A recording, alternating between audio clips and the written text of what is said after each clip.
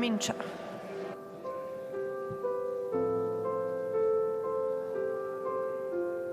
Buongiorno a tutti, si sente, no? Buongiorno. Buongiorno a tutti.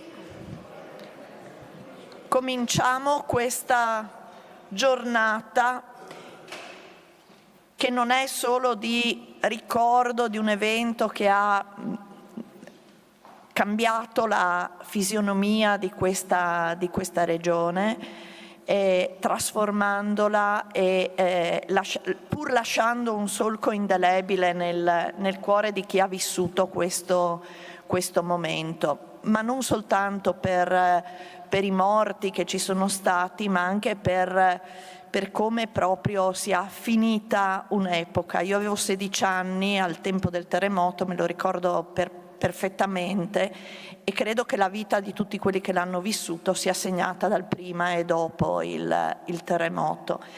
E ricordo, io abitavo a Udine, in via del Pozzo, al 6° piano di un palazzo, e penso che la scossa seconda non era ancora finita, che io ero già scesa, perché non c'era nessuna formazione, nessun tipo di approccio a questo. Io sono carnica di origine, i miei nonni mi raccontavano dell'Orcolat, ma era una fiaba, era un po' come la strega di Biancaneve, qualcosa che immaginavi ma che era molto lontano dal realizzare. Oggi penso che tutti i nostri giovani sono formati, sanno cosa fare, sanno come comportarsi, però effettivamente questa regione per un momento aveva perso la speranza e io, poi lo vedremo in un bellissimo filmato, questa speranza invece è poi esplosa. E una di queste speranze è stata ricostruire questa terra e darle il valore della cultura, della scienza, prima di tutto l'università, e portare l'università a Udine è stato un successo realizzato, ma anche consolidare il centro di ricerche sismologiche. Io voglio, poi i colleghi parleranno della parte scientifica, di come c'è stata questa evoluzione della scienza, però io voglio ricordare i colleghi che sono stati dei pionieri in quei momenti tecnici, che hanno realizzato le prime reti, e parlo di Gilberto Bernardis, di Ponton, di Dury, di Jacob, che adesso è presidente del Friuli nel Mondo, però era un tecnico dell'OGS. Sul lavoro di queste persone alla Casa della Contadinanza in Castello si è costruito il lavoro del centro di ricerche sismologiche, a cui si sono ovviamente uniti, come lo vedremo dopo, i ricercatori che accanto alla parte tecnica e di rilievo hanno messo la parte scientifica, che ci ha portato ad avere a Udine il centro di ricerche sismologiche. Io mi taccio e do la parola a delle immagini che sono veramente importanti, e questo contributo video è stato preparato dall'ufficio stampa e comunicazione della Presidenza della Regione Friuli Venezia Giulia, e ci fa capire come effettivamente la paura era perdere la speranza, ma poi la speranza, come le rondini, è ritornata.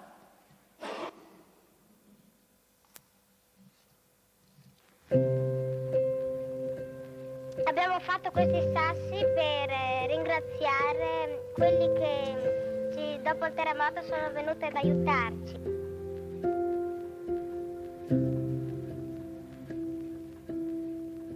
Dopo il terremoto non abbiamo potuto fare altri regali perché le nostre case erano cadute e non potevamo, insomma, la possibilità.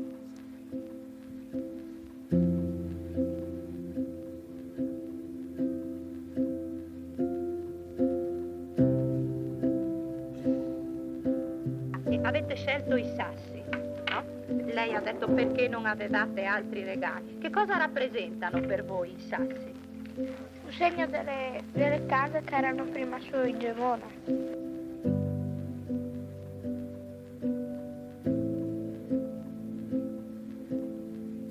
Vittorio invece ha disegnato le rondini. Che cosa hai scritto sotto quel sasso, Vittorio? Lis silis nus bandon. Spiega un po' che cosa vuol dire. Sì, le rondini ci abbandonano. Perché si abbandonano? Sono venute le rondini a Gemona quest'anno? Sì, sono venute, ma non hanno trovato i nidi, che le case sono cadute. E che cosa speri per il prossimo anno? Del prossimo anno che ritornano tutte le rondini qui, che ritrovano anche loro le case che ricostruite.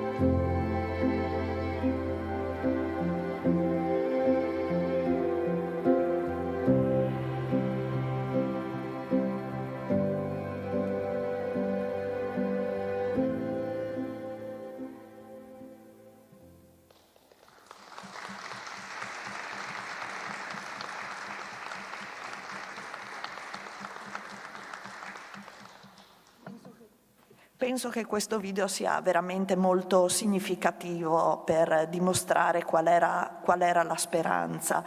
E la frase tipica era, oltre al Fasin di Bessoi, era prima le fabbriche, poi le case, poi le chiese, però c'è stato anche la ricerca davanti a questo. Io adesso, ringraziando il Comune di Udine che ci ha messo a disposizione questa magnifica sala, darei la parola all'assessore Andrea Zini per il saluto istituzionale a cui va tutto il nostro ringraziamento. Buongiorno a tutte e a tutti. Colgo con grande onore il vostro grazie. In realtà rilancio con un grazie da parte mia per aver scelto e averci chiesto la possibilità di svolgere questo evento qui in Comune. Spero che si senta, ma mi fate un cenno se non è così.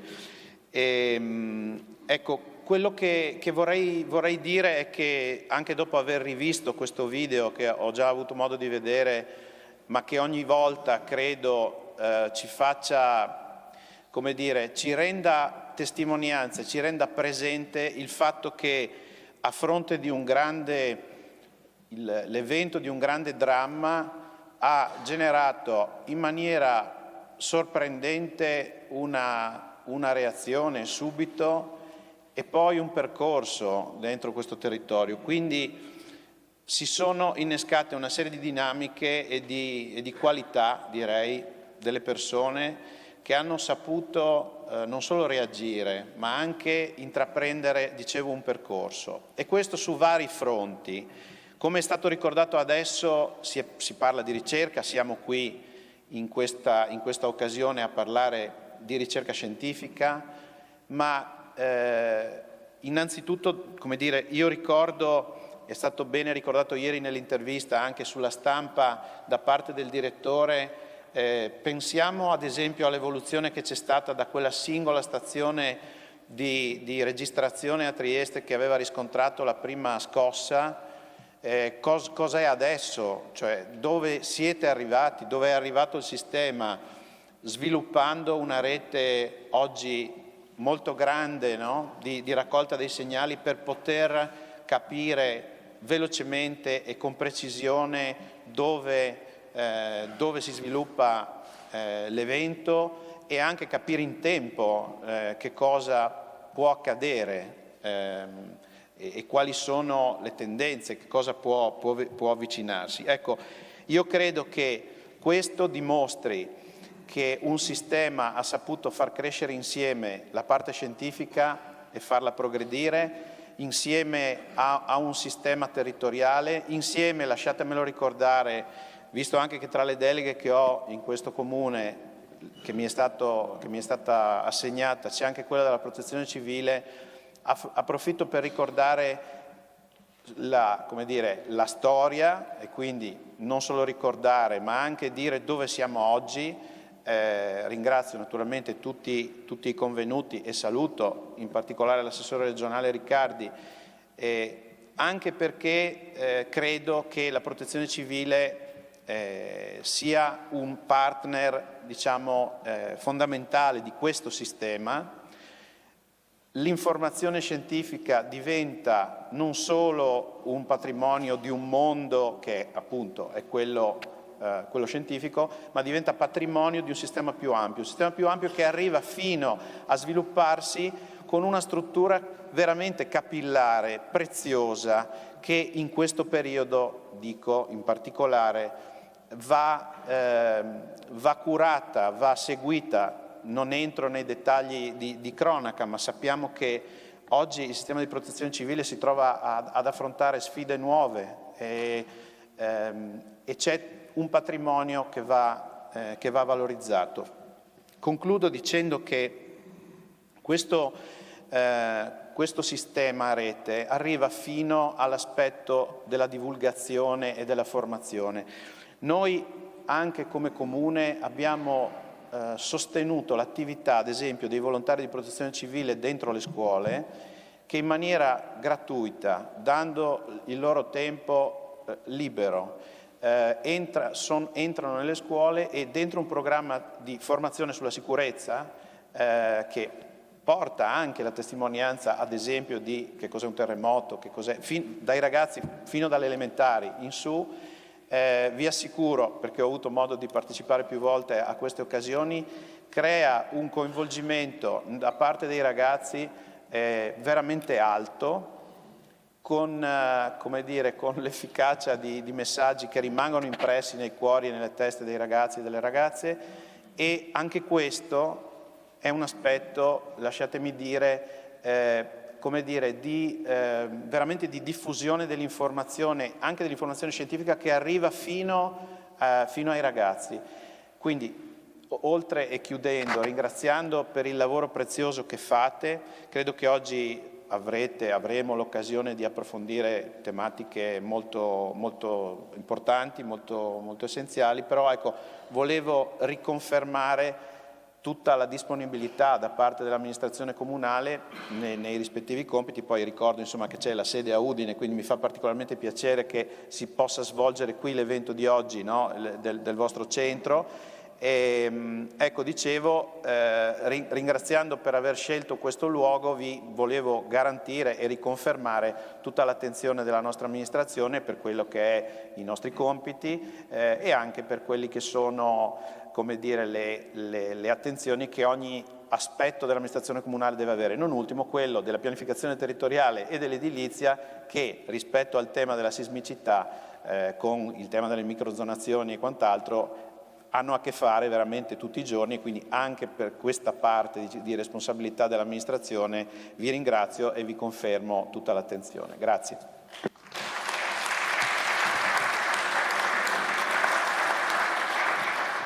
Grazie mille Assessore, grazie infinitamente. Ricordo che la costituzione del Centro di Ricerche Sismologiche era previsto nella legge sulla ricostruzione, poi è stato confermato da una legge nazionale fino a darne attuazione nell'89 e siamo tutti molto fieri che questo centro sia proprio a Udine, per cui per noi è estremamente importante anche la relazione con il Comune, nonostante sia un centro di ricerca, quindi con una ampiezza che va oltre anche il confine nazionale. E a questo punto darei la parola al Presidente dell'Istituto Nazionale di Geofisica e Vulcanologia, che ringrazio infinitamente per essere venuto a Udine ed essere presente a questo evento, e ricordo che l'Istituto Nazionale di Geofisica e Vulcanologia è un istituto a noi fratello, diciamo, per quanto concerne le attività di ricerca relativamente alla sismologia. Al dottor Florindo la parola. Grazie Paola, buongiorno a tutte e a tutti. Erano le 21 del 6 maggio del 76. In pochi secondi questo terremoto cambiò per sempre questa terra. È stata una scossa di magnitudo 6.5, durata meno di un minuto, e fu seguita nei mesi successivi da una sequenza lunga di repliche. È stata una tragedia, ma non è stata solo una tragedia, è stata anche un punto di svolta. Questo evento ha trasformato il modo in cui noi guardiamo i terremoti, alla prevenzione e alla responsabilità verso le comunità. Proprio da qui, da questo evento, nasce il sistema attuale di protezione civile, un sistema invidiato da tutto il mondo, fondato sulla collaborazione tra le istituzioni, comunità scientifica e anche il volontariato. Per me è un onore essere qui come presidente dell'NGV, per partecipare a questo momento di riflessione dedicato ai 50 anni di monitoraggio e ricerca sulla sismicità di questa regione. 50 anni significano memoria, ma anche responsabilità. Il terremoto del 76 resta una ferita profonda, ma è stato anche l'inizio di un percorso importante che ha reso questo territorio un modello di ricostruzione e di cultura della prevenzione. In questi decenni la scienza, la sismologia ha fatto passi da gigante.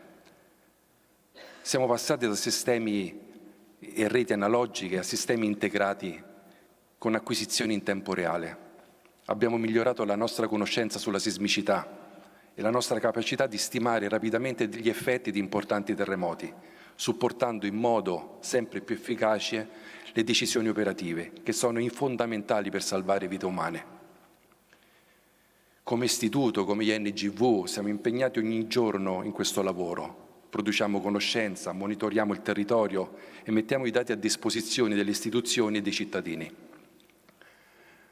È questo un lavoro che in questo territorio si realizza anche grazie alla collaborazione stretta e continuativa con l'OGS, e saluto il Presidente Nicola Casagli, con cui condividiamo competenze, infrastrutture e obiettivi scientifici. È un impegno importante, ma questo impegno ha valore solo se si traduce in azione, grazie alla stretta collaborazione con il sistema di protezione civile e con le amministrazioni. Il programma di oggi riflette perfettamente questa integrazione: memoria, ricerca, applicazioni concrete al servizio della società. Accanto al progresso scientifico è cresciuta anche la capacità di comunicare il rischio. Strumenti digitali, mappe in tempo reale, sistemi di stima rapida permettono oggi una maggiore consapevolezza e trasparenza. Però il rischio sismico non è soltanto una questione scientifica, ma è anche una sfida collettiva, una sfida di tutti noi. Il Friuli Venezia Giulia lo dimostra, è un territorio che ha saputo trasformare una tragedia in un esempio di resilienza e di collaborazione. Concludo questo mio saluto rinnovando il mio apprezzamento per questa iniziativa che unisce memoria, scienza ed impegno civile, e auguro a tutti voi un confronto proficuo e un'ulteriore crescita condivisa. Grazie.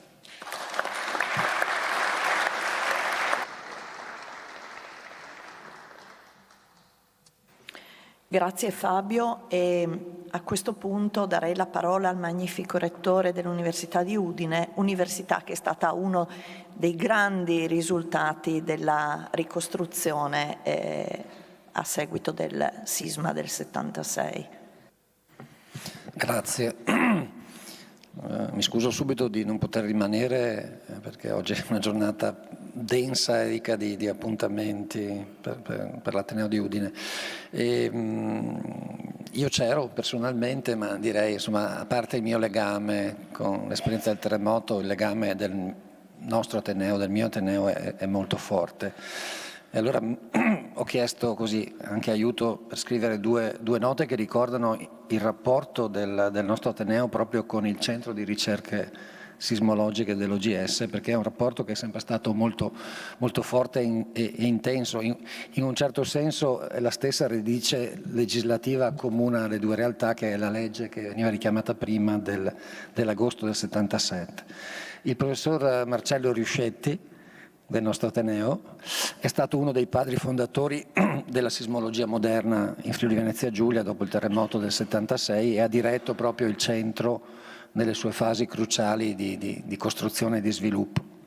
E numerosi sono stati gli studi che sono stati condotti in sinergia, e una peculiarità secondo me preziosissima del centro è che nell'ambito sismico si è cercato di formare dall'inizio un sistema di ricerca organico a livello regionale che vedesse operare fianco a fianco i ricercatori delle due università, Trieste e Udine, e dell'OGS, insieme alla protezione civile regionale, da subito non solo nell'ottica del post-sisma, ma anche e soprattutto negli studi di previsione, di predizione e di prevenzione. E tra le molte realizzazioni voglio ricordare la prima mappa del rischio sismico del territorio regionale, che è stata presentata in occasione del trentennale del terremoto, gli studi per la riclassificazione sismica del territorio e lo studio della sismicità e del rischio sismico nell'area veneto-friulana. Io sono di Sacile e quella è pure un'area molto, molto a rischio. Il legame tra le università e il CRS è rimasto sempre molto intenso, anche quando il professor Ruscetti ha lasciato il testimone al professor Grimaz, che poi sarà qui in tarda mattinata, ampliando le applicazioni anche in chiave ingegneristica e di supporto alla gestione delle emergenze. Ci sono diversi progetti che voglio richiamare velocissimamente, per esempio il progetto ASSES, che era finalizzato alla valutazione della sicurezza sismica degli edifici scolastici e che in qualche modo è stato usato dalla Regione per definire le priorità di intervento per l'adeguamento del patrimonio edilizio scolastico. Il nostro Ateneo ha collaborato col CRS anche nella definizione delle procedure di protezione civile da adottare da parte dei sindaci, in base ai diversi livelli di allerta sismica diramati dall'OGS, e sono stati sviluppati, sono stati già anche richiamati congiuntamente dei sistemi di monitoraggio online attraverso il riscontro sul campo da parte dei volontari della protezione civile. E infine diverse sono state le iniziative di formazione del personale volontario condotte in sinergia tra il nostro Ateneo e il CRS. Un'esperienza molto, molto interessante che merita di essere menzionata è l'estensione di questa rete di monitoraggio ai cosiddetti edifici sentinella, i quali grazie all'installazione di una strumentazione diffusa ma a basso costo consente di ricevere in tempo reale le registrazioni effettuate su un insieme selezionato di edifici sul territorio regionale, in modo da permettere una rappresentazione la più veritiera possibile dell'impatto del sisma sul territorio. A partire da questo progetto, da questa idea degli edifici sentinella, ci sono stati un paio di progetti Interreg, internazionali, il primo Italia-Austria Armonia, che ha creato degli strumenti armonizzati di ricostruzione degli scenari sismici in modo che si possano condividere i dati e procedere con una risposta il più possibile coordinata a livello transfrontaliero, Triveneto-Austria. E attualmente c'è una seconda edizione di questo progetto, una continuazione che coinvolge Italia e Slovenia, progetto Concordia, e di fatto estende questo approccio e questa condivisione anche alla Slovenia, e sono tutti progetti in cui Università di Udine, Università di Trieste e UGS lavorano insieme come sistema regionale. Vado a chiudere. CRS e università hanno lavorato insieme anche in esercitazioni e in scenari emergenziali reali nell'occasione dei, ahimè, recenti terremoti che hanno colpito altri territori della nostra nazione. E chiudo veramente dicendo che credo che tutte queste iniziative che ho brevemente e sommariamente richiamato, che sono state messe in atto da queste due realtà, Uniud e CRS, nate insieme, rappresentino di fatto una restituzione al territorio, quella restituzione al territorio voluta dal legislatore, che nella fase di ricostruzione ha scelto di investire sulla ricerca, in modo tale che la ricerca che svolgiamo presso i nostri enti sia capace di incidere in maniera molto concreta, scientificamente solida, ma anche molto efficace dal punto di vista pratico sulla sicurezza della nostra comunità. Quindi vi ringrazio per l'invito, saluto tutte le autorità presenti, le persone sedute a questo tavolo, insomma Uniud si sente veramente partecipe e protagonista di tutto questo cammino che è stato fatto dopo il sisma del 76. Grazie.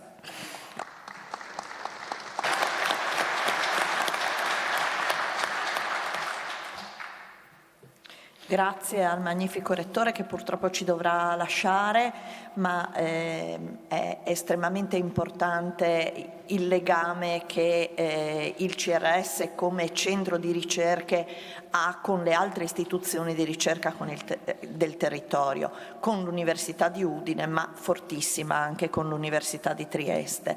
Do la parola al professor Michele Pipan in rappresentanza della magnifica rettrice dell'Università. Michele è fortemente legato all'OGS anche perché è componente del consiglio d'amministrazione del nostro ente, quindi il legame con l'università è molto forte, ma la ricerca non ha cappelli particolari, i ricercatori sono in connessione fluida, diciamo, tra loro, e il cappello è soltanto una cosa che ci lega perché qualcuno ci deve dare lo stipendio, e quindi penso che come dire, questi rapporti tra ricercatori debbano sempre essere rafforzati. Michele, a te la parola. Grazie Paola, porto il saluto alle autorità, a tutti i partecipanti, agli organizzatori di questo convegno dell'Università di Trieste, della magnifica rettrice la professoressa Vianelli e della comunità che rappresento, perché effettivamente io vengo dalla comunità delle scienze della terra che nell'occasione del terremoto fu la comunità ovviamente più impegnata nel seguire tutte le attività che da quel tragico evento nacquero, che sono state ricordate dai precedenti interventi e che portarono un impegno sul quale non vorrei fare nomi perché diciamo ne lascerei fuori tanti e non sarebbe giusto, però l'impegno delle istituzioni, sicuramente l'Università di Trieste, l'OGS e poi dopo l'Università di Udine, le collaborazioni che ne nacquero furono veramente un esempio di un grande movimento scientifico che nacque da quello che forse è uno dei motori al quali anche il pubblico non impegnato nella scienza è più sensibile, cioè quello dei rischi naturali e delle catastrofi naturali. Purtroppo siamo continuamente esposti a questo tipo di diciamo sollecitazioni, lo vediamo anche recentemente con problemi delle megafrane che si stanno verificando in questo periodo, di tanti problemi legati al cambiamento climatico. Questi sono temi che immediatamente hanno una risonanza anche in chi non si occupa di scienza. All'epoca del terremoto l'impegno della comunità scientifica fu enorme e immediato, rappresentato appunto dall'Università di Trieste e dall'Osservatorio Geofisico, dove anche all'epoca esisteva una forma di osmosi, come diceva Paola, senza una questione di cappello, perché molti di quelli che lavoravano all'osservatorio e anche le figure dirigenziali venivano dall'Università di Trieste e quindi ci fu un esempio di collaborazione inevitabile e strettissima che portò alla realizzazione delle reti che oggi rappresentano un esempio sia a livello nazionale che internazionale per quanto riguarda il monitoraggio sismico, di cui si parlerà poi, ma poi anche in termini di contributi scientifici che vennero prodotti e che vorrei ricordare qui perché diciamo, abbiamo in programma come Osservatorio Geofisico, cambio la giacca, la ripubblicazione dei volumi che in tempi veramente record vennero pubblicati, rendendo accessibili a tutta la comunità scientifica i dati relativi al terremoto e gli studi che da questi dati sono stati fatti già nell'anno stesso in cui il terremoto si era verificato, e questo è un esempio su cui adesso, diciamo, con gli strumenti che esistono di scambio dei dati, di circolazione dei dati, di analisi dei dati, potremmo dire che non rappresenta un'anomalia, ma all'epoca sicuramente è stato un impegno notevolissimo, un risultato veramente di grande spessore. Le onde di questo terremoto quindi si sono riverberate, direi, a parte la parte tragica, diciamo anche in maniera positiva sull'aspetto della ricerca, che ha generato appunto collaborazioni e reti. Anche la nostra università, l'Università di Trieste, ha una rete attiva che è nata all'inizio degli anni 90 e che si è sviluppata con molte stazioni che poi ovviamente sono tutte collegate come scambio di informazioni, come capacità di monitoraggio con le altre reti e con l'attività dell'OGS di cui si parlerà oggi. quindi un'attività di ricerca che prosegue e un'attività di divulgazione, perché tutto questo viene reso frequentemente disponibile, viene partecipato al pubblico. E vorrei concludere con una nota che però riguarda anche l'aspetto della formazione, perché nel nostro Ateneo abbiamo un programma di formazione internazionale nel campo nelle discipline di cui ci occupiamo quando studiamo i terremoti, quindi scienze della terra, ma in particolare la geofisica. E vediamo che c'è una grande affluenza da parte di paesi anche molto lontani, dove il problema però dei rischi naturali, cioè il problema non ha confini, e vengono da noi anche perché c'è un esempio effettivamente consolidato, storico, di attività scientifica e di alta formazione nel campo appunto dello studio di questi problemi.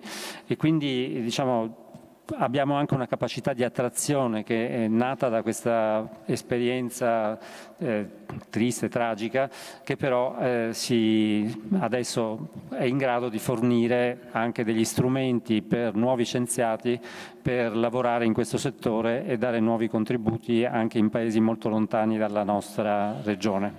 Ringrazio tutti di nuovo e auguro buon lavoro a questo convegno. Grazie.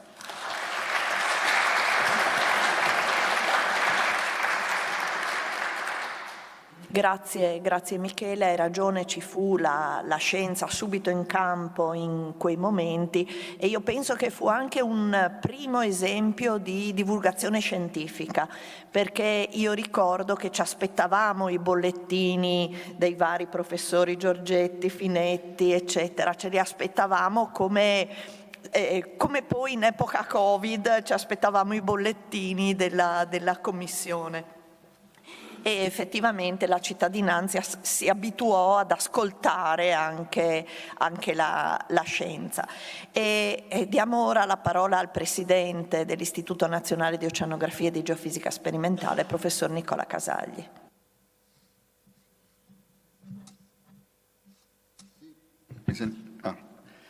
Buongiorno a tutte e a tutti, è per me un grande onore portare il saluto dell'Istituto Nazionale di Oceanografia e di Geofisica Sperimentale in occasione di questo appuntamento.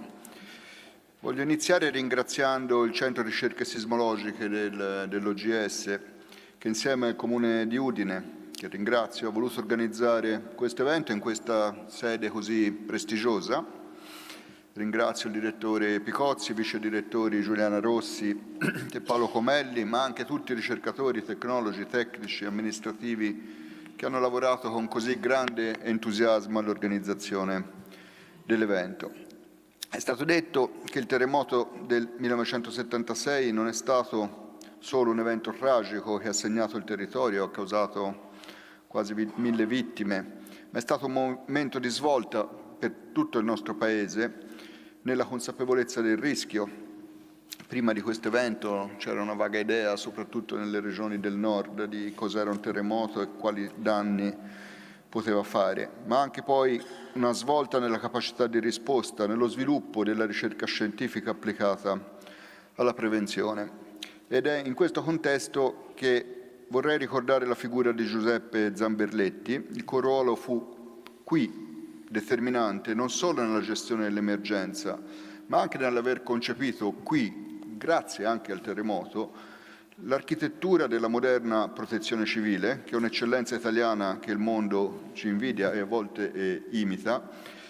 Quindi un modello moderno di protezione civile fondato su pilastri quali le istituzioni, Stato, regioni, amministrazioni locali, strutture operative, volontariato, comunità scientifica e cittadini, partecipazione attiva dei cittadini alle attività di protezione civile. Quindi 50 anni dopo siamo qui non soltanto per ricordare ma anche per riflettere sui progressi compiuti, su come è cambiato il mondo in questo periodo, non solo a livello scientifico ma anche a livello istituzionale, ma anche e soprattutto di consapevolezza e comprensione. La ricerca ha fatto passi enormi, no? Cioè, l'ha citato il Presidente Florindo, da reti analogiche, strumenti con un sacco di problemi anche di manutenzione, adesso a sistemi digitali in tempo reale, fibre ottiche, osservazioni distribuite attraverso reti di accelerometri e di altri strumenti, e l'OGS attraverso il suo centro di ricerche sismologiche è stato parte attiva di questo percorso. Io ringrazio nuovamente il Comune di Udine, le due università di Udine e di Trieste per il contributo fondamentale a questa iniziativa, ma più in generale per le collaborazioni strette con l'OGS per la ricerca scientifica, ma anche per la crescita culturale del territorio nella consapevolezza dei rischi. Ma un ringraziamento particolare lo vorrei fare all'INGV per la partecipazione a questo evento e per aver accolto il nostro invito ai massimi livelli istituzionali. È qui presente il Presidente Fabio Florindo, un membro del Consiglio di amministrazione, il Professor Vinciguerra, la direttrice dell'Osservatorio Nazionale Terremoti, Lucia Margheriti, che interverrà nella tavola rotonda.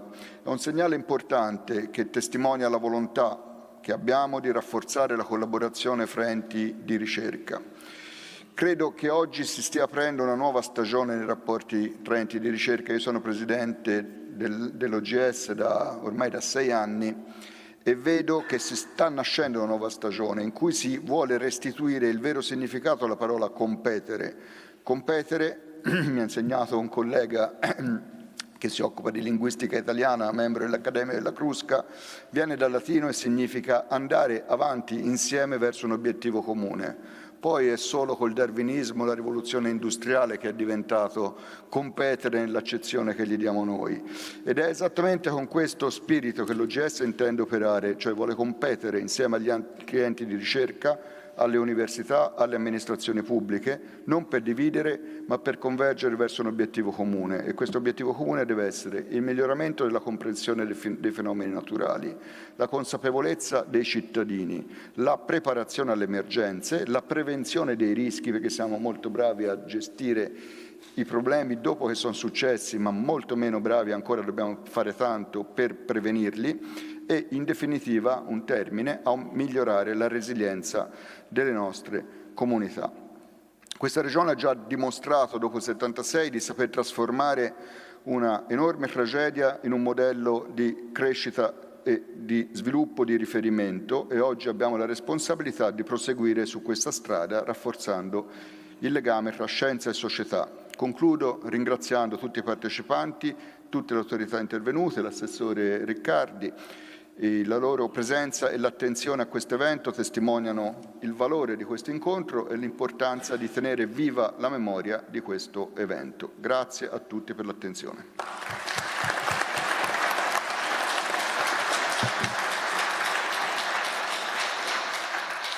Bene, quindi ringrazio tutti i partecipanti a questo tavolo e passiamo alla parte successiva. Direi che questa regione ha proprio dimostrato come competere, come dice il Presidente, sia stato un valore e abbia portato a un risultato importante. Grazie a tutti e procediamo con il convegno.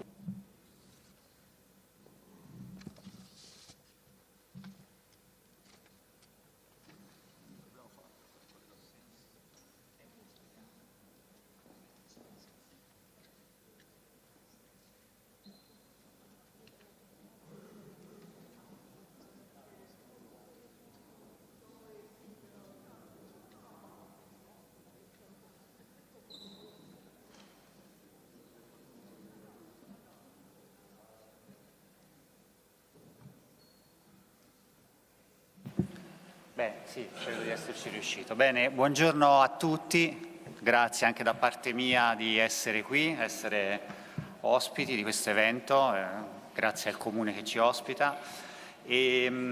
Abbiamo pensato in questo secondo slot della mattinata di fornire una panoramica della storia e del livello di conoscenza che si è raggiunto e delle attività che facciamo al CRS, che sono state sviluppate in questi anni, in questi decenni. Penso sia bello il fatto che il CRS è fatto non solo di infrastrutture, abbiamo elogiato molto le infrastrutture che abbiamo sviluppato in questi anni, ma è fatto anche di persone che hanno contribuito in questi decenni a far crescere una realtà che oggi insomma, è ben consolidata ed è stata elogiata. Molte di queste persone che hanno contribuito alla crescita del CRS oggi sono anche qua, alcuni purtroppo non sono più con noi, e abbiamo pensato di iniziare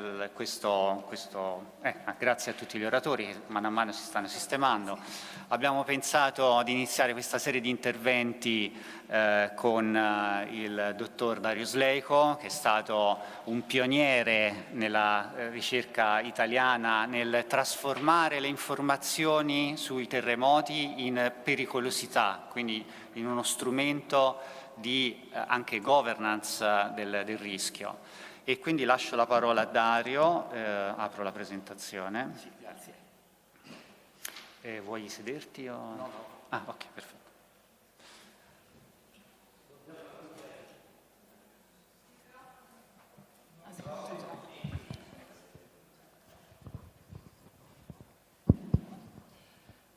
Ripeto, buongiorno a tutte e a tutti. Per la generazione Z probabilmente il ricordo più brutto che hanno si riferisce alla pandemia Covid del 2020. Ma per i boomer friulani probabilmente il ricordo più brutto è legato a quel 6 maggio 1976. Alle 9 di sera di quella giornata un terremoto di magnitudo 6,4 colpì il Friuli centrale, produsse circa 1000 vittime, circa più di 100.000 senza tetto e un danno economico stimato al valore del 1976 di 4,5 milioni di lire. Il terremoto fu superficiale e la massima accelerazione che fu registrata dalle stazioni che in quell'epoca esistevano, ed erano poche, per cui è soltanto indicativo di qualcosa, ha superato 1/3 dell'accelerazione di gravità. Il piano macrosismico che vedete qua mostra nella zona epicentrale che l'intensità del 10° grado della scala Mercalli fu raggiunto a Gemona, Venzone, Trasaghi, Sbordano, Forgaria, Maiano e Osoppo, località dove il danno fu veramente enorme. E se guardiamo alla carta delle isosiste, le cui linee raccolgono i punti di stessa intensità macrosismica, vediamo che la propagazione del terremoto fu significativa verso sud-est e per questo colpì diversi paesi dell'allora Jugoslavia, attuale Slovenia. Invece l'attenuazione fu forte verso sud e questo permise alla città di Udine di non subire quei danni ingenti che avrebbe potuto subire da una distribuzione semplificata della propagazione sismica. Il terremoto fu avvertito in un'area vastissima, fino alle coste dell'Olanda. La sequenza sismica fu caratterizzata da una serie di scosse.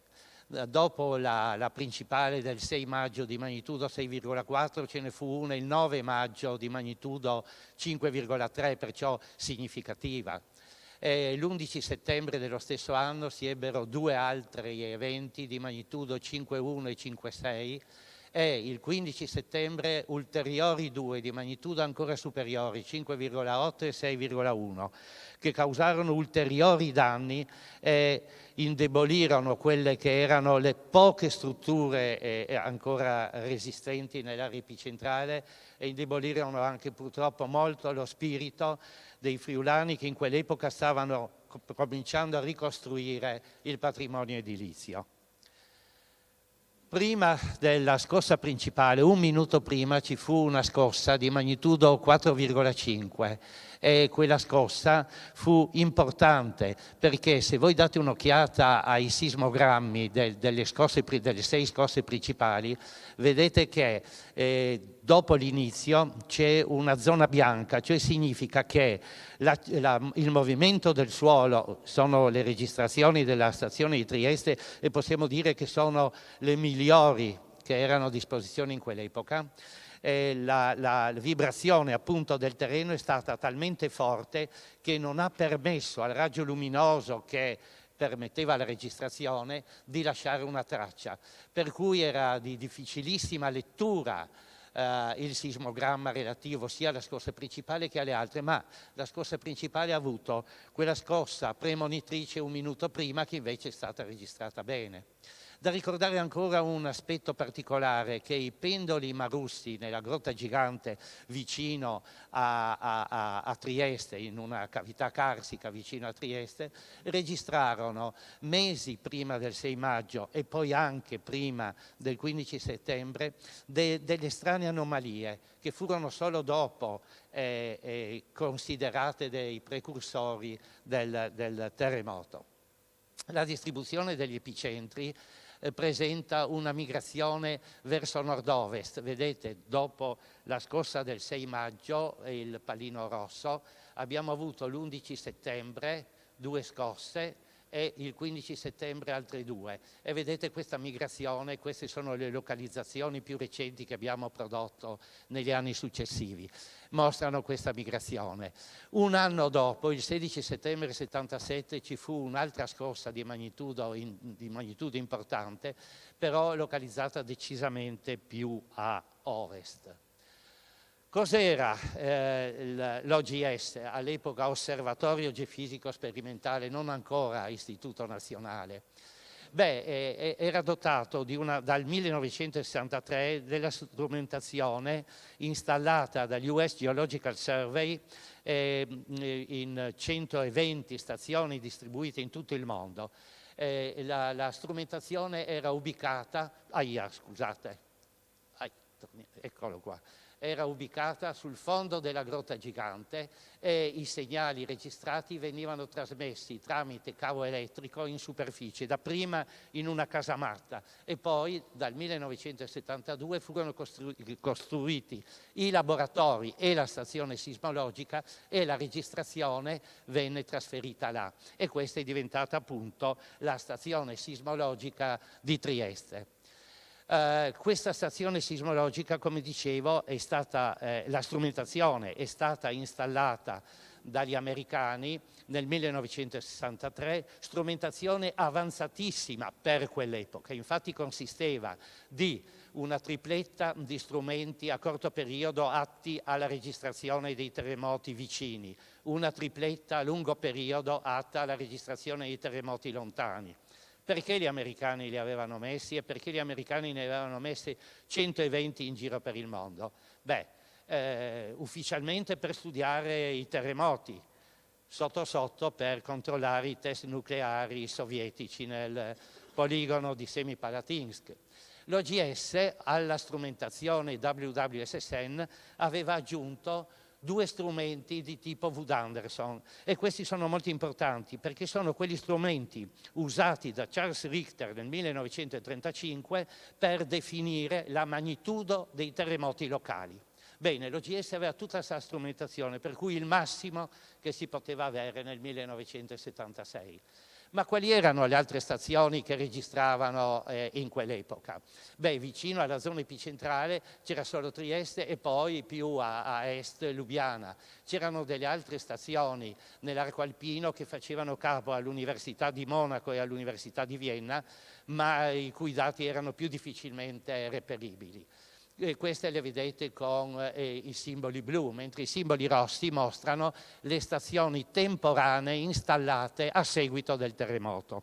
Quelle sono le stazioni nel campo lontano. Questi invece, i pallini bianchi, sono le stazioni nel campo vicino che erano state installate da enti italiani, OGS, Enel, INGI, che poi è diventato INGV, CNEN, Università di Catania, oltre che da 2 istituzioni scientifiche europee, l'Università di Monaco e l'Università di Strasburgo. Particolare importante la collaborazione dell'Università di Strasburgo con l'OGS, come vedremo fra poco.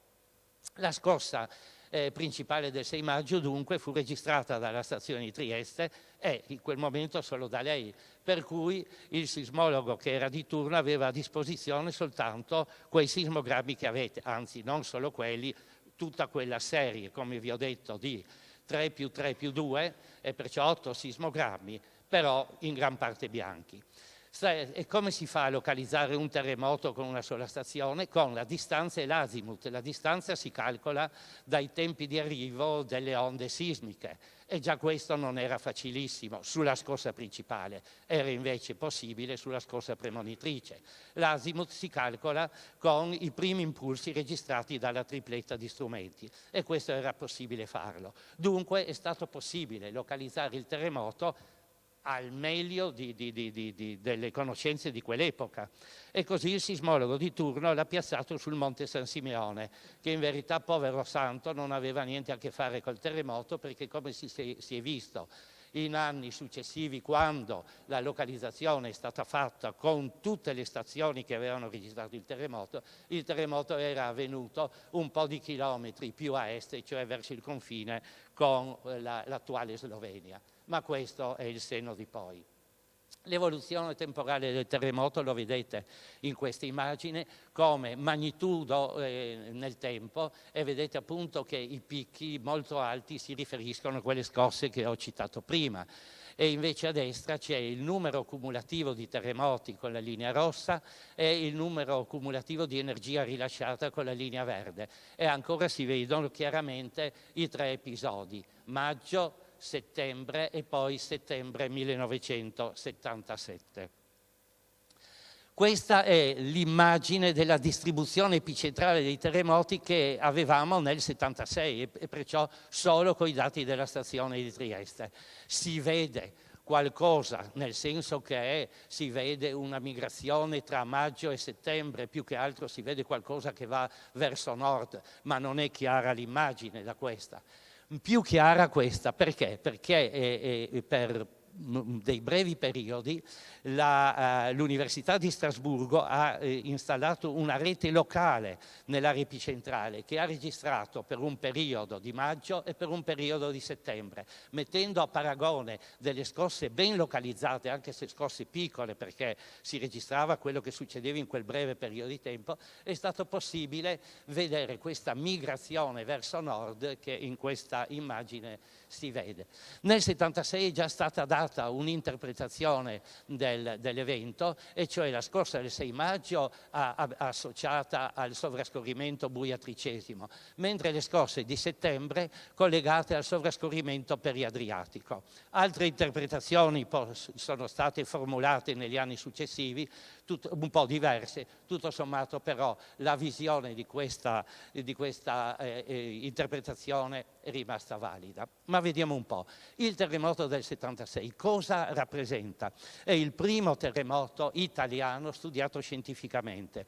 Prima di quel terremoto c'era la sismologia amatoriale, dopo c'è stata la sismologia professionale. Questo è testimoniato in un modo molto semplice. Sul terremoto del Belice del 1968, se voi fate una ricerca in rete, trovate pochissime cose scritte. Si sa ben poco di quel terremoto.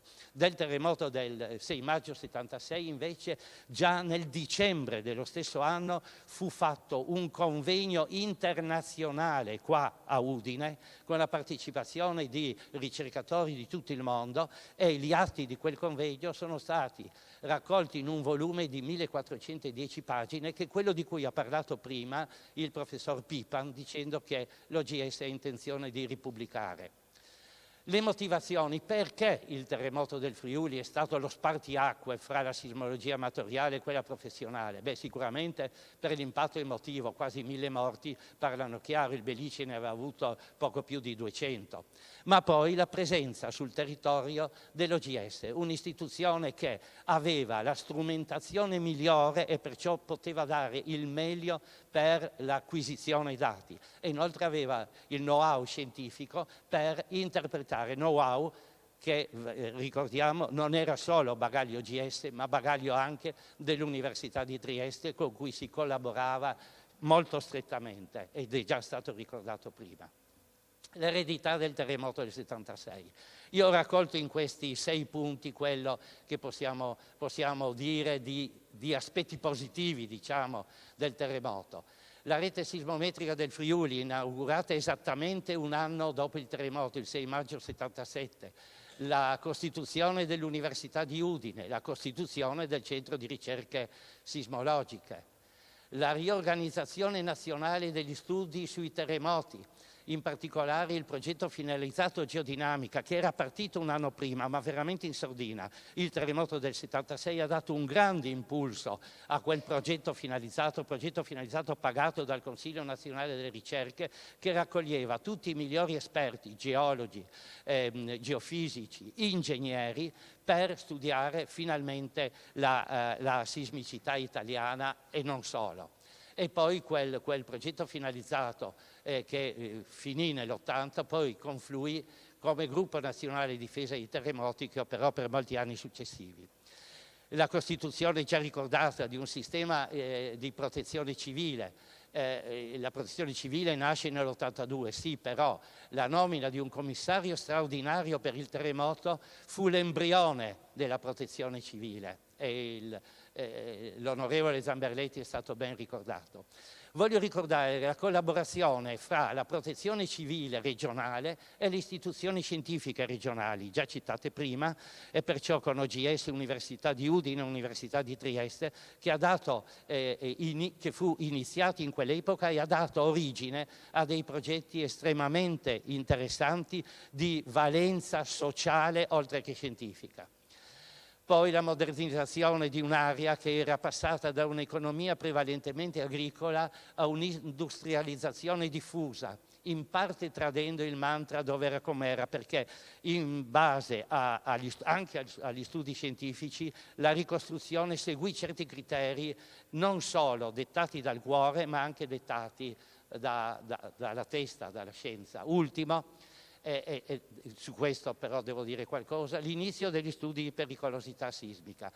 Gli studi di pericolosità, qualcosa si era già fatto in Italia prima. Guardate questa carta, è del 1886, fu fatta da Torquato Taramelli e fu la prima carta sismica, rappresenta la frequenza annuale dei terremoti, è già una prima idea di quella che è la sismicità.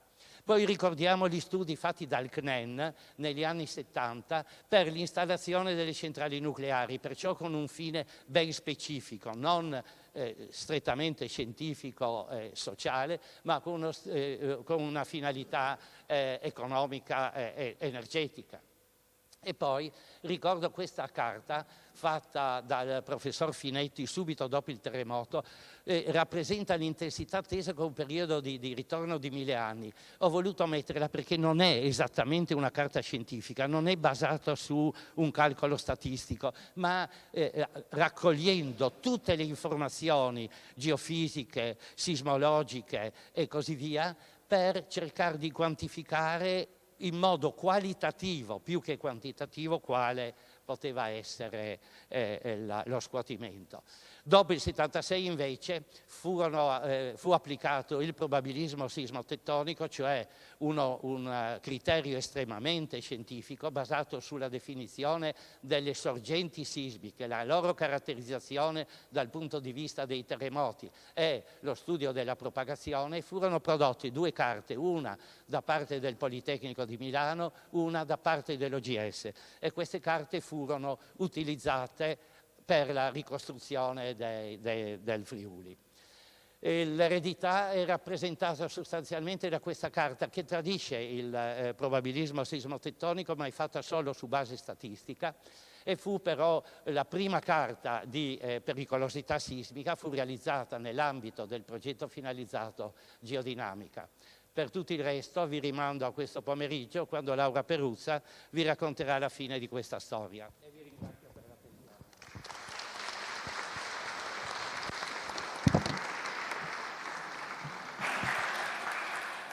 Grazie Dario. Possiamo rivelare e ringraziare il nome del sismologo che era di turno, che era appunto Dario quella notte.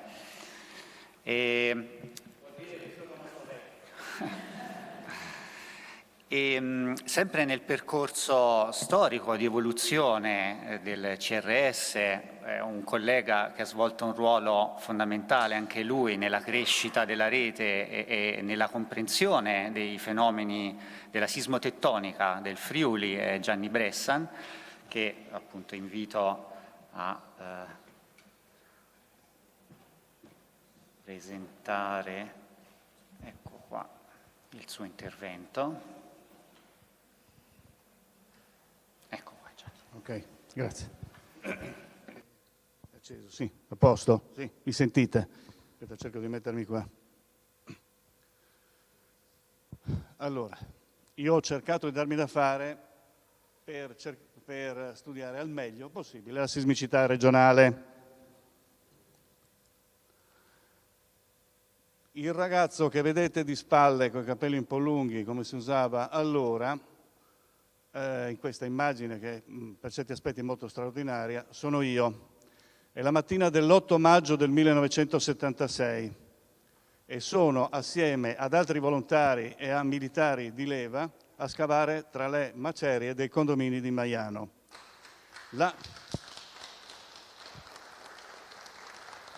Grazie, ma non serviva. Io quella volta l'ho considerato, insieme a tanti altri, come un dovere da fare. Tralascio tutti i particolari di quello che ho visto e tirato fuori dalle macerie, ma nei momenti di pausa io e gli altri ci facevamo la seguente domanda: cosa sta succedendo e cosa può succedere? Domanda che mi ha seguito per tutta la mia attività presso il Centro di Ricerche Sismologiche dell'OGS durante la mia attività di ricerca. Lo schema che ho seguito è stato il seguente: partire dai dati osservati. Perché hanno questo assetto spazio-temporale? Qual è il modello fisico che lo spiega? E quale ne può essere l'utilizzo? A che serve? Domanda: perché a parità di magnitudo di una scossa abbastanza forte, vi sono delle sequenze con poche repliche e poca energia, mentre invece ve ne sono altre con molte repliche e molta energia? Risposta: ovviamente questa ripartizione di energia dipende dallo sforzo rilasciato.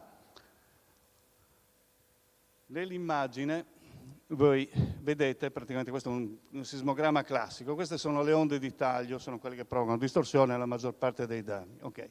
Io ho trovato praticamente che lo sforzo rilasciato, che si misura strumentalmente, è proporzionale a questo rapporto tra l'energia irradiata della scossa principale e la somma delle energie irradiate dalle repliche. Qua sono riportati, in questo grafico vedete in ascisse lo sforzo rilasciato, in ordinate il rapporto di energia tra quella irradiata dalla scossa principale e la somma delle energie irradiate dalle repliche, per le più importanti sequenze sismiche avvenute dal 1994 al 2024. Qual è l'utilizzo? A che serve? Il modello è predittivo e già dopo 12-24 ore circa si può comprendere l'evoluzione della sequenza e anzi poter stimare qual è la magnitudo massima delle repliche che avvengono. Ancora, altra domanda: perché i terremoti che erano spazialmente sparpagliati o distribuiti attorno ad una scossa abbastanza forte svaniscono durante la sequenza per poi ricomparire alla fine della sequenza? Questa immagine, qua a sinistra, vedete questa stella nera, è l'epicentro del terremoto del 13 aprile del 1996 con magnitudo 4.3. La sismicità, tondini verdi, qua attorno, distribuita è quella del 93, 94, 95. Passaggio successivo, inizia il 1996. I terremoti, cerchietti rossi, comprendono sismicità dal 1 gennaio fino al 12 aprile del 1996, cioè un giorno prima praticamente della scossa. Come vedete qualcosa è cambiato. Questa è la sequenza, cerchietti fucsia, sequenza che inizia il 13 aprile e finisce alla fine di giugno del 1996. La distribuzione spazio-temporale della sismicità è diventata più ordinata, come se la sismicità si auto-organizzasse. Finita la sequenza, i terremoti tornano a distribuirsi attorno a quello che è stato l'epicentro della scossa principale. Risposta. Le fluttuazioni spazio-temporali della sismicità sono causate dalla variazione spazio-temporale dell'entropia di Shannon. L'entropia di Shannon, che è equivalente all'entropia di Boltzmann, è una misura del grado di disordine di un sistema. Cos'è il grado di ordine o disordine? Grado di ordine, situazione di ordine. In una stanza io ho una bombola del gas chiusa, col beccuccio chiuso, attorno vi sono le molecole di aria. Benissimo. Apro il beccuccio di gas, naturalmente il gas si espande e quindi l'entropia, e cioè il disordine, aumenta. Ma se nella stanza vi sono particelle d'aria con diversa densità oppure diverso gradiente geotermico, localmente la distribuzione delle particelle diventa più ordinata, quindi l'entropia diminuisce.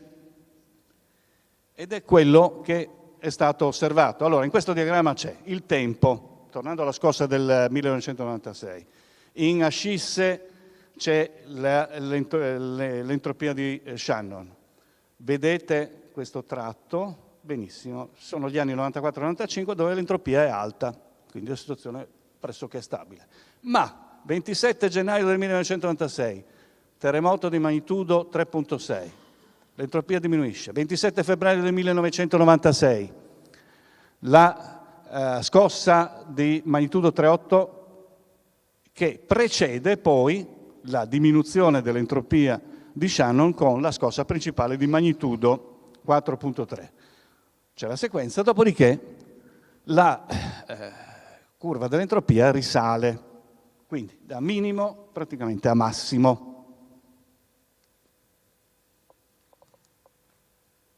A che serve questa misura, questo giochetto? Risposta al controllo dell'evoluzione spazio-temporale della sismicità. Ovvero sia, io ho trovato che se nell'arco di 3-4 mesi la sismicità è distribuita in modo abbastanza uniforme e con bassa differenza di magnitudo, allora abbiamo una situazione di temporanea stabilità.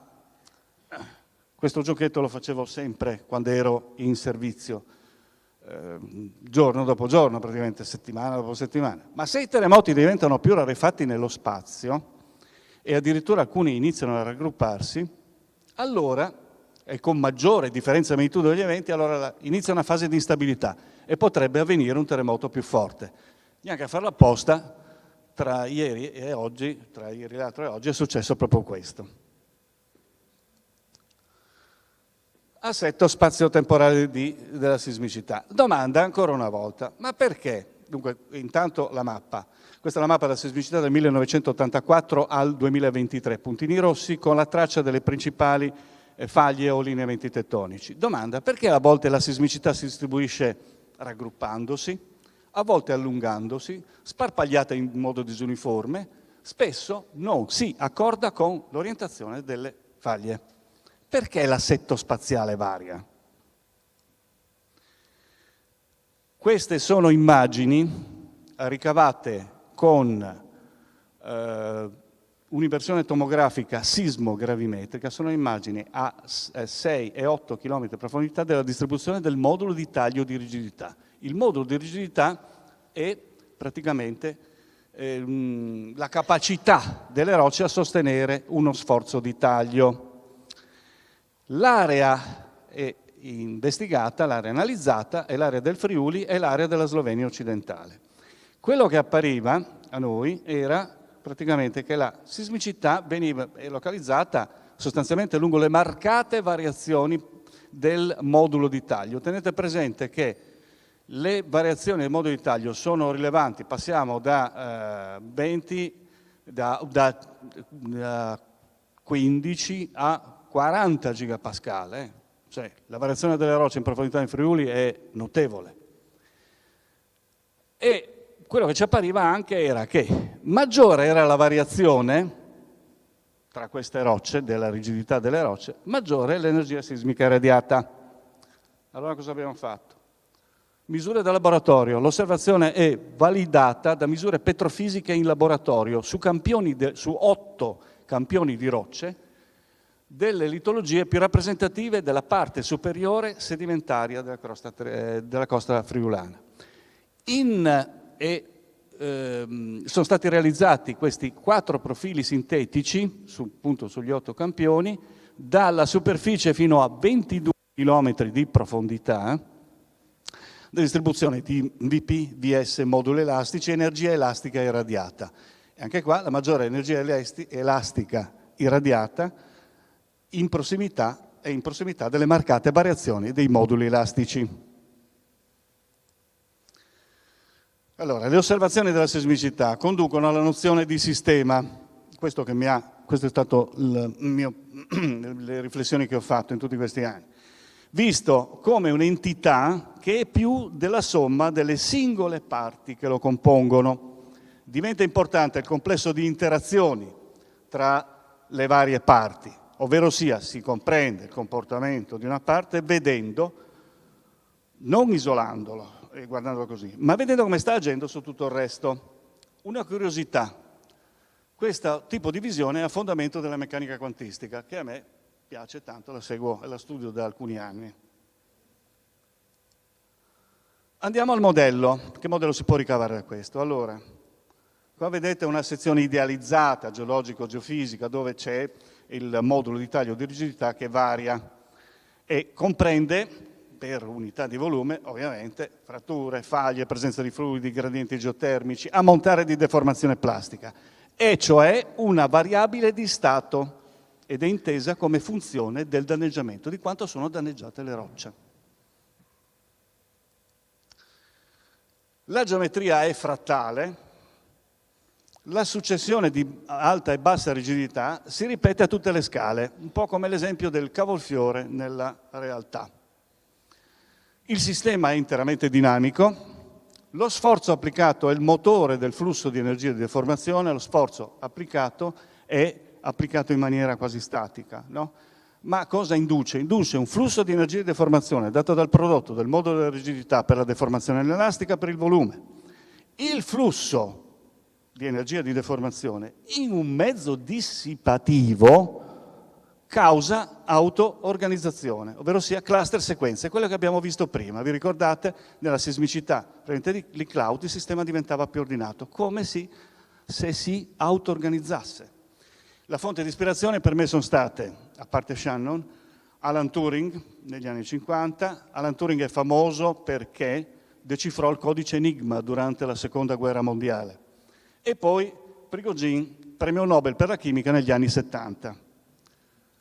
Vabbè, a questo punto, a parte il fatto cosa serve, cos'è questo modello? Beh, insomma, il modello spiega l'evoluzione e le fluttuazioni spazio-temporali della sismicità ed è caratterizzato da memoria. A che serve? Perché uno dice, alla fine, a che servono tutte queste analisi, tutte queste riflessioni? Beh, insomma, è stata elaborata una procedura di analisi multidisciplinare integrata della variazione spazio-temporale dei seguenti parametri. Entropia, distribuzione di magnitudo, ovvero sia la pendenza della Gutenberg-Richter.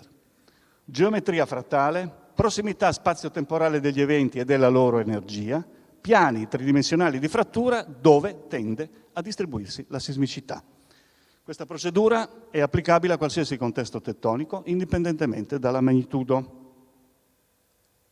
Grazie per la pazienza.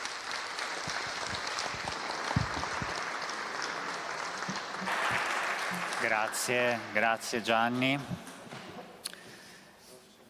E dopo questi due interventi, uno sulla storia e uno sulla comprensione, sulla realizzazione di un modello per la comprensione delle fratture, adesso i colleghi Paolo Comelli e Pierluigi Bragato ci daranno una panoramica di come è cresciuta negli anni effettivamente l'infrastruttura di monitoraggio, il sistema di monitoraggio terrestre dell'Italia nord-orientale, e quindi lascio a loro la parola. Datemi un secondo. Siccome c'è solo un microfono, penso che noi parleremo da seduti. Forse vediamo se va questo. Ecco qua. Allora, adesso passiamo a una parte più tecnica, quindi più terra a terra.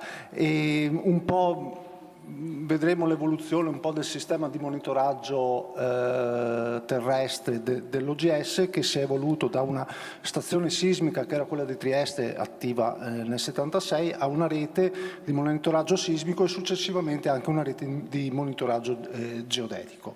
E quindi un po' di storia, ma non troppa.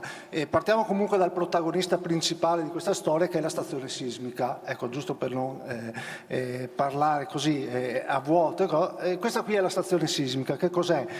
È una possibile installazione, e ce ne sono altre in pozzo, in grotta, tipo quella della grotta gigante, però questa qui è la più standard e la più semplice da attuare. Come vedete qua, vediamo. Qui abbiamo il nostro pozzetto con i sensori, adesso lo standard è metterne due sensori, un sensore, un sismometro che serve per registrare la microsismicità, i terremoti deboli, e invece un accelerometro che registra i forti scuotimenti, quindi il magnitudo 6,4 del Friuli verrebbe registrato dal secondo strumento e non dal primo. Una volta le reti erano... Questi strumenti vivevano vita separata, c'erano i sismologi che utilizzavano i sismometri e c'erano gli ingegneri che utilizzavano gli accelerometri. Adesso è possibile fonderli molto facilmente, quindi si sfrutta la tecnologia e si fanno queste stazioni complete. Questo qui è un esempio di stazione sismica. Allora, qual è stato il passo importante che è stato fatto dopo il terremoto del 1976? Che le stazioni sismiche si sono mosse dagli osservatori, per esempio l'osservatorio di Trieste oppure l'Istituto di Geofisica dell'Università di Padova, si sono mossi invece sul territorio, sono state portate sopra le sorgenti sismiche. Quindi abbiamo una rete di stazioni che vanno vicino agli epicentri. Quello che nel 1976 è successo con le stazioni temporanee, successivamente è stato stabilizzato con la rete, per esempio quella del Friuli. Quando portiamo però le stazioni distanti dall'osservatorio dobbiamo portare a casa i dati, quindi la trasmissione dei dati diventa un aspetto fondamentale. Lo era soprattutto negli anni 70, quando è stata attivata la rete sismometrica del Friuli Venezia Giulia, quando c'era la trasmissione radio analogica standard. E quindi il tecnico sismologo era soprattutto un tecnico di trasmissione dati. A quel tempo la trasmissione dati era su frequenze assegnate, richieste e assegnate, e noi trasmettevamo, i colleghi, io non c'ero ancora, su frequenze UHF, però ottenere queste frequenze non era facile, non c'era una via privilegiata per ottenere canale di trasmissione via radio, quindi è una lotta continua per cercare le frequenze, ottenere le frequenze e poi metterle in opera. Ricordiamoci che negli anni 70 c'è stato lo sviluppo, il boom delle radio libere e delle televisioni libere, per cui l'ambiente della trasmissione radio era diventato un po' un ambiente di pirati, diciamo così, quindi era una conquista giorno per giorno dello spazio e della banda per trasmettere. Adesso ci siamo assestati su due modalità di trasmissione standard, che sono le connessioni Hyperlan, una connessione internet via radio, che adesso è diventato uno standard, che però qui in Friuli Venezia Giulia abbiamo sperimentato tra i primi nel monitoraggio ambientale in generale, con una collaborazione con i radioamatori italiani, con l'associazione dei radioamatori italiani. Loro avevano gli strumenti, siamo stati i primi a chiedere di poterli sperimentare nel campo del monitoraggio ambientale. Cosa viene fuori da tutto quel da tutta quella movimentazione? In sostanza, in prima battuta ci servono due cose. Ci serve il sismogramma, quindi un segnale elettrico che poi va a essere digitalizzato, che è proporzionale alla velocità di scuotimento del suolo, se abbiamo un sismometro, o all'accelerazione, se abbiamo un accelerometro. In prima istanza le cose che ci servono sono molto poche, sono i tempi di arrivo delle onde, le onde P e delle onde S che vedete lì indicate, e servono per fare la localizzazione, e l'ampiezza del sismogramma, che serve per calcolare la magnitudo. Quindi in prima battuta è proprio, ci serve veramente poco, sono proprio pochi elementi che sono anche facilmente calcolabili per via automatica. Ovviamente se abbiamo una stazione come nel 76 abbiamo un certo tipo di qualità di localizzazione, se abbiamo molte stazioni e queste sono intorno agli epicentri la qualità aumenta, e di qui la necessità di una rete. E se mettiamo una rete non solo aumentiamo la precisione delle localizzazioni, ma andiamo a aumentare anche la sensibilità della rete. Possiamo andare a vedere la microsismicità. Diciamo che adesso nell'area centrale friuliana arriviamo a magnitudo 0 tranquillamente, e nel 76 forse si arrivava a magnitudo 2 come completezza del catalogo. Quindi abbiamo fatto un enorme passo nel riconoscere terremoti via via più piccoli. Questa qui è l'evoluzione della rete. Allora, parte nel 1977, la data è proprio il 6 maggio del 77, vengono attivate le prime 6 stazioni che vanno ad affiancarci alla stazione di Trieste. La stazione di Trieste, che era stato il baluardo per la registrazione del terremoto del 76, viene affiancata da queste nuove stazioni proprio prevalentemente nell'area epicentrale del 76. E ecco, è stata ideata e realizzata tra le prime misure di ricostruzione del Friuli, quindi già un anno dopo c'era l'idea chiara di voler studiare il fenomeno sismico in dettaglio. Abbiamo detto l'evoluzione è stata che le stazioni vanno vicino agli epicentri e la rete è telemetrata. Già dal 77 c'è un'acquisizione centralizzata qui alla Casa della Contadinanza, qui al Castello di Udine, quindi una elaborazione per quanto possibile rapida di tutti i dati della rete. Chi ha messo i soldi per costruire queste stazioni? Inizialmente è stato un finanziamento statale, però dal 76 poi c'è stato il contributo della Regione, è stato costante tutti gli anni, ha finanziato l'attività della rete, lo sviluppo e gli studi sismologici. E dal 2000 si è affiancata alla Protezione Civile del Friuli Venezia Giulia, si è affiancata in via stabile, prima c'erano state delle collaborazioni sporadiche, anche la Protezione Civile del Veneto, che adesso viaggiano in parallelo, di pari passo, utilizzando analoghe infrastrutture. Qui vediamo un po' l'evoluzione della rete. Nel 77 partiamo con le 6 stazioni, nell'83 c'è un primo sviluppo perché andiamo a coprire l'area esterna del Friuli, favoriti in questo dalla morfologia regionale. Dietro abbiamo le montagne più alte, quindi riusciamo a trasmettere con pochi ponti radio, riusciamo a trasmettere fino a Udine. E nell'88 abbiamo il primo allargamento della rete in Veneto sulla base di un accordo che poi è andato a concludersi rapidamente, e che poi riparte tutta l'attività di sviluppo da metà degli anni 90, di sviluppo della rete, con un miglioramento della tecnologia. Passiamo tutto a un monitoraggio e trasmissione dati del tutto digitale, e un'espansione che arriva poi a completare il Veneto con alcune stazioni anche in Emilia Romagna e nell'area del Garda,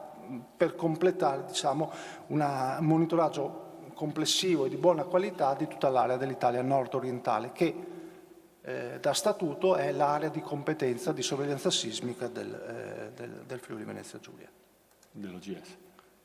Dell'OGS, scusate. Sintesi, la classica fotografia dei terremoti registrati, solo per dire che c'è una sismicità persistente che noi andiamo a osservare tutti i giorni, e i terremoti sono tanti, sono molti di più di quelli che si percepiscono normalmente. In questi giorni, negli ultimi 3 giorni, c'è in corso una sequenza sismica di cui abbiamo sentito 2 terremoti, ma ne abbiamo registrati almeno una quarantina, quindi l'attività sotto è molto maggiore di quella che normalmente percepiamo. Questa qui è la fotografia dell'ultimo anno, che abbiamo chiuso con una relazione per la Protezione Civile del Friuli Venezia Giulia, e quest'anno abbiamo contato, per dire, oltre 1600 terremoti, e siamo arrivati a un magnitudo 3,9 a gennaio, quindi è stata nel complesso un'attività abbastanza limitata dal punto di vista della magnitudo, che comunque è un'attività persistente e che continua, e che grazie ai sistemi di monitoraggio che abbiamo sviluppato e portato avanti e mantenuto per tutti questi anni consente di controllare con continuità. Ecco, l'altro aspetto importante è quello dello scambio dati in tempo reale. Abbiamo una rete, però i terremoti avvengono dove vogliono, specie nelle aree di confine, e per quel che riguarda il Friuli Venezia Giulia è proprio il caso standard. C'è stato il terremoto più forte dopo il terremoto del 76, è avvenuto nell'area di Bovec in Slovenia, quindi a una decina di chilometri dal confine, e quindi lì ha svegliato la necessità di scambiare dati con le reti vicine. Quindi siamo in qualche modo stati pionieri dello sviluppo di una rete integrata, non solo dello scambio dati, ma di una rete integrata che giorno per giorno, minuto per minuto si scambia i dati, con progetti che sono partiti nel 2002. E già da quella volta abbiamo avuto la collaborazione in regione della Protezione Civile, che è sempre stato l'animatore principale, l'Università di Trieste, l'OGS. Poi invece gli equivalenti istituti di monitoraggio sismico in Austria, allora lo ZAMG di Vienna, che adesso è diventato Geosphere, e l'ARSO di Lubiana, che è l'agenzia statale per il corpo. Questo qui è stato un esperimento pilota, dopo da lì la tecnologia si è evoluta e anche le iniziative anche a livello europeo che hanno coinvolto gli attori principali, in particolare l'INGV. Adesso ci sono strutture informatiche consolidate, per esempio l'EIDA, che è un database sismologico mantenuto quasi in real time. Continuano invece gli scambi dati punto a punto tra istituzioni, tra centri di acquisizione. Fondamentale per l'Italia è il nostro con l'INGV, dove scambiamo ormai una ventina di stazioni, almeno una quindicina di stazioni in tempo reale, in un verso e nell'altro. Poi ci sono le collaborazioni con entità più locali, per esempio la provincia autonoma di Bolzano e la provincia autonoma di Trento e l'istituto bioclimatico di Desenzano del Garda, quindi sono tutte attività che a più stretto raggio, che comunque persistono. Puoi lasciare questa diapositiva, perché mi piace che in realtà è una vecchia diapositiva, infatti queste stazioni qua sono molto inferiori al numero di stazioni che abbiamo adesso, e noi però è del 2002, che è una cosa molto particolare, cioè la sismologia ha cominciato a scambiare dati molto prima delle altre scienze. Adesso è una cosa che va molto di moda, insomma il open science, tutti si scambiano i dati. La sismologia, proprio per questa necessità di condividere i dati in tempo reale per il fine di monitoraggio, ha standardizzato i formati e i metodi di trasmissione dei dati e di scambio dati più di 20 anni fa, insomma. E questa diapositiva è un numero di stazione piccolo perché è vecchia, e dobbiamo ogni volta aggiornare i loghi, perché c'è una specie di moda per cui tutte le istituzioni cambiano nome, cambiano logo. Quindi prendiamo la vecchia diapositiva e la aggiorniamo. Sì, l'altra parte importante, non solo ci portiamo i dati a casa, ma facciamo delle elaborazioni rapide e effettuiamo un servizio di notifica terremoti per la protezione civile, il sistema di protezione civile di Friuli Venezia Giulia e Veneto. Parlo di sistema perché non raggiungiamo solo la sala operativa con una segnalazione, ma tutti i responsabili a livello comunale delle due regioni. E le comunicazioni, oltre alla classica mappa di scuotimento, diamo già un'indicazione del possibile effetto sul territorio, e stime empiriche basate sulle statistiche fatte su terremoti del passato, non di grande qualità, ma utili per dare una prima indicazione, quindi trasformare quel numero, quel valore di magnitudo in un possibile effetto sul territorio.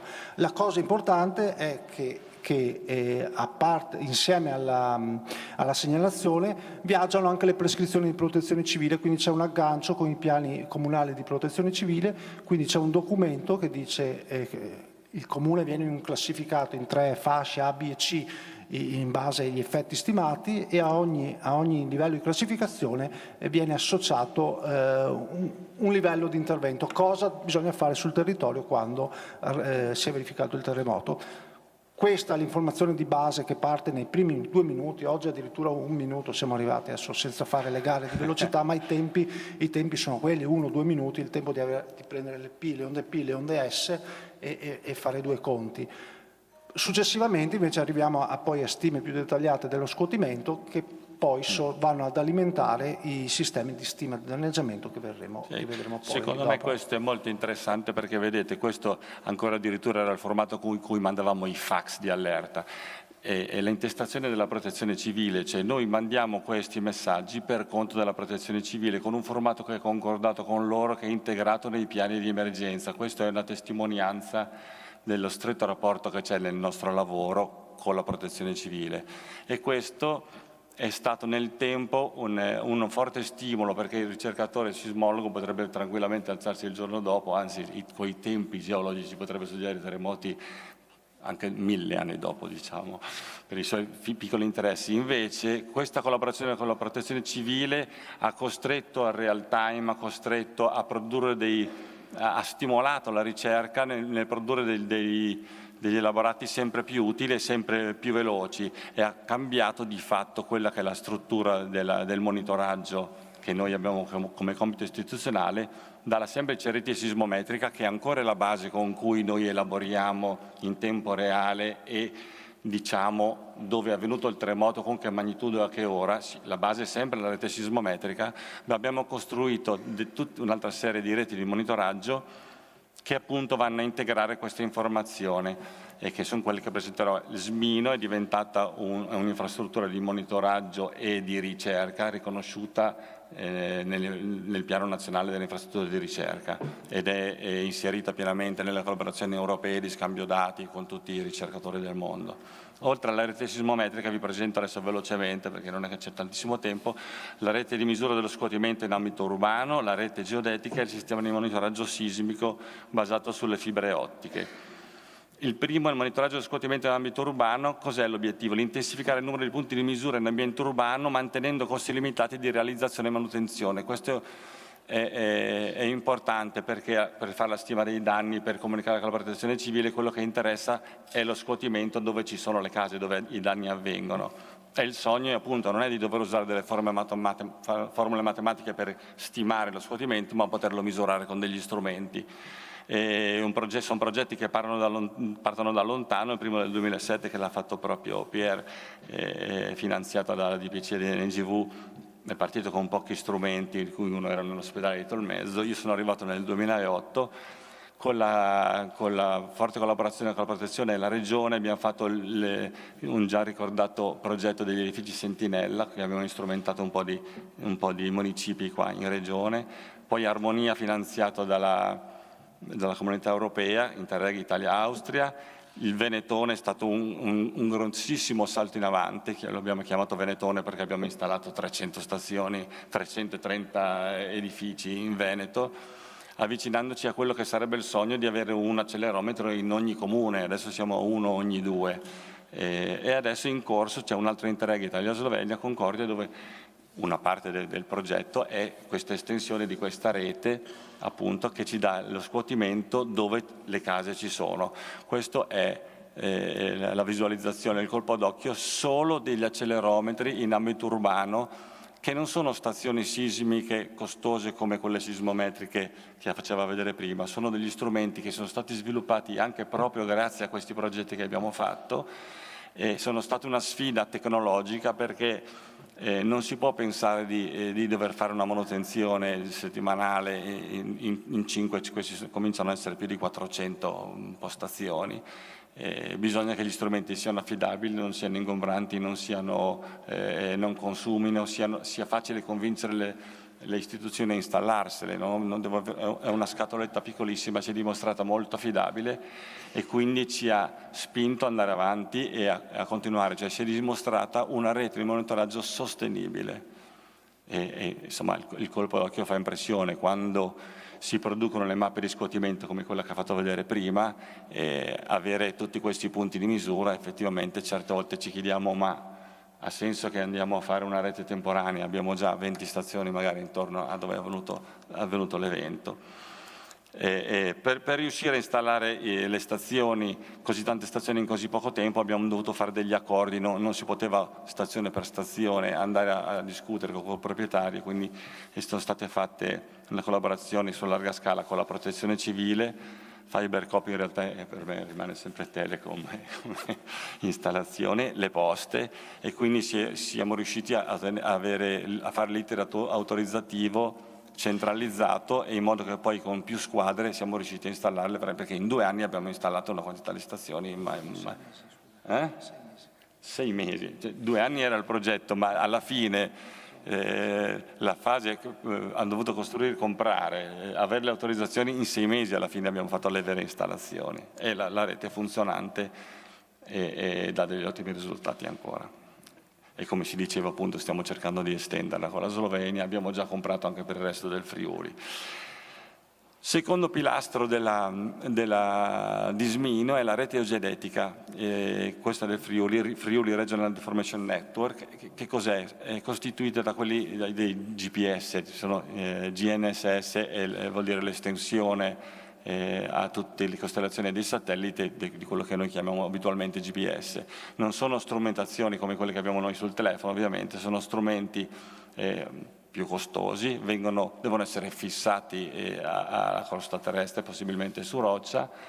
Ne abbiamo 22 ed è importante perché non solo costituiscono più punti di misura, ma il fatto di avere una rete permette di fare delle elaborazioni più sofisticate, di eliminare certi errori che sono comuni nella propagazione dei segnali che vengono dai satelliti e quindi avere una precisione della localizzazione di questi punti che sono ragionevolmente fissi, sono fissati sulla roccia, che permettono di fare delle misure subcentimetriche, millimetriche e quindi permettono di stimare quello che è lo spostamento, la deformazione della superficie.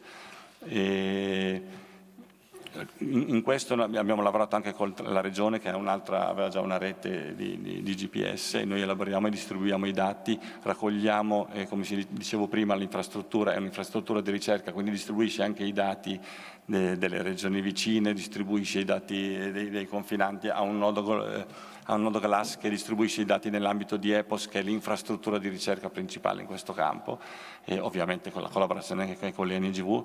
E in base a questi posizionamenti è possibile stimare, come dicevo, i movimenti della crosta, le deformazioni, e per esempio se guardiamo il Friuli si vede, allora, in alto si vede la grandezza, questo sarebbe una deformazione di 5 mm all'anno, è più evidente, qua purtroppo le freccette rosse non si notano molto bene, ma che la deformazione maggiore nella pianura e invece tende a fermarsi, a essere ferma nella zona della pedemontana, e dove il momento si arresta, si accumula la deformazione e si generano i terremoti. Infatti la comparazione fra la sismicità e la deformazione in questo senso è illuminante. Grazie alla presenza della rete GPS forniamo anche dei servizi in tempo reale per un posizionamento di precisione che può essere utilizzato dai geometri oppure anche per altri tipi di monitoraggi, per esempio delle frane. Abbiamo costituito dei prototipi di GPS, di GNSS a basso costo che utilizziamo per fare monitoraggio per esempio della frana di Cazzaso. L'ultimo pilastro, diciamo, di questa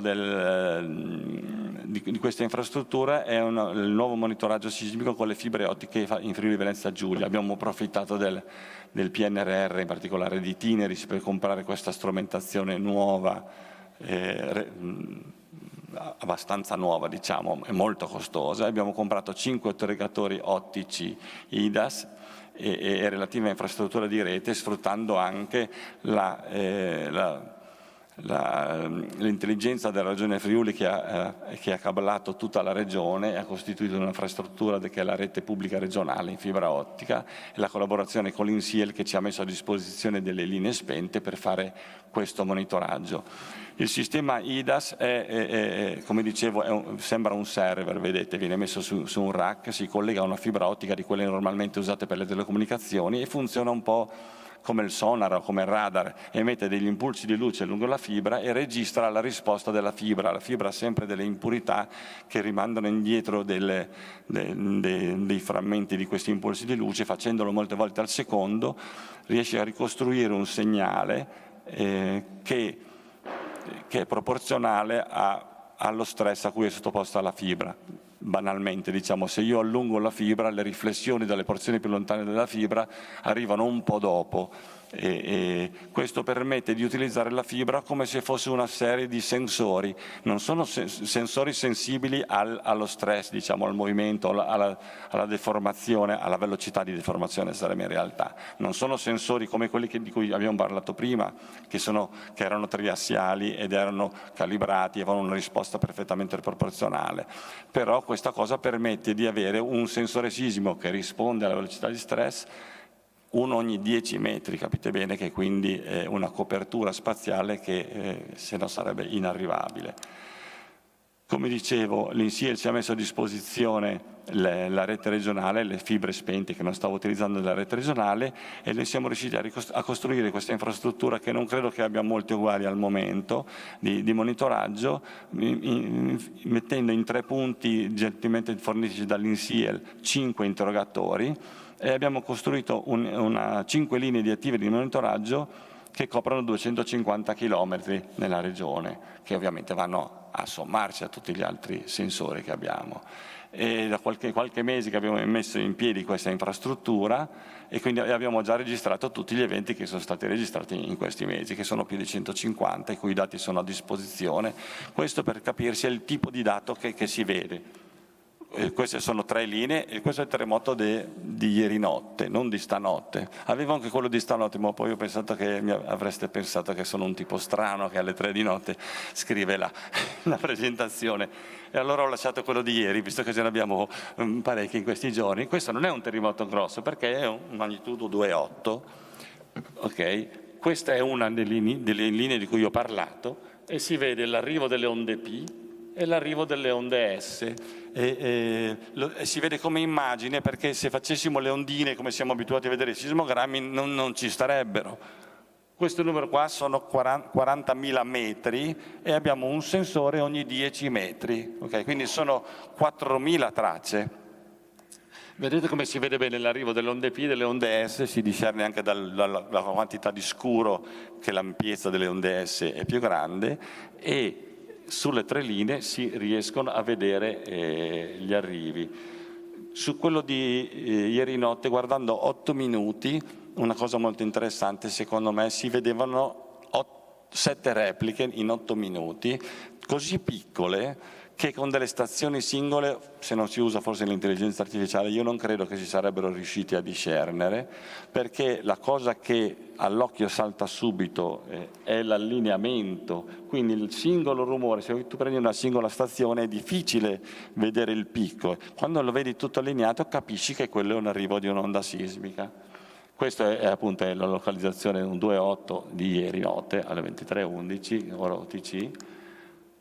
L'ultima cosa che volevo dirvi è che appunto SMIN è diventata un'infrastruttura di monitoraggio e ricerca molto importante. Abbiamo fatto vedere il ferro, abbiamo fatto vedere tutte le costruzioni, le attrezzature che abbiamo messo in piedi, però soprattutto è fatta dalle persone che l'hanno costruita, di cui qualcuno abbiamo visto oggi, di quelle che la portano avanti oggi e di quelle che continuano a farne parte nella nostra memoria, perché purtroppo parecchi non ci sono più, diciamo.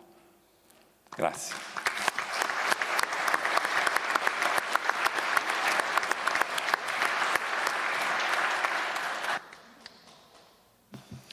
Grazie Paolo e Pierre. Il prossimo intervento è finalizzato a andare un po' più nel dettaglio di come le informazioni che otteniamo dall'analisi dei dati sismici vengono tradotte in informazioni per la protezione civile. Quindi lascio la parola alla collega Chiara Scaini. Un secondo. Okay, buongiorno a tutte e a tutti. Ecco, abbiamo visto proprio in tutta la mattinata quanto il terremoto del 76 è stato importante per questa regione. Si sente? Ah, sì.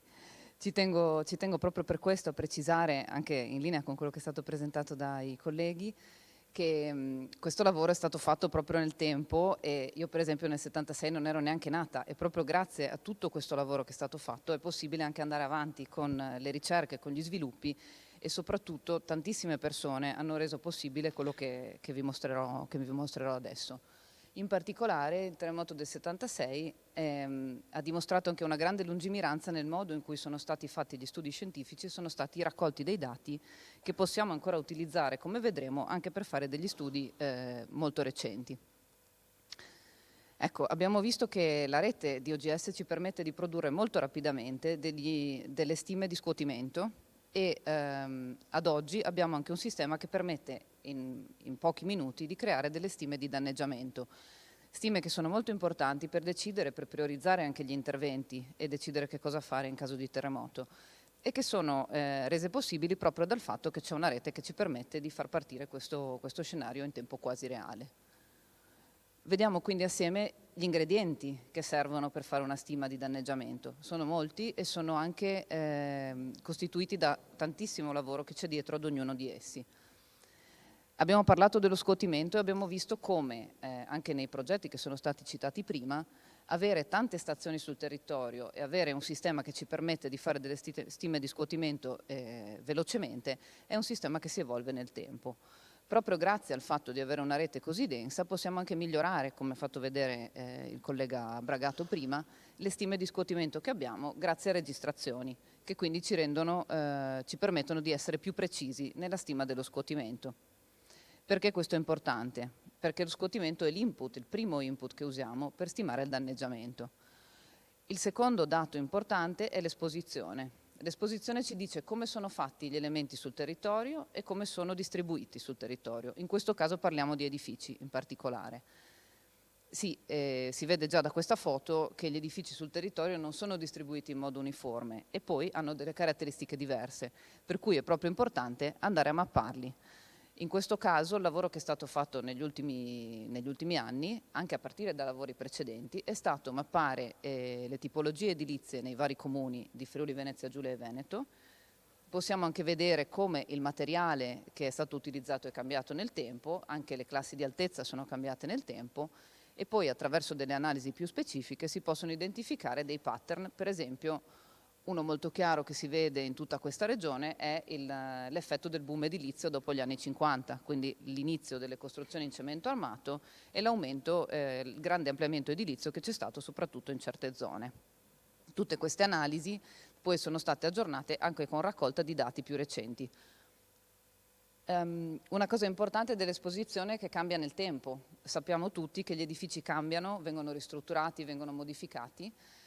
Un progetto che è nato proprio durante il Covid è stato quello di lavorare con i cittadini per raccogliere dati aggiornati sugli edifici. Questo progetto è nato principalmente, come tanti progetti, da un problema pratico. Noi non potevamo più fare le attività che facciamo di solito con gli studenti perché non potevamo incontrarli in presenza. Quindi abbiamo pensato di creare un sistema via cellulare che permetteva a loro di fare dei censimenti degli edifici nelle zone che loro conoscono e dove potevano andare. Si è dimostrato però anche un sistema molto utile per raccogliere dati utili alla ricerca e per fare un esempio, in un paio di mesi di acquisizione dei primi 2 anni pilota abbiamo raccolto più di 6.000 schede edificio, anche in zone molto diverse tra di loro, quindi abbiamo potuto vedere come cambiano le tipologie edilizie, quali sono le cose che questi studenti hanno rilevato e confrontarle con i dati che avevamo già. Questo è un progetto che poi si è evoluto anche all'interno di un PRIN, di un progetto di rilevante interesse nazionale, e ha coinvolto anche per esempio l'Università della Terza Età di Trieste, quindi degli utenti più adulti, e c'è stata una collaborazione con l'Albo degli Ingegneri della provincia di Udine. Con loro abbiamo sviluppato una scheda pensata per gli esperti, quindi per ingegneri che vogliono fare questa raccolta dati, che può essere anche molto interessante, per esempio pensata per i volontari della protezione civile, ma ovviamente questo è un punto intermedio, questi lavori sono in evoluzione.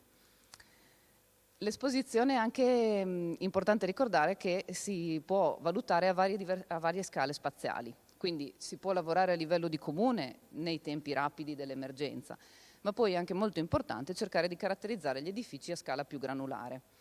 In questo senso, sempre nei progetti su cui stiamo lavorando proprio adesso, abbiamo sviluppato un modello di machine learning che permette di associare, di classificare ogni edificio sul territorio sulla base dei dati che abbiamo già e sulla base di immagini satellitari. Ovviamente anche questo è un lavoro che può essere migliorato nel tempo, anzi deve essere migliorato nel tempo per migliorare anche le stime di danneggiamento. Ci tenevo tantissimo a mostrare questa slide perché si ricollega proprio all'idea di fare una rete di edifici monitorati sul territorio. Aviano è stato un comune pilota per noi, fa parte degli edifici Sentinella, quindi quelli che sono stati installati nell'Alto Pordenonese, Qui siamo andati a installare innanzitutto degli accelerometri nell'edificio del comune e poi è stata fatta una collaborazione proprio con gli uffici comunali per raccogliere informazioni sugli edifici circostanti al comune, per poter migliorare le stime di danneggiamento localmente e poter testare le nostre metodologie. Ecco, il contributo del comune, in questo caso dell'ufficio tecnico, l'ingegnere dell'ufficio tecnico è venuto con noi a fare sopralluoghi. Poi ci sono stati i volontari della protezione civile che ci hanno aiutato a fissare degli appuntamenti con i residenti per fare dei sopralluoghi negli edifici. È stato fondamentale perché tutti questi dati sono nelle istituzioni, sono negli archivi ed è molto molto importante essere capillari nel recuperarli. E in ogni conversazione, io non ricordo un edificio di quelli dove abbiamo fatto i sopralluoghi dove non sia uscito il discorso del 76. Anzi, di solito era proprio il primo argomento con cui si partiva con la conversazione, con le domande, perché questa zona è stata comunque toccata marginalmente, ma tutti i residenti si ricordavano e quindi poi era comunque estremamente presente in ogni cosa che facevamo in questo comune. E quindi ecco, questo è un esempio di come il lavoro è andato avanti anche a scala più capillare, proprio a partire dalla rete accelerometrica. Un altro ingrediente fondamentale è la fragilità o la vulnerabilità. Qui entriamo un po' più in un campo molto tecnico ed è proprio un campo che è di competenza degli ingegneri e della comunità ingegneristica.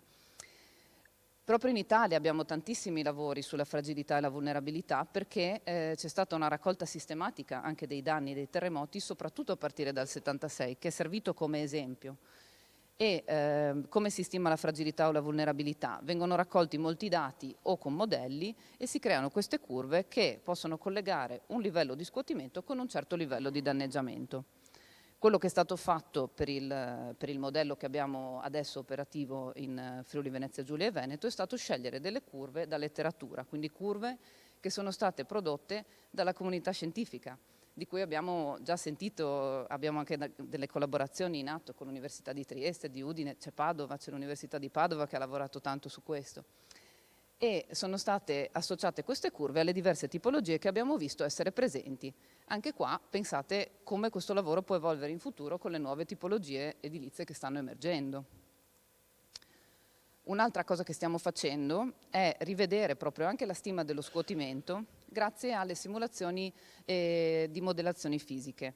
Quindi è possibile anche un terremoto come quello del 76, che è un terremoto comunque storico, simularlo con metodi nuovi, con metodi moderni e questo anche grazie alle nuove tecnologie, in particolare ai supercomputer, quindi alla infrastruttura di supercalcolo che anche durante il PNRR è stata molto potenziata e ci permette di fare delle simulazioni molto più specifiche e attendibili.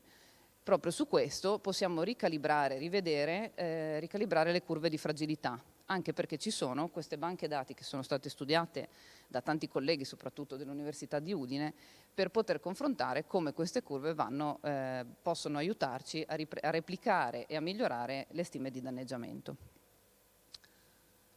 Ecco, abbiamo visto che sono tanti gli ingredienti e ovviamente non c'è la volontà di ipersemplificare, anzi è importante sottolineare quanto lavoro c'è dietro a ognuno di questi ingredienti e tutti concorrono a stimare il danno.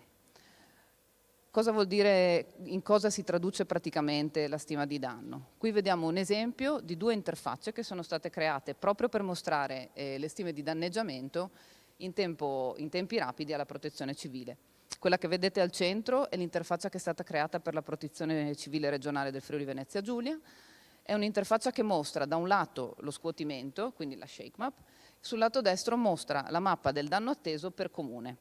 E questa interfaccia è stata proprio discussa con i colleghi che lavorano in sala operativa e proprio sul loro suggerimento è stato aggiunto quel menu sulla sinistra in rosso con la lista dei comuni con più danni. Questo per dire, probabilmente è ancora migliorabile, ma soprattutto è importante sottolineare quanto sia di miglioramento il fatto di poter avere un rapporto diretto e poter raccogliere e ascoltare proprio le necessità di chi con questi strumenti deve lavorare. L'altro strumento che vedete sulla destra è l'Armonia Atlas, quindi è un'interfaccia che è stata sviluppata all'interno del progetto Armonia, che è uno dei progetti Interreg che sono stati menzionati prima, quindi progetti che coinvolgono partner transfrontalieri ma anche partner sul territorio, quindi in questo caso Università di Trieste e Udine di nuovo. E questo strumento permette di vedere diversi strati informativi, tra cui il danno, ma anche per esempio lo scuotimento, e permette anche di andare a diversi livelli di dettaglio. Quindi uno strumento più elaborato che è stato creato proprio all'interno di questi progetti. Avere una piattaforma che mostra queste stime di danneggiamento, oltre a essere utile nel caso dell'emergenza, è anche utile per esempio per le esercitazioni, o insieme agli strumenti che ha già la protezione civile più avanzati per aiutare a pianificare l'emergenza, ma anche per la formazione per esempio del personale e anche come base di discussione per continuare la collaborazione e migliorare i sistemi in futuro. Ecco, ci tengo quindi a sottolineare intanto quanto è importante il lavoro anche di avere una rete di monitoraggio sismico per poter effettuare queste stime di danneggiamento, quanto è importante il lavoro che è stato fatto anche a livello proprio di ricerca in campo sismologico per poter poi effettuare queste stime, e quanto è stato lungimirante anche il fatto che dopo il terremoto del 76 siano stati raccolti così tanti dati e così tante ricerche, che sono le fondamenta del lavoro che avete visto.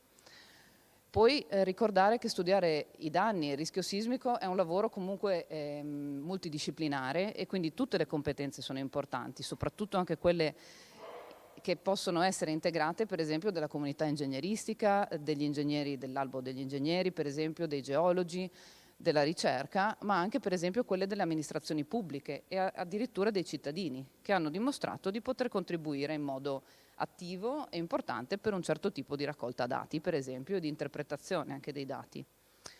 Quindi secondo me è importante anche per chi come me non ha vissuto direttamente questo evento sottolineare che 50 anni dopo possiamo imparare tantissimo ancora dal terremoto del 76, anche a livello proprio di ricerca, soprattutto applicando le nuove tecniche, tecnologie e metodologie, ma proprio perché è stato un esempio che continuiamo a vedere anche oggi di collaborazione come quella che abbiamo visto stamattina tra enti e istituzioni. Grazie.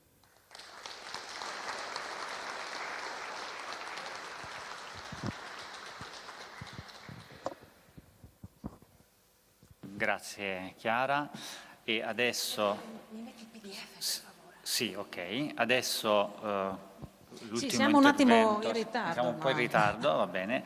E la collega Carla Barnaba ci farà vedere un altro aspetto legato alle attività che il Centro di Ricerche Sismologiche fa a supporto della Regione per la pianificazione territoriale. Cerco di metterlo in modalità... Arriva a supporto da casa. Grazie mille. Bene, innanzitutto sì, io sarò breve visto che siamo con i tempi un attimo stretti, e chiudiamo il cerchio. Stamattina abbiamo visto da dove siamo partiti, dalla singola stazione di Trieste, dalle domande che si facevano le persone che hanno vissuto in prima persona il terremoto del 76, a come è nata e si è sviluppata la rete sismometrica in regione e alle attività che ordinariamente vengono svolte dall'OGS in caso di evento sismico. Ovviamente ogni terremoto lascia uno strascico orrendo, e qui ho riportato una carrellata. Se è vero che il terremoto distrugge le abitazioni, ovviamente ogni terremoto ci insegna qualcosa. In questa carrellata mi piace tantissimo ricordare il terremoto dell'Umbria Marche del 97 e il terremoto del 2012, che sono dei terremoti che hanno avuto, secondo me, a livello italiano un impatto emotivo di secondo piano rispetto al terremoto dell'Aquila, al terremoto di Amatrice più recente. Perché sono importanti questi terremoti? Perché ogni terremoto ci insegna fortunatamente qualcosa. Sicuramente dopo ogni evento abbiamo imparato a costruire meglio. L'esperienza dell'Umbria Marche ha fatto sì che siano partite in quelle regioni degli studi proprio mirati al recupero del patrimonio edilizio, e abbiamo visto proprio che a seguito del terremoto del 2016 la città di Norcia ha avuto un danno effettivamente limitato a seguito di questi interventi. Quindi vuol dire che intervenire sulle strutture è fondamentale per proteggerci dal terremoto. Però l'esperienza insegna anche che l'ingegneria antisismica da sola non è sufficiente a proteggerci dagli effetti dei terremoti.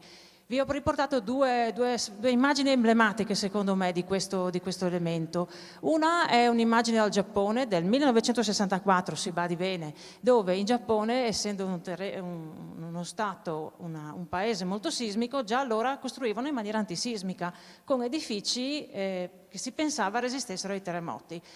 E ovviamente nel momento in cui è accaduto questo evento gli edifici di fatto hanno retto, ma quello che non ha retto adeguatamente è stato il sito su cui erano stati installati, costruiti, quindi un cedimento. Voi direte, vabbè, hanno costruito degli edifici di 5 piani, forse se cambiavano tipo di edificio, modello di edificio, le cose sarebbero andate meglio. No, perché in Nuova Zelanda, per esempio, questa villetta monopiano ha subito lo stesso effetto dovuto proprio alla liquefazione delle sabbie. Questa che vedete è proprio una sabbia. A causa di questo terremoto avvenuto nel 99, un terremoto importante, la città era costruita su una vecchia palude, il suolo su cui era costruito, nel momento in cui è venuto il terremoto è andato in liquefazione, quindi abbiamo avuto anche in questo caso un danno permanente alla struttura. Quindi conoscere effettivamente l'importanza e il contributo dell'effetto locale è fondamentale. Per quale motivo? Perché il suolo su cui noi costruiamo influenza pesantemente quello che noi registriamo sul sito, quindi la condizione locale, la geologia locale, sia intesa come elemento soffice, quindi le piane alluvionali o anche le creste, le montagne, i rilievi, amplificano e quindi alterano per ampiezza, per contenuto in frequenza e per durata lo scuotimento del terreno, e quindi i nostri edifici devono tenerne conto di questo. Allora cosa si può fare? Mi piace ricordare questi due studi, che sono due studi pionieristici perché sono proprio fatti in regione. Prima si è ricordato il contributo dell'Università di Trieste, che già alla fine del 76, inizio del 77, pubblica questo studio, proprio studio geologico per la ricostruzione del paese di Gemona. Gemona è stata ovviamente distrutta dai terremoti di maggio e di settembre. L'Università di Trieste elabora uno studio geologico di dettaglio sull'area gemonese e parallelamente il Politecnico di Milano interviene dal punto di vista ingegneristico. Mi piace ricordare, ed è bene ricordare, che la ricostruzione del Friuli, dei comuni terremotati, si basa pesantemente sullo studio e sull'approccio dato dal Politecnico di Milano per la zonazione sismica dei terremoti. In questo studio abbiamo per la prima volta la quantificazione dello scuotimento del suolo, e questo tipo di zonazione viene utilizzata per i piani regolatori per tutti gli anni 80 e 90 della regione Friuli Venezia Giulia. Ovviamente prima si è ricordato il progetto finalizzato geodinamica, dopo i terremoti del 76 e dell'80 dell'Irpinia, l'Italia con il progetto finalizzato proprio inizia a studiare in maniera massiccia e dettagliata la pericolosità sismica italiana. Ricordo che la prima legge è del 1984, dal 1984 a venire oggi ci sono state infinite variazioni, upgrade, aggiornamenti di questa mappa. Adesso abbiamo una mappa di pericolosità sismica a scala nazionale che viene recepita dalla classificazione sismica a scala regionale.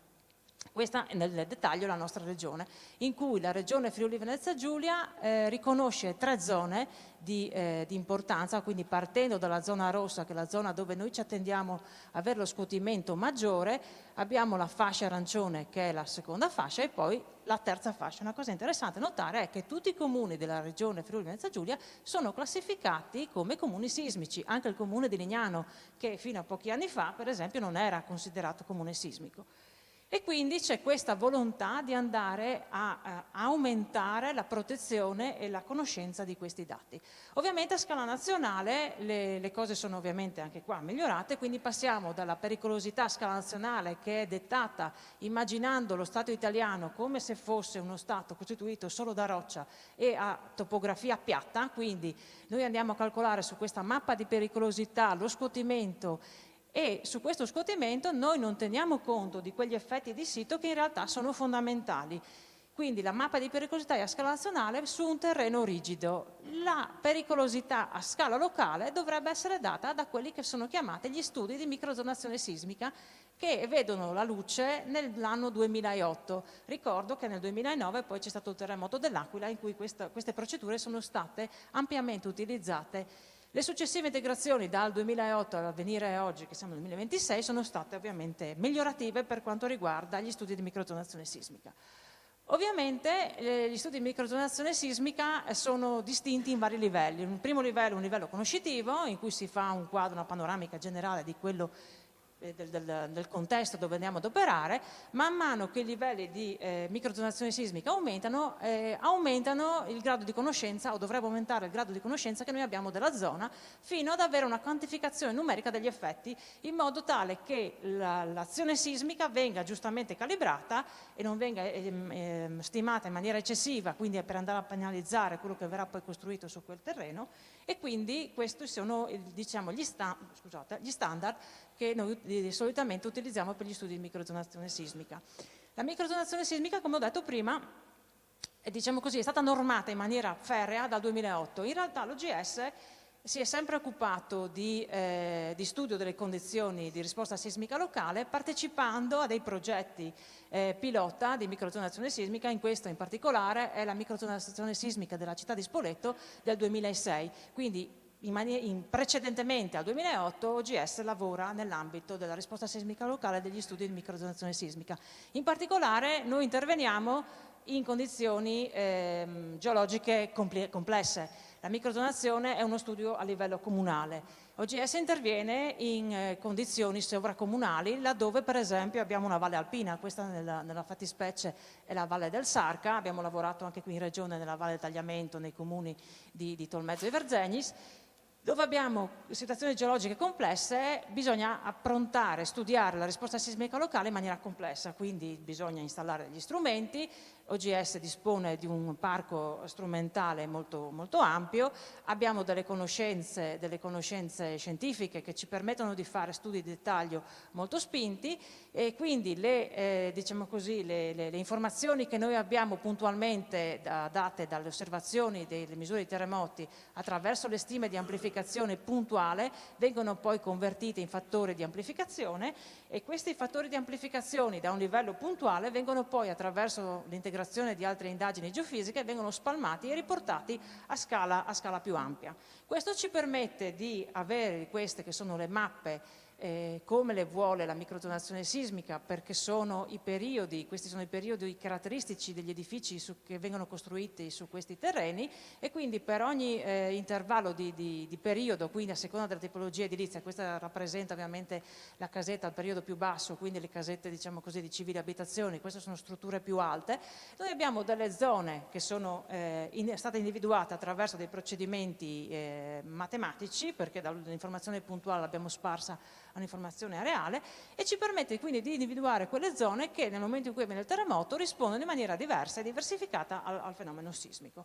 Questo per quale motivo? Perché noi vogliamo che questi studi, queste conoscenze locali vengano integrate all'interno dei piani di pianificazione comunale, in modo di far sì che la pianificazione, cioè quindi lo stadio di prevenzione sia tale per cui queste informazioni non restino sulla carta, ma vengano utilizzate a fini edificatori, e laddove ci siano delle necessità particolari con gli inventi, con ambiti per una nuova struttura particolare o delle tipologie di problematica particolare, vengano eseguite delle particolari indagini in modo da risolvere il problema e cercare di dare un contributo fattivo in fase proprio pianificatoria, e quindi non aspettare che l'evento, la disgrazia succeda, ma agire in prospettiva. Voglio ricordare che l'OGS, insieme all'Università di Trieste, all'Università di Udine e alla Protezione Civile, fa parte di una commissione regionale di verifica e di supporto alla realizzazione degli studi di microzonazione sismica che avvengono in regione, e quindi cerchiamo di mettere a sistema tutte queste informazioni che sono state raccolte e studiate in questi anni, per dare una prospettiva e una risposta alle domande del territorio. Grazie per l'attenzione.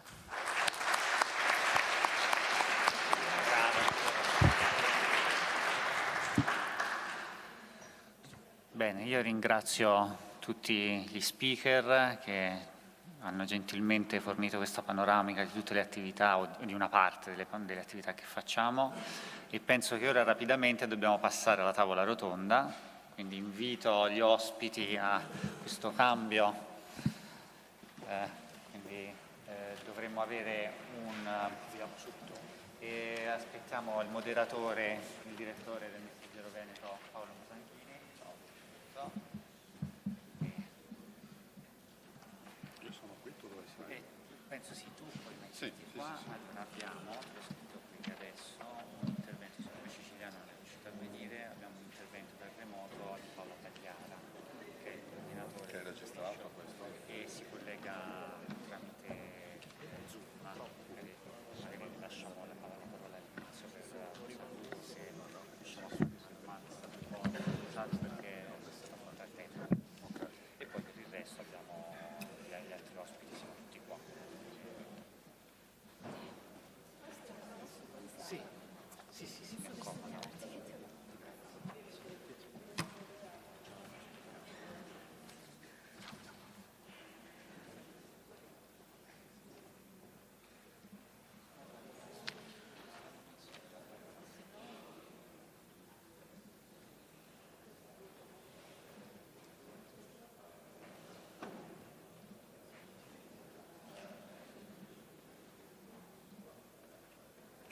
collegamento dove lo facciamo?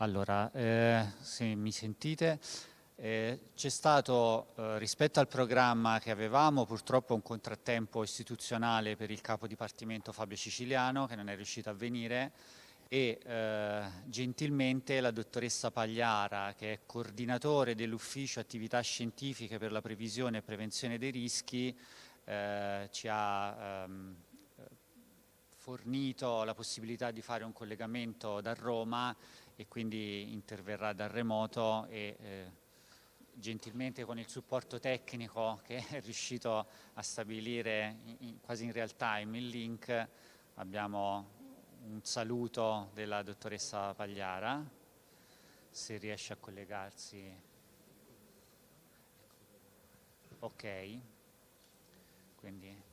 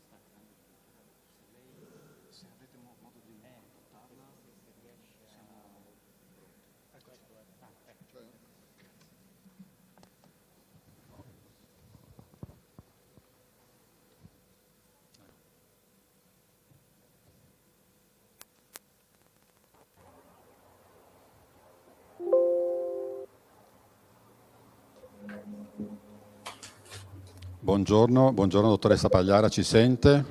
Buongiorno, la sento benissimo, grazie. Grazie a lei per questa opportunità di questo collegamento.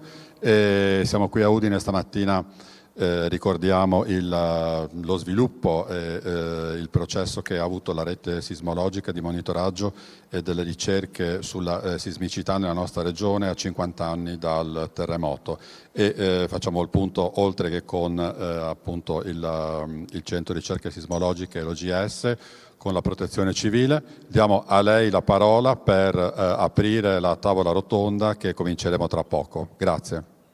Grazie a voi, ringrazio gli organizzatori, ringrazio tutti i partecipanti a questa tavola rotonda di cui intravedo alcuni compagni di strada quotidiani. Allora, innanzitutto devo portare i saluti del capo dipartimento, del prefetto siciliano, che veramente fino all'ultimo minuto ha sperato di poter essere lì con voi e che proprio all'ultimo minuto è stato invece chiamato a impegni istituzionali che gli hanno impedito di venire, quindi mi ha delegato a rappresentare in questa occasione importante il sentimento del Dipartimento Nazionale di Protezione Civile nei riguardi di questo anniversario del terremoto del 1976, che credo se ne sia parlato ampiamente anche nelle sessioni precedenti. È stato sicuramente ha costituito sicuramente un prima e un dopo, non solo nei riguardi della ricerca scientifica, che qui in qualche maniera oggi viene ricordato, sia per quanto riguarda appunto l'analisi sismologica moderna, per quanto riguardano anche le norme tecniche delle costruzioni, ma proprio per il sistema di protezione civile nazionale, perché Forse qualcuno se lo ricorda, ma noi siamo nati come sistema nel 1982, quindi proprio dopo il terremoto del 76, dopo il terremoto dell'Irpinia dell'80, e fu nell'82 che fu appunto nominato il commissario Zamberletti come presidente, come ministro della protezione civile. Quindi siamo nati, come purtroppo succede in Italia sempre, diciamo fin dai tempi del terremoto di Messina, no? Che nel 1909 ha dato luogo alle prime norme tecniche delle costruzioni. I passi importanti nel nostro paese avvengono dopo le catastrofi. Non so, però non so bene, sicuramente per un meccanismo di reazione importante alla consapevolezza della fragilità del nostro territorio, e questa è una storia che ci accompagna fino ad oggi, e con gli ultimi eventi che abbiamo avuto di grandi frane in Sicilia, in Abruzzo, eccetera. Però la cosa importante è che in ognuno di questi passi, di questi passaggi, miglioriamo un po' come paese e come sistema, almeno voglio credere che sia così.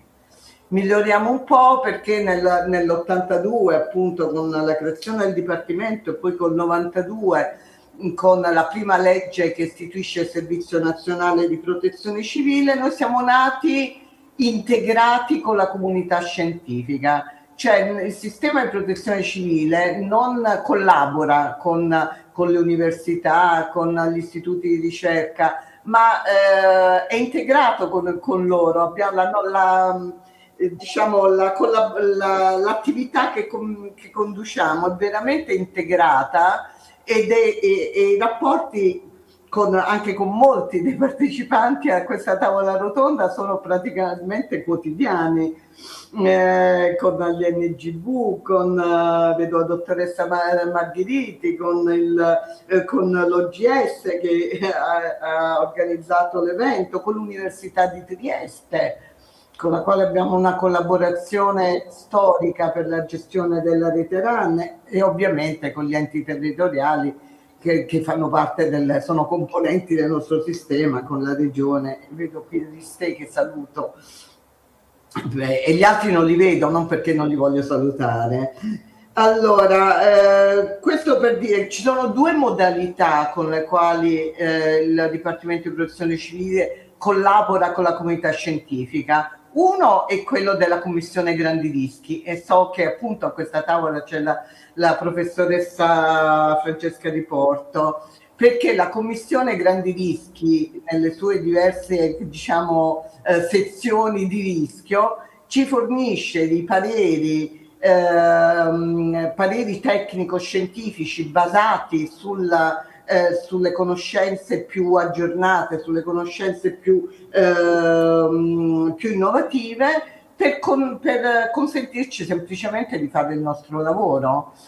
Quindi oggi, per esempio, domani c'è una commissione grandi rischi, praticamente almeno una volta al mese abbiamo delle interlocuzioni con la comunità scientifica per i diversi rischi, che ci accompagna nel nostro lavoro, non solo di quello del Dipartimento, ma anche quello ovviamente di indirizzo di tutto il Servizio Nazionale di Protezione Civile. E poi c'è un'altra modalità di collaborazione che invece è più moderna, non è nata con Zamberletti, ma è nata in tempi più moderni, nel 2006 e poi nel codice nostro del 2018, che è quella dei centri di competenza, in cui spesso proprio gli stessi protagonisti che fanno parte della Commissione Grandi Rischi ci accompagnano nella gestione dell'emergenza, nel fare i sopralluoghi, nel darci degli strumenti, delle strumentazioni per poter gestire le situazioni di emergenza che ci troviamo a dover affrontare. Non so quanto tempo a disposizione, però un altro passaggio vorrei farlo. Sì, prego. E poi cominciamo con la tavola rotonda. Grazie. Grazie tante. Un altro passaggio è relativamente al fatto che anche noi collaboriamo con la comunità scientifica, perché forniamo alcuni dati importanti per la sismica nazionale, che sono i dati della rete accelerometrica nazionale e dell'osservatorio storico delle strutture. In particolare voglio ricordare che la rete accelerometrica nazionale, che attualmente ha ben 730 punti di misura a livello nazionale e di cui 34 sono in Friuli Venezia Giulia, è nata da un nucleo storico del 1972, che erano le stazioni accelerometriche che erano presenti nelle cabine dell'Enel per studi relativi a cose che non c'entrano niente col tema di oggi, che erano invece gli studi relativi al nucleare, perché in quegli anni c'era interesse per la costruzione di centrali nucleari. C'era quindi un primo nucleo storico del 72 che registrò il dato proprio del terremoto del 1976. Questa rete poi è passata a noi come Dipartimento nel 97 ed attualmente poi è stata implementata, cresciuta e integrata insieme con le reti regionali, insieme con le reti dell'Università di Trieste, insieme con le reti dell'OGS, e costituisce veramente ora un punto di riferimento relativamente all'osservazione sismica dell'accelerazione del terreno. Poi abbiamo anche un'altra rete i cui dati forniamo alla comunità scientifica, che è quella dell'osservatorio storico, l'osservatorio sismico delle strutture. Che fa questa rete? Va a monitorare alcuni edifici strategici del territorio per vedere qual è la risposta sismica dell'edificio nei riguardi degli eventi sismici. Per fortuna negli ultimi anni, non lo dico neanche, non ci sono stati eventi sismici particolarmente significativi, ma noi continuiamo a implementare questa rete, e la buona notizia è che anche proprio in queste settimane alcune altre strutture strategiche del territorio, come le prefetture, come alcuni comuni e alcune caserme dei vigili del fuoco, verranno strumentate con questi nuovi sistemi. La microzonazione sismica, di cui si parlerà credo anche in questa o si è già parlato, è stato un altro punto che dal 2010 ha reso il Dipartimento consapevole della necessità di conoscere meglio la sismicità a livello locale dell'area, e su cui ovviamente sono stati fatti negli ultimi 10 anni, 15 anni anzi, perché è partita nel 2010, dei passi avanti importantissimi. Quindi diciamo, noi riceviamo dalla comunità scientifica importanti elementi per poter fare il nostro lavoro, e in questo contesto di collaborazione veramente assidua diamo anche il nostro contributo come dati alla comunità scientifica, in modo tale da implementare la conoscenza di questo territorio, con il contributo anche, diciamo, di importanti strutture di quel territorio, come appunto l'Università di Trieste, l'OGS e l'INETV stesso. Qui mi fermerei perché voglio ascoltare anche i contributi dei colleghi. Ringrazio veramente l'OGS e il professor Casalli e tutta l'organizzazione per averci dato l'occasione di esserci anche oggi nonostante tutto. Grazie dottoressa Pagliara.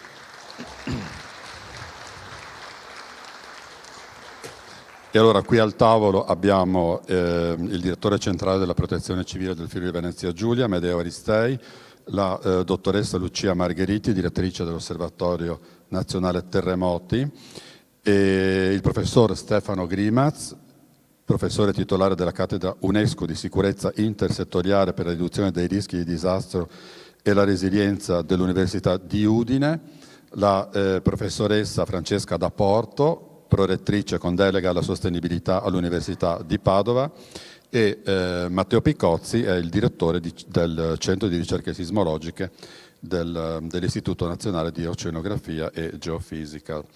Allora, Aristei, cominciamo da lei e chiedo all'assessore, che poi dovrà chiudere, se ha dei tempi che deve scappare, mi faccia un cenno che vediamo poi di farlo intervenire per appunto le conclusioni di questa tavola rotonda. Aristei, abbiamo sentito l'evoluzione sicuramente della rete, la protezione civile è stata un esempio, ma se lei dovesse indicare delle priorità per insomma, un futuro immediato, vedendo anche quali sono soprattutto le nuove tecnologie, tra la prevenzione strutturale, gli investimenti nel monitoraggio, la pianificazione, la comunicazione, quale secondo lei è uno dei settori che riterrebbe più strategico? Ecco, allora, premetto che, come diceva la collega Paola, che saluto, la Protezione Civile Nazionale ha introdotto una normativa strutturale a tutto tondo solamente nel 1992.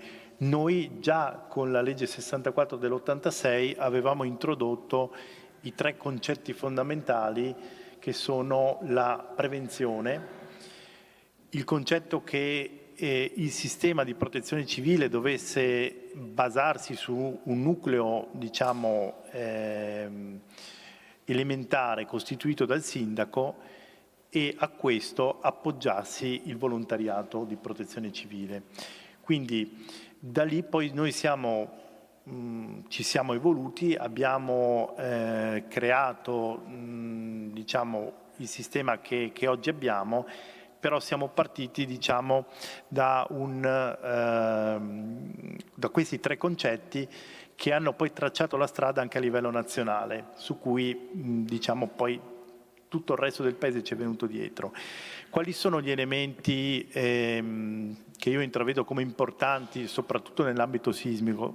Sicuramente la stima del danno atteso, quello che abbiamo visto prima, dovrà trovare una implementazione, perché per noi è di fondamentale importanza sapere a pochi minuti dal sisma dove si trovano i danni, dove si trovano gli eventuali feriti e dove eventualmente purtroppo si trovano le eventuali vittime.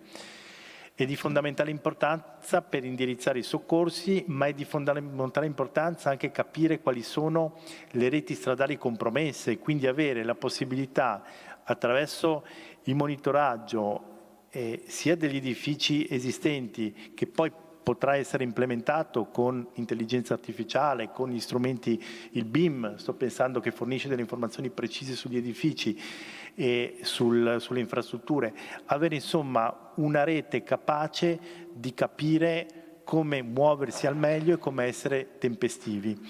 E poi secondo me gli altri 2 pilastri su cui intervenire sono la prevenzione non strutturale, perché secondo me è importante che il cittadino sia informato dei rischi che corre abitando in un territorio vulnerabile, dove sempre di più, soprattutto nell'ambito del cambiamento climatico, affronterà delle situazioni che lo mettono in pericolo.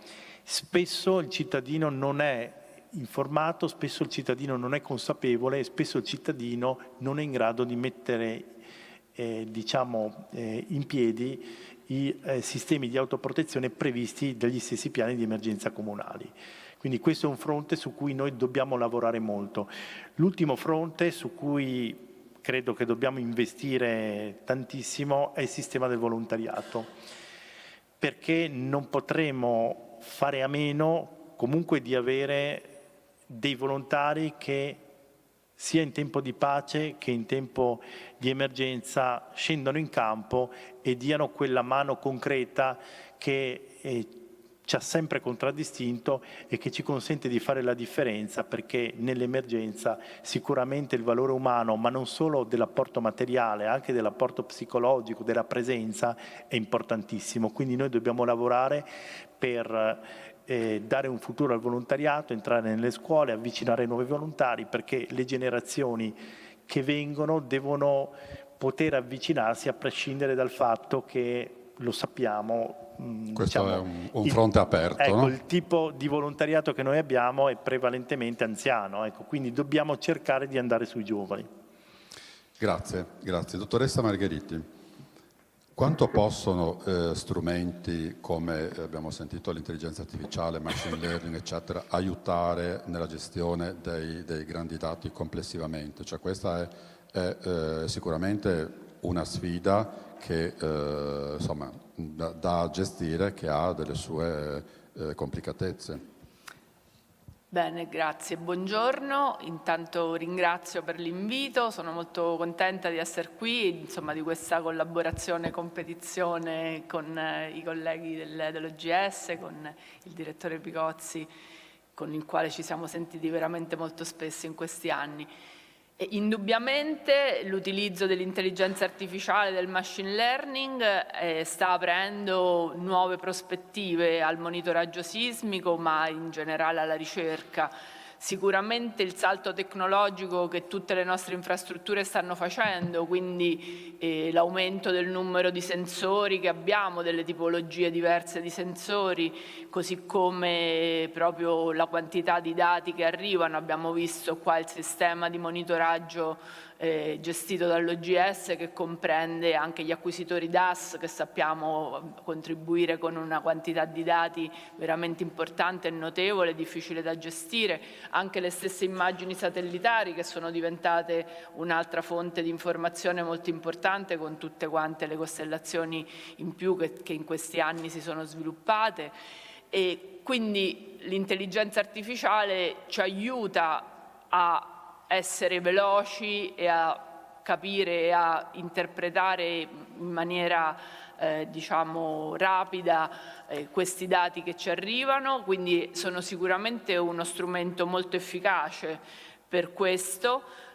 Quello al quale bisogna fare attenzione e non bisogna chiaramente utilizzarli come una scatola nera, cioè utilizzare questi nuovi strumenti senza essere ben consapevoli di come funzionano, di quali sono i risultati che ci possiamo aspettare. In particolare credo che per la parte della sismologia e quindi anche del monitoraggio un elemento molto importante è quello che tutti questi sistemi vengono addestrati utilizzando dei dati, le nostre banche dati sono molto importanti, abbiamo registrazioni, abbiamo visto che mettiamo i dati continui dei sismometri dentro l'archivio EIDA più o meno dall'inizio degli anni 2000, in maniera sistematica forse più dal 2008, e quindi abbiamo grandi quantità di dati. Però non abbiamo tantissimi terremoti forti, in un certo senso per fortuna, sul territorio nazionale, e quindi visto che i sistemi di intelligenza artificiale comunque si addestrano sulle esperienze passate, dobbiamo saperli utilizzare e riuscire a farli, a far sì che siano utili anche in situazioni nelle quali effettivamente magari l'addestramento di questi sistemi non è al meglio. Quindi sicuramente io credo che l'intelligenza artificiale sia uno strumento che noi dobbiamo usare, abbiamo iniziato a usare, serve per rilevare segnali molto deboli e quindi per aumentare la completezza del nostro catalogo sismico, ci fornisce uno strumento che è sempre attivo, che non si stanca, perché non ci scordiamo che i nostri sistemi di sorveglianza e monitoraggio sono H24 e quindi qualsiasi contributo della componente umana comunque richiede un'attenzione che non è detto che sia sempre alta, mentre questi sistemi automatizzati sono sempre coerenti con se stessi, oggettivi e non si stancano. Però ecco, resta molto importante che le competenze siano poi anche del personale che invece vede gli output di questi sistemi e che sia quindi in grado comunque di governarli e di trarne soltanto la parte, diciamo, buona, senza creare troppi automatismi che diventerebbero forse dannosi. Grazie. Professor Grimaz, pianificazione e poi gestione reale dell'emergenza. Secondo lei dove si crea lo scarto maggiore in questo percorso? Grazie. Intanto ringrazio anch'io per l'invito. Allora, quando parliamo di pianificazione dell'emergenza, parliamo, diciamo, di risposta a un evento. Allora, io partirei facendomi un quesito. Qual è la migliore risposta? È quella che parte dall'aver capito bene la domanda. Se ci riflettiamo è una cosa banale, ma in realtà è il punto di partenza. Quello che abbiamo visto stamattina è anche un modo per capire che cos'è successo, sul quale poi andare ad attivare la risposta più corretta da un punto di vista situazionale. Quindi tutte quello che sono le tematiche legate alla, come dire, conoscenza rapida dello scenario che si genera sul territorio vanno nella direzione di una corretta pianificazione anche della risposta in emergenza. A questo punto si pongono due problemi. Se io riconosco un qualcosa per il quale mi ero già organizzato, pensiamo, adesso faccio un parallelismo nell'ambito sanitario, no? Riconosco che è un infarto, applico la procedura che ormai è codificata. Ma se io quando analizzo uno scenario è un qualcosa di inedito, è un qualcosa che comunque presenta delle specificità che sono diverse rispetto a quello per cui mi ero diciamo, preparato, devo comunque affrontarlo. Questo, diciamo, tecnicamente a livello internazionale si configura come crisi, non più come emergenza, però io devo comunque dare una risposta. A questo punto io devo adattare la mia capacità di risposta allo scenario. Ecco che allora ci sono due aspetti che secondo me caratterizzano un po' sia il sistema nazionale ma anche nostro regionale, che sono importantissimi, cioè che qualsiasi piano di emergenza deve essere, diciamo, un qualcosa di modulare. Noi abbiamo il metodo Augustus, le funzioni, cioè si adatta alla situazione che viene in qualche maniera riconosciuta. Si adatta in due momenti. Si può adattare se si riesce già nel prima, in quello che potremmo chiamare un percorso di anticipazione di quello, no? Pensiamo all'allerta meteo, tutte queste parti qua, ma anche la parte sismica, adesso con nuove tecnologie forse si riesce all'early warning su alcuni aspetti, ovviamente non per la popolazione ma per impianti industriali o quant'altro, a attivare delle procedure di messa in sicurezza degli impianti, per poi andare a adattare quello che è il tipo di risposta. E anche qui mi aggancio a quello che diceva il direttore Aristei.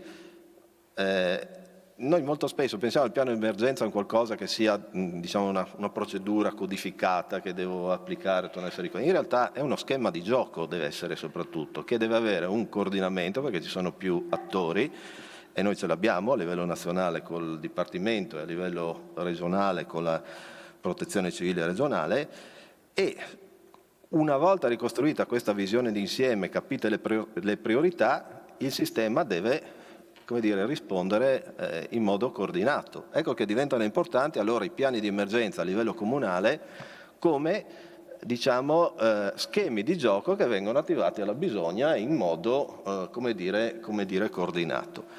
Ma su questo servono anche degli strumenti. Qui cito solo uno che, visto che diciamo, è stato un po' avviato proprio qui in Friuli e poi applicato a livello anche nazionale, che è ad esempio il tema del triage, che l'abbiamo spostato dal mondo sanitario al mondo tecnico nella prima verifica rapida, no? Di quello che è lo scenario sul territorio, che va a ricostruire di fatto una mappa situazionale sulla base della quale poi si incomincia ad agire e si definiscono soprattutto le priorità di intervento. Quindi quando parliamo di piani di emergenza, forse la sfida che abbiamo oggi è prepararci sempre di più a essere pronti a, diciamo, in modo modulare a riconfigurarsi a seconda della situazione che si presenta, perché ultimamente abbiamo visto che il mondo, pensiamo ai cambiamenti climatici, pensiamo anche all'evoluzione del territorio, se rimaniamo al tema sismico. Io faccio sempre un esempio, terremoto 76, se ci chiediamo quanti incendi ci sono stati, praticamente niente, perché non c'erano mica le reti del gas, all'epoca c'era la bombola del GPL, forse se andava bene, non avevamo i condomini con la rastrelliera, no, dei tubi che salgono al quinto piano con la caldaietta autonoma, perché sennò io non compro l'appartamento, e poi quando si trancia, diciamo, la tubazione o delle perdite. Ecco, oggi gli scenari, da un punto di vista della risposta agli eventi, saranno completamente diversi. Quindi dobbiamo prepararci anche a situazioni, come dire, inedite. Ricordo solo un esempio. Se pensate al terremoto dell'Emilia, fu una delle prime volte che ci trovammo a dover gestire una situazione di crolli estremamente diffusi di tutte le coperture dei capannoni industriali prefabbricati, con anche delle problematiche, diciamo, anche sia per la parte industriale ma anche sulla viabilità, no? Ecco, queste cose saranno sempre più all'ordine del giorno, quindi forse la sfida che abbiamo oggi, e noi siamo già pronti dal punto di vista concettuale, perché questo concetto modulare ci consente di gestire, forse la vera sfida è lavorare, diciamo, su un rafforzamento di questo coordinamento tra le varie parti, e io sono uno di quelli che sostiene che il miglior modo per creare questo coordinamento è condividere degli strumenti di lavoro comuni. Se noi creiamo degli strumenti di lavoro comuni è lo strumento stesso che ci consente, diciamo, poi di fare squadra quando dobbiamo mettere in atto delle azioni che sono anche complesse e scaglionate nel tempo e che vedono più attori. Chiudo solo con un'ultima cosa, direi che sul piano dell'esercitazione e delle simulazioni è molto importante, e io faccio parte di quelli che bisogna coinvolgere i giovani. Condivido con quello che diceva prima il direttore Aristei, e perché no, qui parlo come università, ma penso che poi anche la collega, e anche giovani, non solo giovani volonterosi, ma anche giovani che possono portare delle innovazioni. Alcune tecnologie che abbiamo detto prima sono il risultato di tesi di laurea, tesi di dottorato, quindi questa è un'altra sfida che dobbiamo portare i giovani a pensare come potrebbero dare supporto in questa direzione. Grazie, grazie. Professoressa D'Apporto, la Commissione Grandi Rischi lavora in un contesto, studia in un contesto di evidenze scientifiche che non sempre sono certezze. Ecco. E poi come si fa a costruire uno studio tecnico, un piano tecnico che sia al tempo stesso utile, rigoroso, efficace? Allora, innanzitutto grazie per la domanda, ma prima di tutto grazie per l'invito ad essere qua. Mi fa molto piacere. E porto anche i saluti di Stefano Parolai, il nostro referente vicario del settore sismico della Commissione Grandi Rischi, che sarebbe stato qui sicuramente, essendo lui, come dire, attivo all'OGS all'Università di Trieste, però purtroppo aveva un viaggio già previsto all'estero e quindi non è potuto essere qui. Mi fa molto piacere anche perché, aggiungo una cosa prima di passare alla sua domanda, da ingegnere strutturale che si occupa di sismica, mi piace ricordare, è stato già detto prima, come il terremoto del Friuli sia stato un terremoto che ha avviato questo rapporto solidissimo tra protezione civile e scienza, come ha fatto avviare anche di fatto il sistema della protezione civile in Italia, e poi sono stati fatti vedere un sacco di attività che hanno proprio dato avvio agli studi di pericolosità sismica. Abbiamo visto un sacco di presentazioni, però mi fa piacere ricordare che il terremoto del Friuli è anche quello che ha posto le basi dell'ingegneria sismica italiana, proprio per il patrimonio di conoscenza e di dati che sono stati rilevati sul campo, e che oggi noi abbiamo una normativa tecnica per le costruzioni, per la progettazione strutturale e sismica, che è riconosciuta essere una delle migliori al mondo, proprio soprattutto per la parte che riguarda l'attenzione, il percorso che si deve fare sugli edifici esistenti, e questo gioiello nazionale nasce dal terremoto del Friuli e poi successivamente il terremoto dell'Irpinia. Quindi voglio dire, per me è un grande piacere, anche perché appunto mi occupo di questo. Allora, veniamo alla Commissione Grandi Rischi, alla domanda difficile e spinosa che mi ha posto. Allora, diciamo, la Commissione Grandi Rischi sostanzialmente fornisce dei pareri tecnico-scientifici alla Protezione Civile sulla base di quesiti che le vengono posti, e questi quesiti, diciamo, sono soprattutto relativi a tre, diciamo, campi di attività, o se vogliamo a tre modalità di attività. Uno è quello ordinario, quindi abbiamo, diciamo, quadrimestralmente ci troviamo a vedere qual è lo stato della sismicità nel quadrimestre appena percorso e quindi trascorso, e quindi a fornire dei pareri su quello che è successo. Uno ovviamente è quello straordinario che avviene in emergenza. Noi come Commissione Grandi Rischi attuali ci siamo insediati a settembre 2023 e quindi in piena crisi bradisismica, quindi diciamo è un'emergenza continua dal 2023 in poi. E poi in realtà noi facciamo anche una intensa attività diciamo in tempo di pace, cioè non relativa alle emergenze, che è quella di fare la valutazione di strumenti scientifici che vengono nel frattempo sviluppati dalla comunità scientifica, e quindi li dobbiamo valutare, dobbiamo come dire, dare il nostro parere al Dipartimento della Protezione Civile sul fatto che questi strumenti, queste nuove conoscenze siano sufficientemente mature e abbiano sufficiente consenso. Questi sono i due aspetti principali che noi mettiamo nella valutazione di quelle ricerche scientifiche.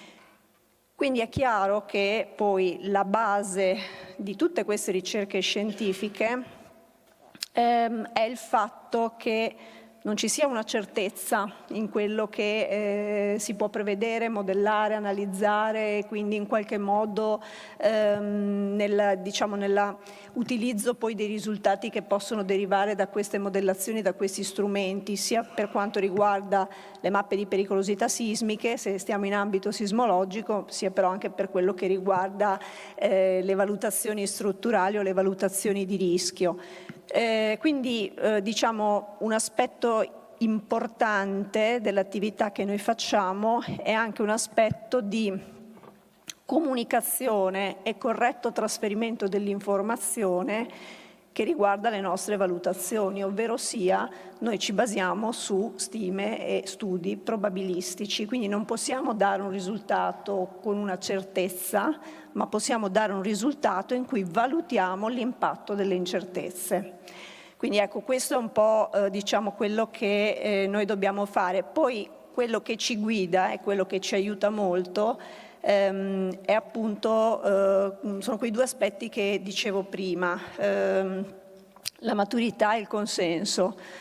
Ogni giorno in ambito scientifico, io poi appunto, come diceva prima anche la dottoressa Pagliari, i membri della Commissione Grandi Rischi sono generalmente esperti, studiosi, scienziati che si occupano, ricercatori che si occupano delle materie dei diversi settori, quindi quotidianamente nascono nuove teorie, vengono sviluppati nuovi modelli, si utilizzano nuovi strumenti, lei prima citava l'AI, e quindi diciamo c'è in continua innovazione nel settore scientifico, però questa innovazione non vuol dire sempre che poi arriveremo ad un risultato come dire, realmente affidabile, utilizzabile.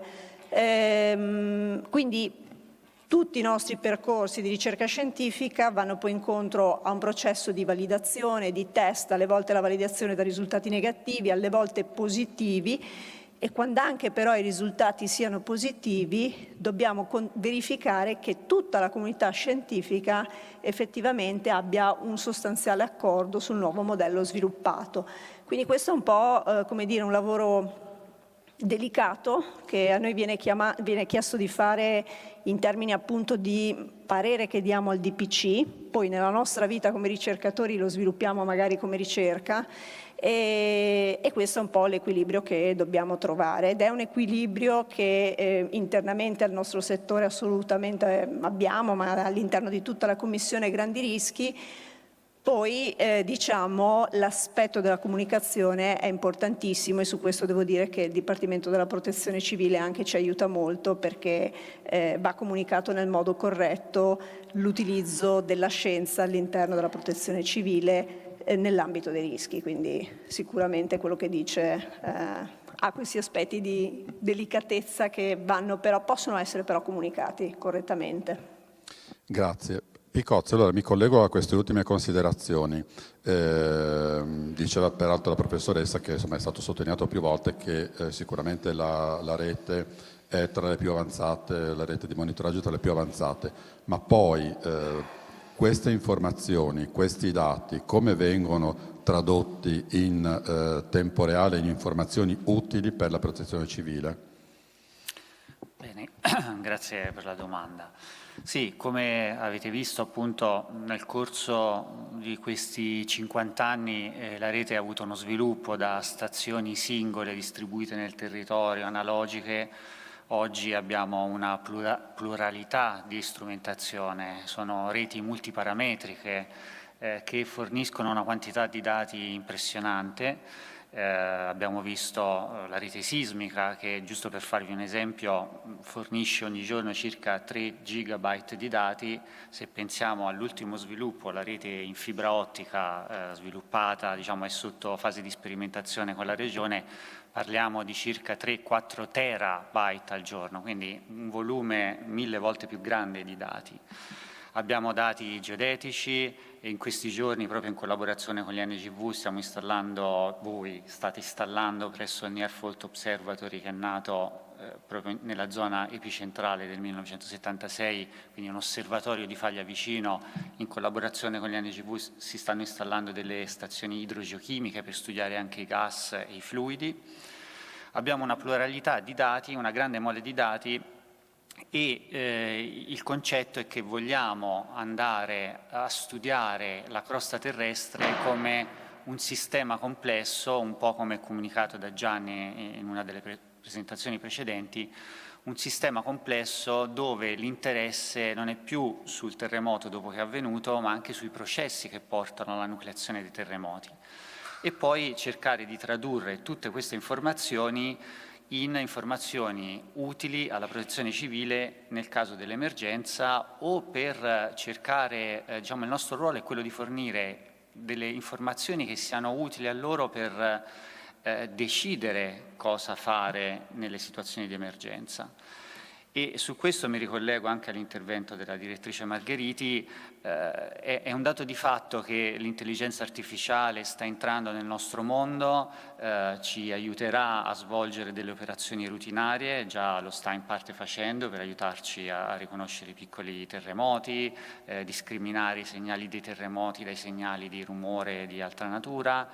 Ma nel rapporto con la protezione civile dovremo sempre mantenere il ruolo degli operatori, dei sismologi, che devono verificare e fornire un dato robusto e sicuro, perché poi la protezione civile con quei dati ha un ruolo diciamo decisionale, etico e anche con delle implicazioni legali, appunto, e quindi l'informazione non può essere derivata da una scatola nera, come appunto la direttrice menzionava prima. E quindi stiamo cercando di testare i nuovi strumenti che ci aiutano inevitabilmente ad analizzare una mole di dati che sta crescendo nel tempo incredibilmente, tenendo sempre presente che dobbiamo selezionare strumenti di intelligenza artificiale che siano interpretabili, ossia si capisca cosa fa quel modello, e che siano spiegabili, ossia l'output che ci viene fornito che venga compreso come è stato ottenuto. E tutta questa grande sfida poi si unisce anche a una sfida umana, perché noi sismologi dobbiamo cercare di adattarci costantemente alle nuove tecnologie, sia per la misura che per l'interpretazione dei dati, e accrescere, sono stati nominati giovani per la protezione civile, ma anche nel mondo della ricerca e del monitoraggio dobbiamo crescere delle nuove generazioni che siano in grado di usare questi strumenti.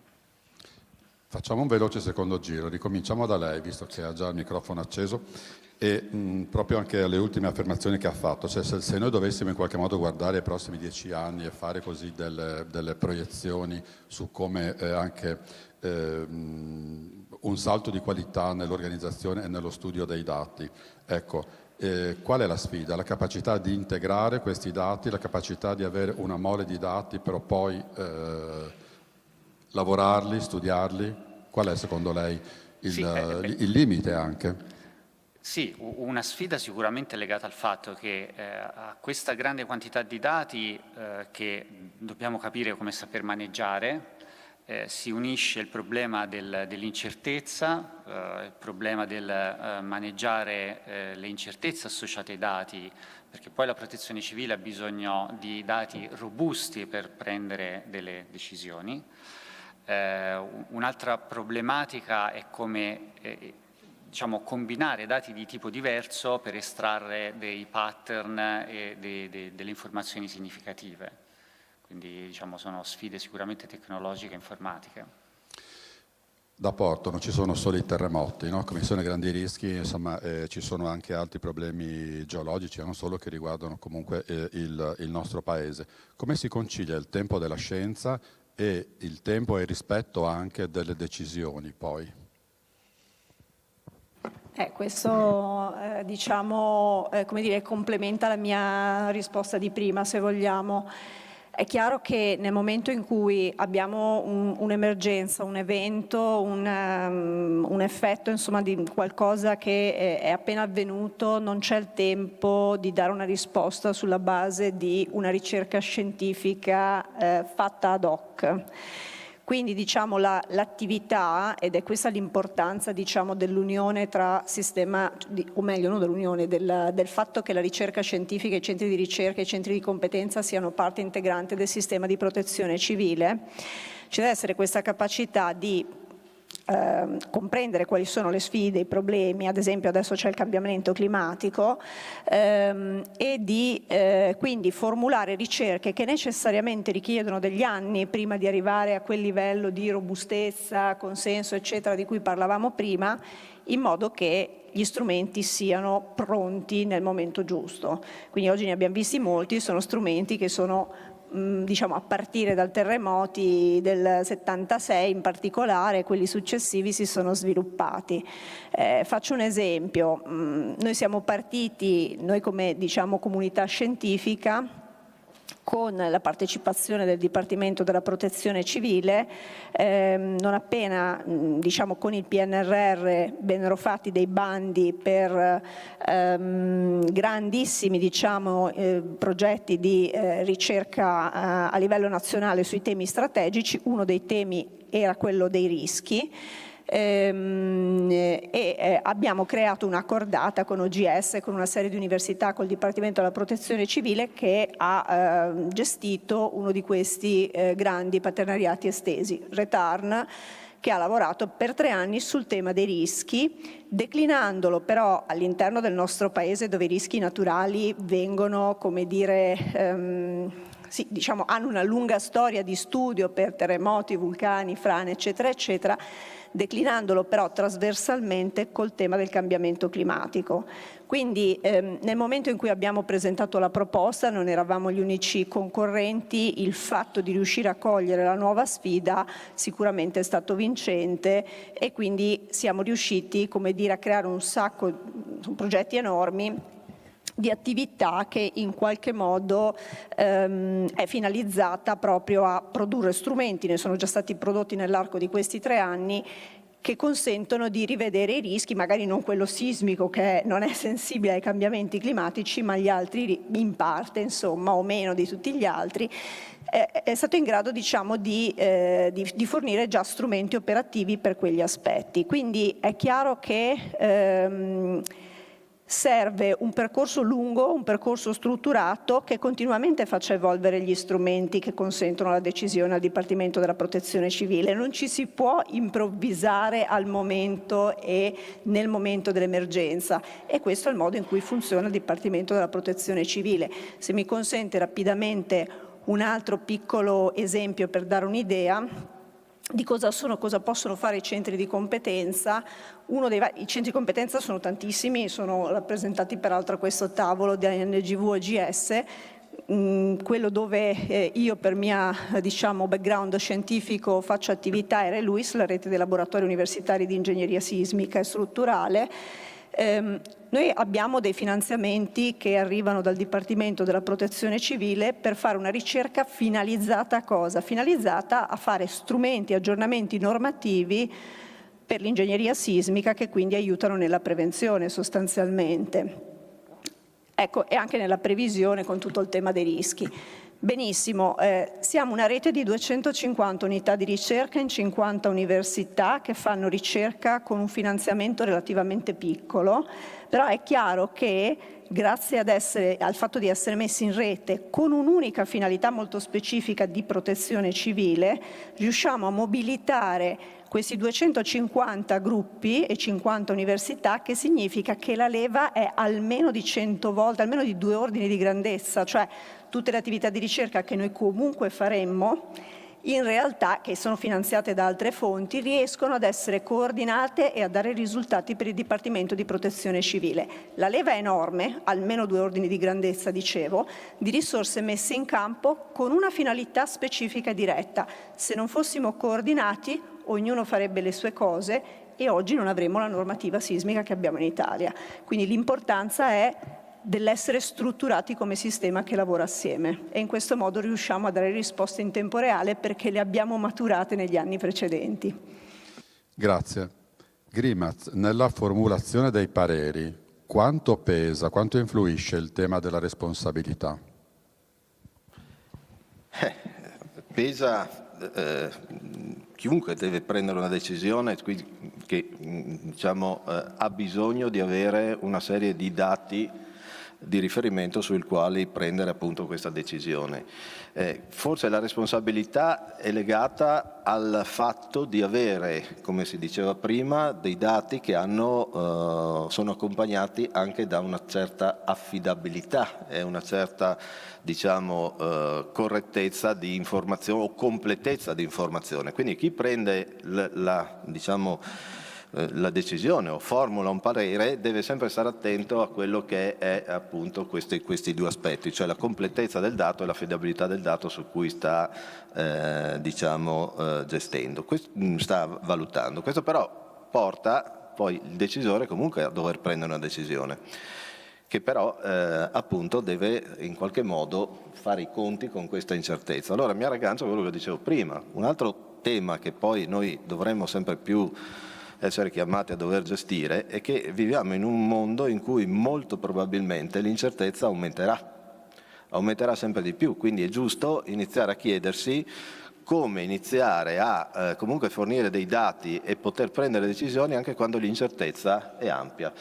E allora andiamo dall'altra parte, cioè nella risposta. Io devo poter dare delle risposte che possano essere, rimodulabili o adattabili in corsa in funzione della mia risposta stessa. Cioè la mia risposta non è più se succede A faccio A, se succede B faccio B, ma se succede un qualcosa che penso che sia A, inizio a dare una risposta, configurata su quel tipo di scenario, ma devo contemporaneamente mettere in atto una sorta di monitoraggio sempre su basi scientifiche per capire come evolve la situazione e andare di conseguenza ad adattare la mia risposta. Questo forse non tanto sul fronte sismico, ma su altri rischi, pensiamo appunto ai cambiamenti climatici, è un qualcosa che già lo stiamo vedendo perché le cose cambiano in modo talmente rapido che richiedono questo tipo di impostazione.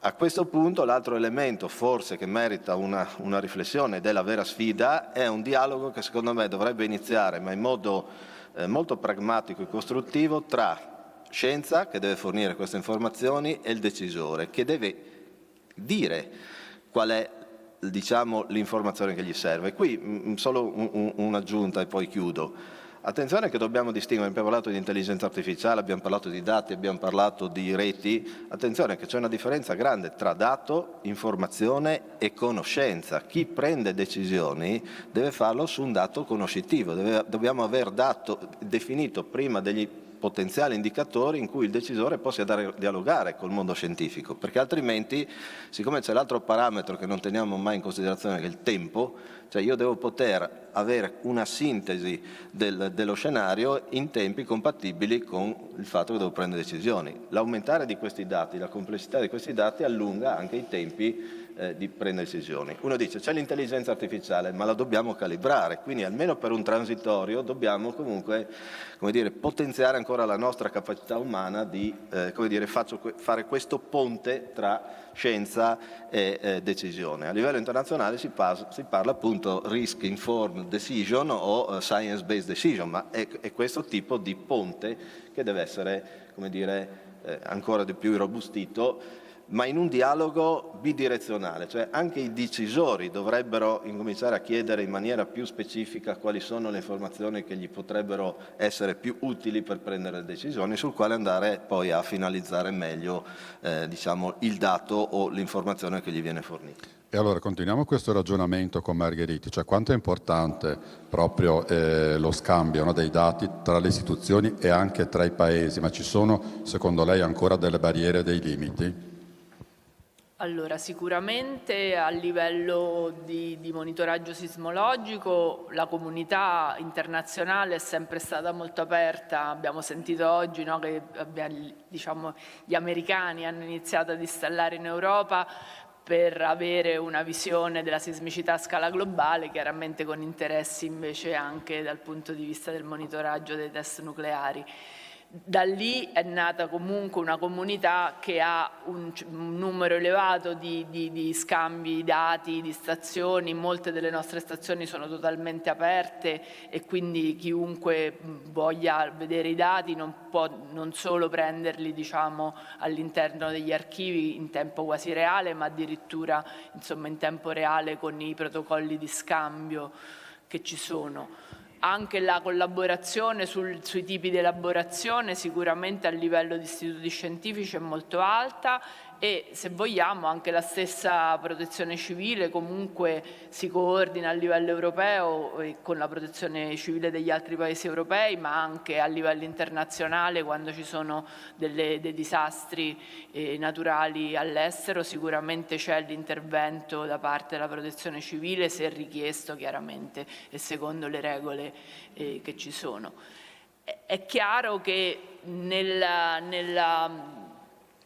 rendere operativo quello che noi conosciamo come prodotto scientifico, quello che noi possiamo fornire ai decisori come prodotto scientifico, è molto importante, proprio per le responsabilità che ci sono dietro, darsi delle regole, darsi dei protocolli di scambio, definire quali sono effettivamente le modalità anche e i contenuti da comunicare. Quindi è chiaro che queste cose possono poi cambiare nel tempo, essere migliorate, però credo che appunto sia molto importante che esistano effettivamente delle regole di base. Noi in questo come INGV con la protezione civile abbiamo tutta una serie di protocolli che sono molto importanti perché appunto ci danno tempistiche, soglie di attivazione e così via, e questa cosa diventa sempre più importante quando si parla di informazioni che non riguardano più qualcosa che è già accaduto, come potrebbe essere appunto un terremoto avvenuto anche se pochi secondi prima, anche se pochi minuti prima, ma anche delle allerte, no? Noi attualmente già facciamo l'allerta tsunami, già facciamo in alcuni casi l'allerta vulcanica, quindi per possibili eruzioni, e quindi in questo quadro è importante sicuramente definire quali sono le informazioni e i prodotti che noi possiamo dare come operativi, definire qual è il quadro delle incertezze di questi prodotti che noi diamo, ma anche proprio definire qual è la modalità di scambio, perché appunto, visto che ci sono in ballo delle responsabilità importanti, è importante avere anche una copertura per poi lavorare meglio, perché questo è il modo in cui effettivamente chiunque, se sa che esistono delle regole che se uno le segue insomma è nel giusto, quindi allora a quel punto è disponibile a stare in quella parte,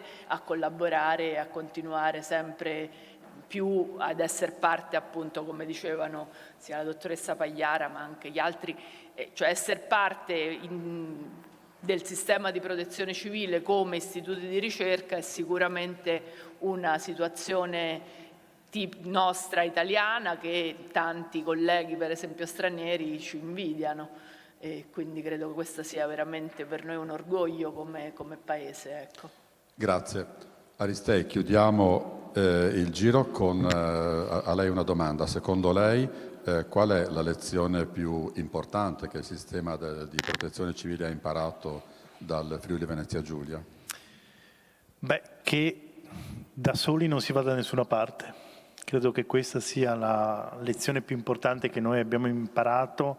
Anche oggi, sentendo i colleghi, le competenze e le specificità che esprimono, noi non possiamo fare altro che avvalerci di questi contributi, metterli insieme, perché è un po' anche il nostro compito, quello di fare sistema, di fare da cappello, di acquisire i contributi della comunità scientifica, del mondo del volontariato, dei sindaci, del territorio, e poi prendere le decisioni.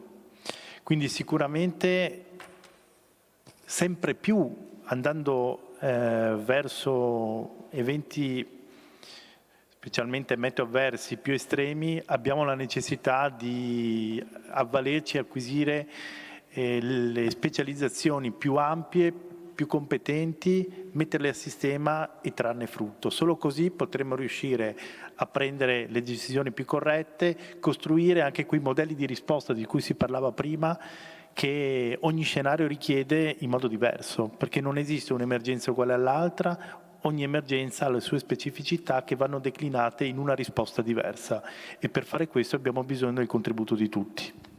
Grazie a tutti, e invito l'assessore regionale Riccardo Riccardi a raggiungerci al palco. Sì, prego l'assessore, e chiudere questa sessione. Assessore, abbiamo sentito insomma sulla funzionalità della protezione civile, e ha sottolineato adesso Aristei anche del fatto che da soli non si va da nessuna parte. Ecco, condivide?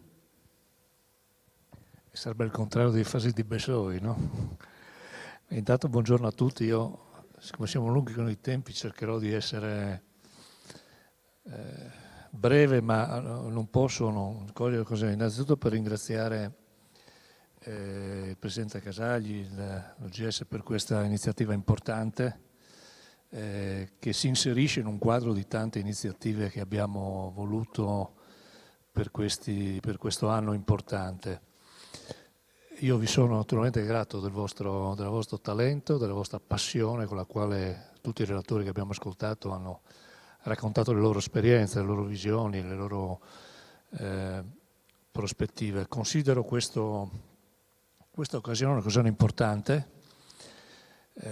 Noi parliamo delle occasioni più importanti che avremo nel corso del 2026, no? Quindi sicuramente molto importanti, la presenza del Presidente della Repubblica nel Consiglio regionale straordinario del 6 maggio, la messa del Cardinale Zuppi il 3 maggio, il 7 maggio il concerto di Bocelli in ricordo dei morti.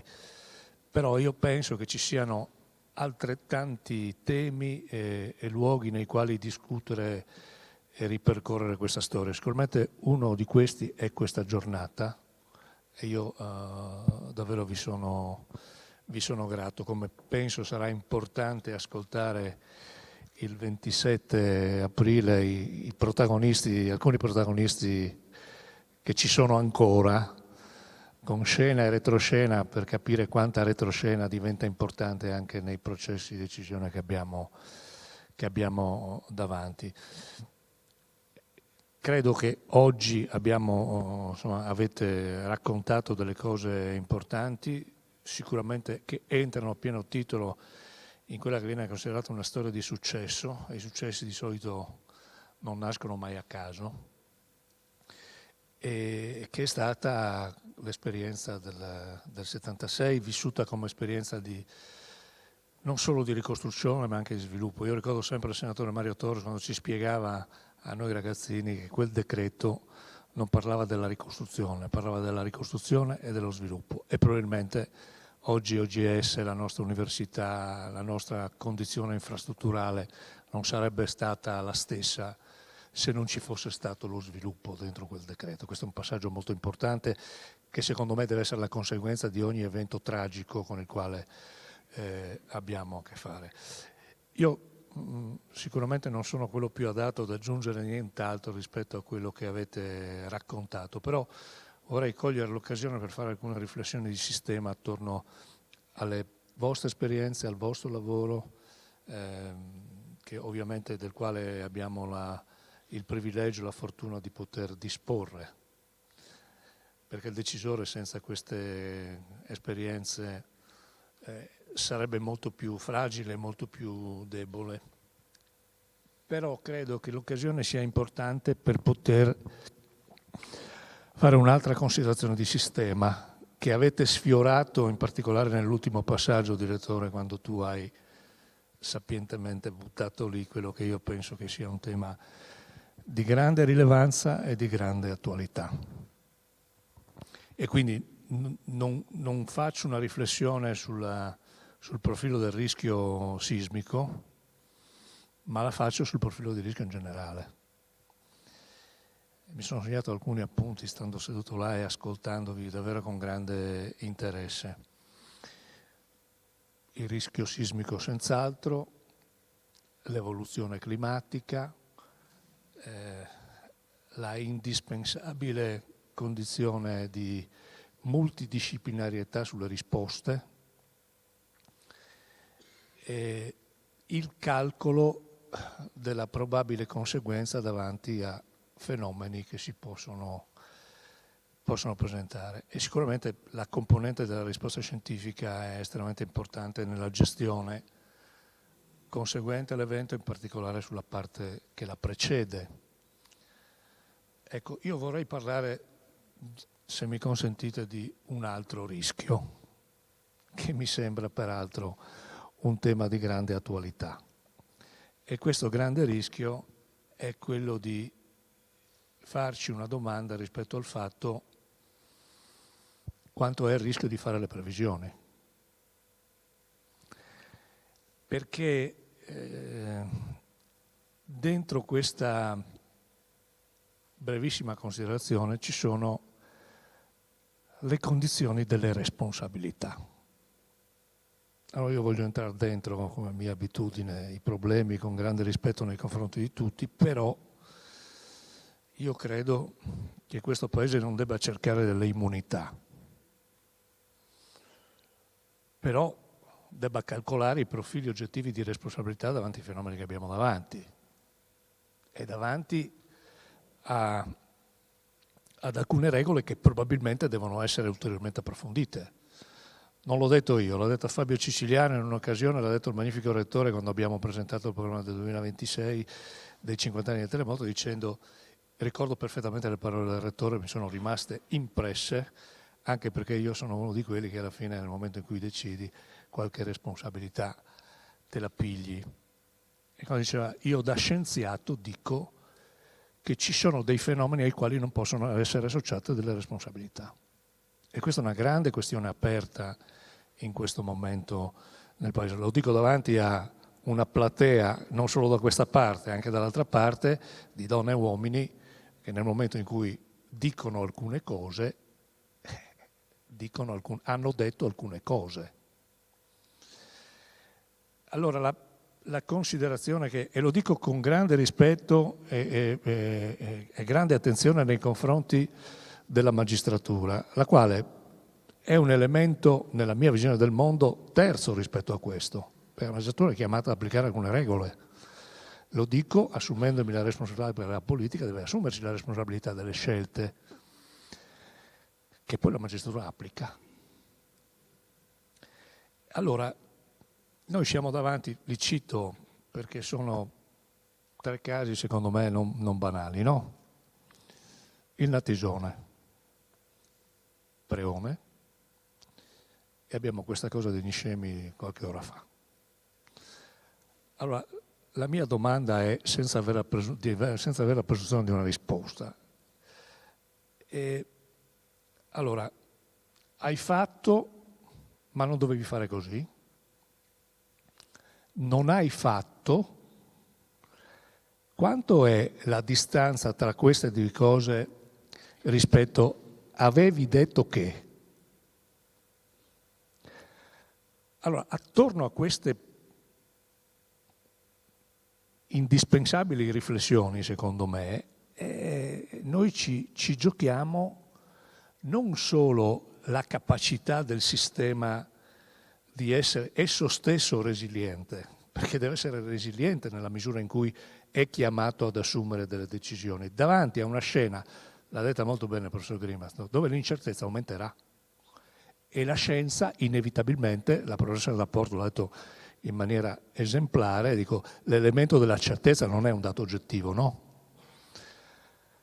Io faccio un esempio, posso fare un esempio di vita vissuta, ormai insomma, superata dagli eventi che non sono un addendo di una somma complessiva che riguarda la complessità, l'elemento della conseguenza sismica.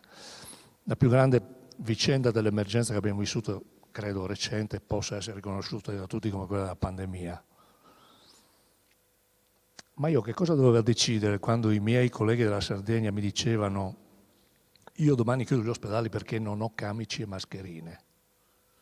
Avevamo i profili degli andamenti delle curve che ci dicevano quali erano i fabbisogni e quali erano gli strumenti che dovevamo avere a disposizione. Io nella fornitura di camici e mascherine avevo 3 giorni di autonomia, loro non ne avevano 1, ma quelle forniture non erano garantite. E noi, insieme col Presidente della Regione, abbiamo fatto alzare un ATR 42 da Ciampino della Guardia di Finanza, è arrivato a Roma, che abbiamo aperto l'aeroporto, abbiamo riempito dei nostri camici e delle nostre mascherine, mandandolo a Cagliari, tenendo aperti con gli ospedali, e abbiamo avuto la previsione che è stata mantenuta perché 2 giorni dopo la nostra fornitura è arrivata. Ma quel profilo di rischio lì e quella decisione lì, quanto sarebbe costata se non fosse andata come è andata?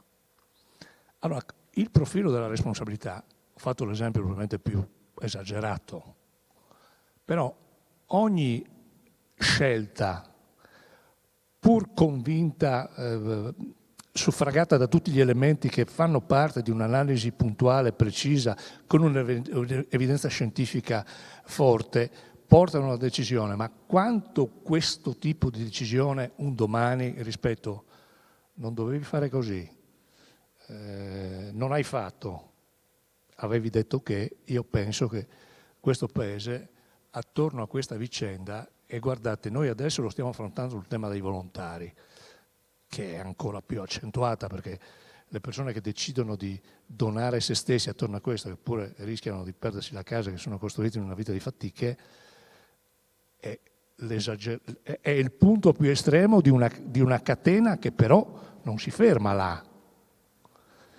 Perché alla fine noi potremmo fare le migliori regole del mondo, rischiando di trovare quelli che alla fine non decidono per scelta di non andare a applicare perché dicono vado a fare altro.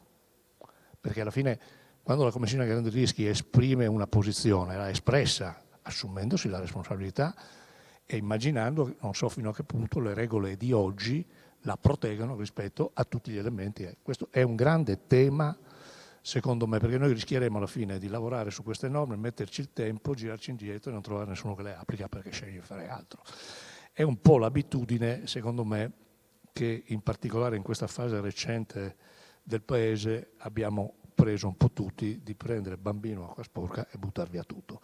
Io sono un po' preoccupato di questa vicenda e penso che a partire dalla comunità scientifica della quale voi siete autorevoli esponenti si debba interrogare non sulle immunità, ma sulle giuste conseguenze, le giuste responsabilità attorno a fenomeni che probabilmente si presenteranno con una certa maggiore incertezza. E chiudo qui. Sono andato a cercarmi, ascoltandovi, questa cosa, me ne sono andato a rinfrescare questa storia. Mi faccio una domanda e chiudo con questa domanda. Nel 1977, il 16 aprile, un elicottero dei Vigili del Fuoco cade nel lago di Redona durante le operazioni legate al terremoto. In quell'occasione persero la vita 5 persone. Allora la mia domanda è, oggi, con le regole vigenti, qui consentitemi una battuta nei confronti del sistema mediatico che ovviamente ha una grande... Il professor Giacca, quando noi gestivamo la pandemia, ci diceva ricordatevi sempre che stiamo gestendo una pandemia per la prima volta con la presenza dei social, che è un altro elemento di grande influenza nel processo che porta comunque inevitabilmente ti deve consegnare qualcuno che ha la colpa. Ecco. Allora, la mia domanda è, rispetto al tragico evento che si ricorda ogni anno per quello che è accaduto in quegli anni, fosse accaduto oggi, la conseguenza che c'è stata rispetto a questo evento sarebbe stata la stessa? Io ho una mia opinione, non ve la dico e lascio a voi le conclusioni di queste mie brevissime considerazioni, rinnovandovi davvero gratitudine per questa occasione che è stata davvero interessante.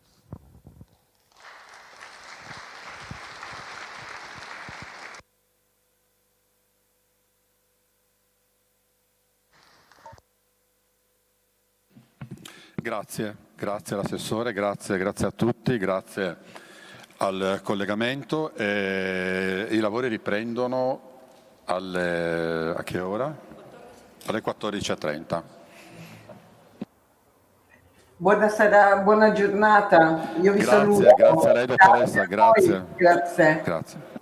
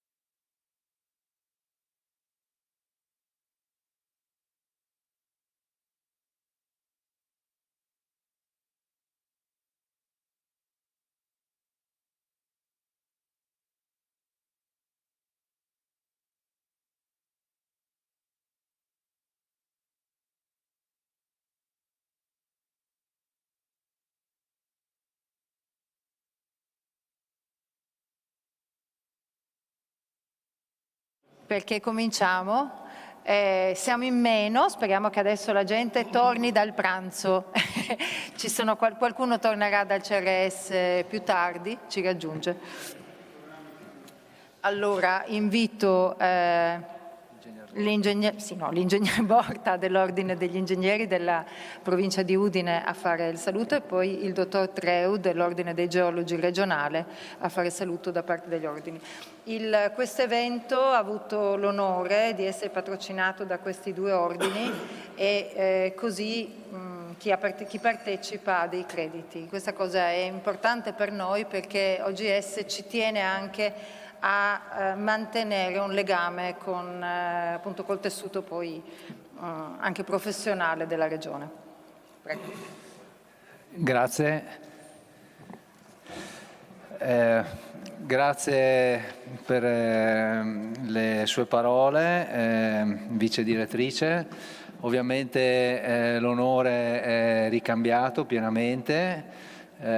Sia in virtù del fatto che l'OGS è riconosciuto come ente importante, ma anche per il fatto che noi ingegneri ci teniamo molto a questo rapporto che credo anche in questi anni, almeno da parte nostra, voglia essere rinfrescato e utilizzato in modo proficuo. Io saluto tutti, ringrazio ovviamente i padroni di casa e ovviamente l'OGS intero per aver organizzato questo evento.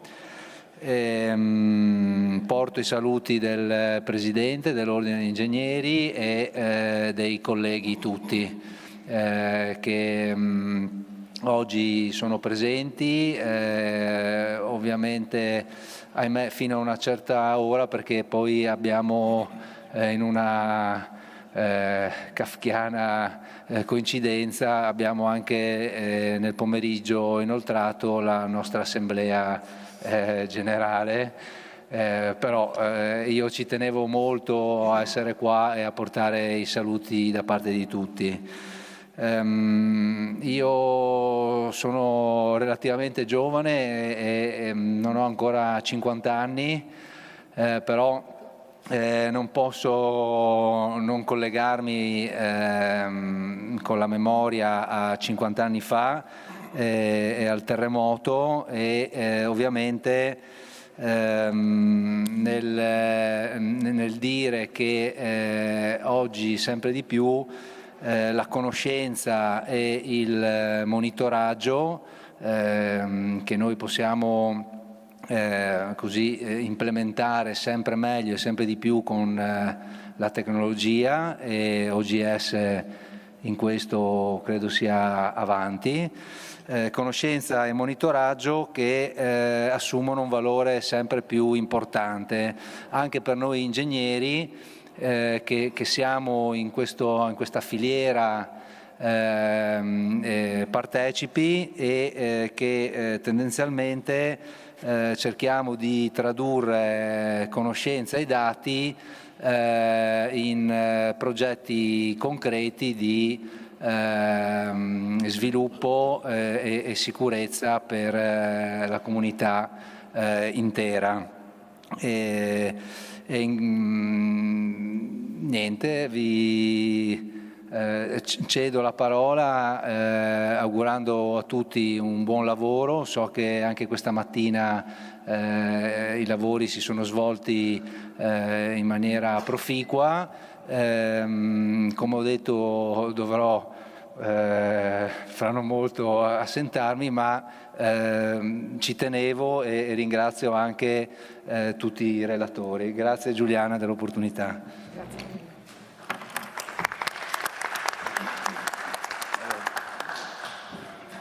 Prego. Buongiorno a tutti, io come Presidente dell'Ordine dei Geologi porto i saluti del Consiglio e ringrazio di cuore Giuliana Rossi, CSR, OGS, gli organizzatori e tutti i partecipanti. Un evento come questo, dedicato a 50 anni di monitoraggio e ricerca, non è solo un'occasione di approfondimento scientifico, oltre che di commemorazione, no? Ma rappresenta anche un momento di riflessione sul rapporto tra conoscenza, prevenzione e gestione del rischio. Dal sisma del 76 abbiamo davvero imparato tante cose, ha dimostrato come il danno sia influenzato non solo dalla vulnerabilità del costruito, ma anche dalle caratteristiche geologiche locali e dall'interazione tra suolo e struttura. Proprio da lì poi è maturata la consapevolezza dell'importanza degli studi di microzonazione sismica, i monitoraggi, la risposta sismica locale e il ruolo della geologia nella pianificazione e nei progetti. Oggi, grazie alla evoluzione normativa e anche agli interventi di adeguamento, possiamo affermare che il nuovo costruito presenta dei livelli di sicurezza certamente più elevati, no? La criticità principale si concentra invece nel costruito datato ma non adeguato, che rappresenta la parte più vulnerabile. Un altro aspetto emerso allora evidenziò la necessità anche di considerare la componente insediativa e sia quella infrastrutturale, insieme anche ai fenomeni di instabilità di versante, eccetera. Sul piano scientifico, il sisma del 76 ha avviato davvero una stagione di ricerca coordinata tra sismologi, ingegneri, geologi, e ha reso il Friuli davvero un proprio laboratorio, diciamo, nazionale. Noi come geologi, liberi professionisti, siamo anche fruitori di queste attività di monitoraggio, ricerca, e quindi siamo direttamente anche interessati alla loro evoluzione. Il geologo, pur intervenendo lungo tutto il ciclo della gestione del rischio, quindi dalla prevenzione alla ricostruzione, ad ogni modo per sua natura è più diciamo, è soprattutto l'uomo del giorno prima. Sappiamo che prevenire costa meno che curare, eppure questa evidenza fatica ancora, diciamo, a tradursi in politiche continue e strutturali. Spesso infatti tocca operare ancora in emergenza, e norme e l'attenzione politica soprattutto arrivano quando si manifesta un evento calamitoso. Ma perché dico questo? Perché poi alla base di tutto questo cosa c'è? C'è la conoscenza. Se il 76 ci ha insegnato a reagire, i 50 anni successivi ci hanno insegnato a osservare e comprendere il territorio in modo continuo, come OGS fa.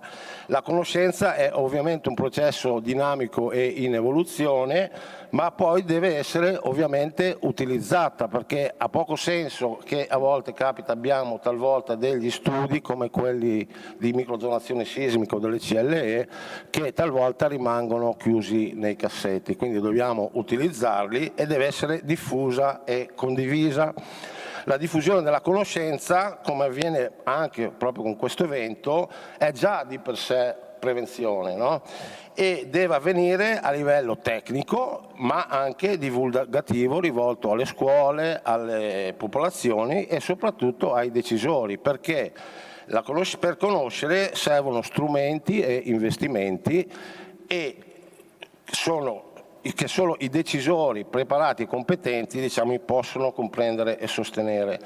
Parliamo di strumenti e mezzi, ma servono anche personale, abbiamo ricercatori, tecnici e professionisti, e qui si apre una criticità molto seria, perché il sistema oggi regge, diciamo, su un grande patrimonio di competenze accumulato nel passato, un vero e proprio silver know-how, diciamo, no? Ma a chi trasmetterlo se diminuiscono gli iscritti alle discipline tecniche e scientifiche e anche agli ordini professionali, anche se il lavoro non manca? Anche questo è un tema di prevenzione, direi che siamo anzi in emergenza, alcuni ci hanno lasciato, ci diventano i capelli grigi, a me no, su questo mi salvo, ma quindi senza ricambio generazionale il sistema rischia di non avere in futuro le risorse umane necessarie.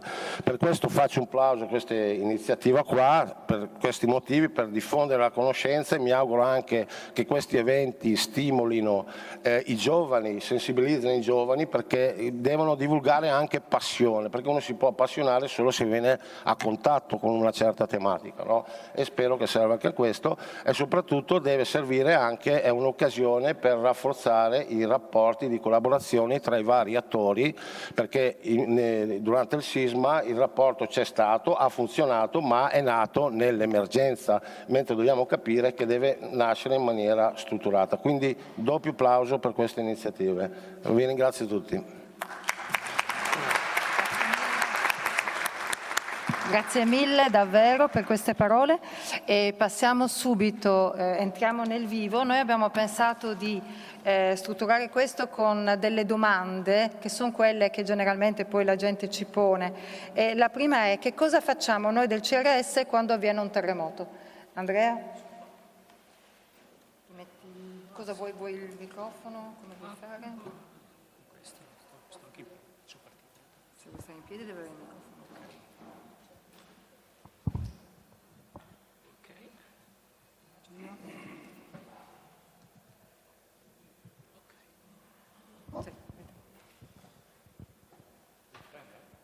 Sentite?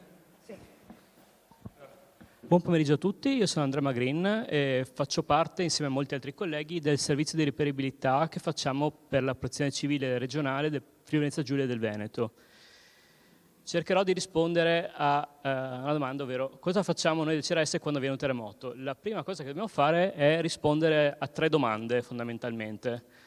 Dove e quando è avvenuto, quanto è stato forte e che impatto ha avuto. Allora, sulla destra vedete l'home page del nostro sito, terremoti.ogs.it, dove vengono riportate le informazioni sulla sismicità dell'Italia nord-orientale man mano che le produciamo. Come rispondiamo a questa domanda? Attraverso 2 livelli. Il primo è quello delle procedure automatiche che corrono 24 ore su 24 e che identificano gli eventi e producono delle localizzazioni e delle stime di magnitudo robuste e rapide. Questa mattina Pier ha parlato di 1-2 minuti per l'invio di una prima allerta alle protezioni civili. Dopo questa fase arriva il turno degli operatori umani che devono verificare l'accuratezza delle informazioni e migliorare la precisione delle localizzazioni e delle stime di magnitudo. Prima di entrare un po' nel viso, volevo richiamare un po' di cose che più o meno avete visto questa mattina, ovvero dove registriamo la sismicità e quanti eventi registriamo, quanto spesso registriamo eventi. Allora, prima dove? Qua a sinistra vedete la mappa dei terremoti che abbiamo registrato e localizzato tra il 2015 e il 2024, quindi circa 10 anni. L'elemento principale che si può vedere è una fascia continua di terremoti che parte dall'area del Garda e seguendo il fronte meridionale delle Alpi raggiunge la nostra regione e scende poi verso sud-est attraverso la Slovenia.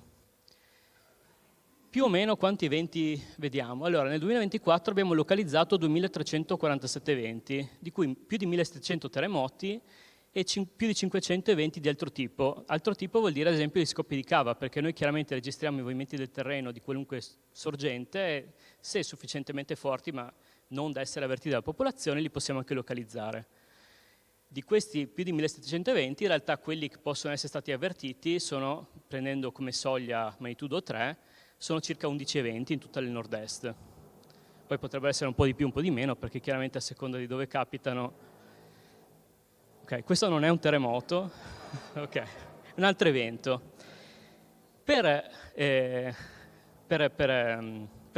Quindi per rispondere alle nostre domande dobbiamo avere a disposizione dei dati. Il dove e quando avvengono, per determinare dove e quando avvengono i terremoti, ci viene in aiuto la rete sismometrica, la componente sismometrica del DISMINO, del sistema di monitoraggio dell'Italia nord-orientale, che potete vedere più o meno è concentrata soprattutto nelle aree in cui gli eventi avvengono normalmente, quindi sempre lungo la fascia meridionale, diciamo, delle Alpi. La componente invece accelerometrica ci permette di rispondere alla terza domanda, ovvero che impatto hanno gli eventi sul territorio. Importante è l'integrazione con i dati di altre reti e quindi abbiamo collaborazioni, come è stato detto questa mattina, con i nostri vicini sloveni e austriaci, con reti locali, diciamo, come quelle gestite dall'Università di Trieste, dalle province autonome di Trento e Bolzano, ma anche e soprattutto con istituzioni nazionali come l'INGV e il Dipartimento di Protezione Civile. Ora partiamo da un esempio. Cosa succede effettivamente quando avviene un terremoto? Sono circa 5 minuti di registrazioni fatte la sera del 27 marzo 2024. Quella sera, non so se vi ricordate, è stato un evento di magnitudo 4,6 in zona di Socchieve, e questi erano pochi minuti prima dell'evento. Quindi sono le diverse stazioni e quello che registriamo. Quello che vedete fondamentalmente è rumore. Sono movimenti casuali, e adesso la registrazione è accelerata perché sennò non avremmo fatto in tempo. A un certo punto sulla destra, quindi, compare l'evento, compare il terremoto, che innanzitutto sembra che il rumore sia sparito. In realtà il rumore è persistente, semplicemente l'ampiezza che viene mostrata scala con quello che è il segnale presente nella traccia, nella parte della traccia. Quindi il terremoto è molto più forte, l'ampiezza del terremoto è molto più alta del rumore, e quindi fondamentalmente il rumore non lo vediamo più. Potete notare che l'evento arriva prima chiaramente sulle stazioni più vicine, e che sulle stazioni più lontane la forma d'onda cambia, mentre le stazioni vicine mostrano delle forme d'onde belle piccate, diciamo, più ci si allontana più il segnale si sparpaglia. Il sistema automatico a questo punto, diciamo, che si accorge che è successo qualcosa di diverso dal rumore abituale, quindi fa una detezione di un evento, perché prima di localizzarlo e dire quanto è forte dobbiamo anche accorgerci che è avvenuto. Quindi c'è una fase di detezione dell'evento, una localizzazione, e il sistema automatico produce una prima localizzazione stima di magnitudo dell'evento, che viene comunicata alle protezioni civili e determina anche dei livelli di attivazione eventuali per i comuni interessati. A questo punto, mentre parte l'allerta alla protezione civile, veniamo attivati anche noi reperibili, cioè ci parte una telefonata automatica e sappiamo che è avvenuto un evento per cui dobbiamo intervenire in tempi stretti, e a questo punto possiamo iniziare a rivedere quello che ha prodotto il sistema automatico. Ripartiamo sempre da lì, ovvero dal sismogramma. Questa è la registrazione sempre del terremoto di Socchieve del 2024 alla stazione di Bordano. Vedete, ci sono 3 componenti perché il moto del suolo è tridimensionale, quindi c'è la verticale e 2 componenti orizzontali. Si vede bene che ci sono due arrivi, due treni d'onda, le P e le S, le onde prime e seconde. Il movimento più intenso è legato alle onde seconde, e quindi il sistema automatico ha già identificato le P, noi dobbiamo verificare quanto è accurata la terminazione delle onde, delle arrivi, usando anche le S, ci proviamo a rispondere alla prima domanda, ovvero dove e quando è avvenuto. Usando le informazioni di più stazioni e sapendo qual è la velocità di propagazione delle onde, lo sappiamo, e poi Luigi credo vi spiegherà come, possiamo determinare la distanza tra la stazione e l'evento, e usando, questo è un metodo chiaramente molto semplificato perché non usiamo più i compassi per determinare gli epicentri, ma gli ingredienti sono gli stessi, tempi di arrivo e modello di velocità. Determiniamo il dove e quando è avvenuto. Poi possiamo passare a quanto è stato forte. Sempre partendo dal segnale, vediamo quanto è ampio, qual è il massimo picco, e in realtà non si considera esattamente questi qua che vedete, ma questa mattina Dario Sleico parlava di uno strumento standard che è quello usato da Richter per definire la magnitudo locale. Quindi usando dei filtri opportuni si simula la risposta di un Wood Anderson, di uno strumento standard, si determina il picco di ampiezza su questo strumento, si calcola il logaritmo, si tiene conto della distanza, quindi si corregge per la distanza, perché chiaramente più si allontana dalla sorgente, tendenzialmente più si abbassa il valore di ampiezza, e questo dà il valore di magnitudo di stazione, magnitudo locale di stazione. Dopodiché noi facciamo la media tra tutte le stazioni che hanno visto l'evento e otteniamo la magnitudo dell'evento. La magnitudo dell'evento chiaramente che ha anche una dispersione, cioè non è un valore identico su tutte le stazioni, perché in realtà la propagazione non è identica e non dipende solo dalla distanza. E quindi otteniamo una dispersione dei valori che ci permette di determinare un'incertezza nella stima di magnitudo. A questo punto siamo pronti per aggiornare la protezione civile, in questo caso la protezione civile del Friuli-Venezia Giulia, su cosa è successo, quindi comunichiamo le informazioni aggiornate e le inseriamo anche nel contesto delle informazioni che riguardano la sismicità dell'area, per cui ad esempio qua mostra la mappa della sismicità dell'ultimo anno, prima dell'evento, ma anche la sismicità storica, che può essere importante per capire qual è la possibile pericolosità dell'area.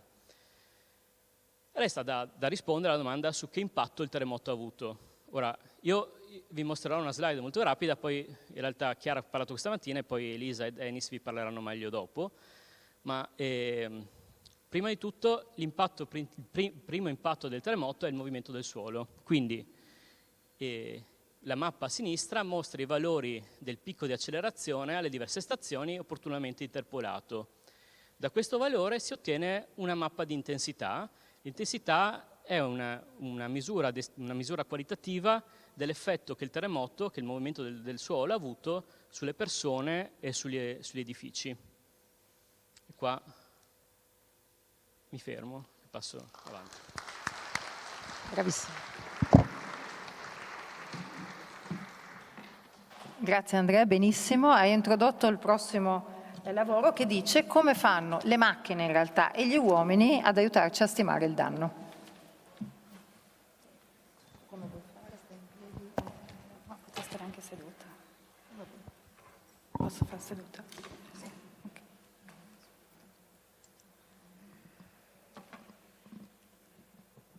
La 7 no.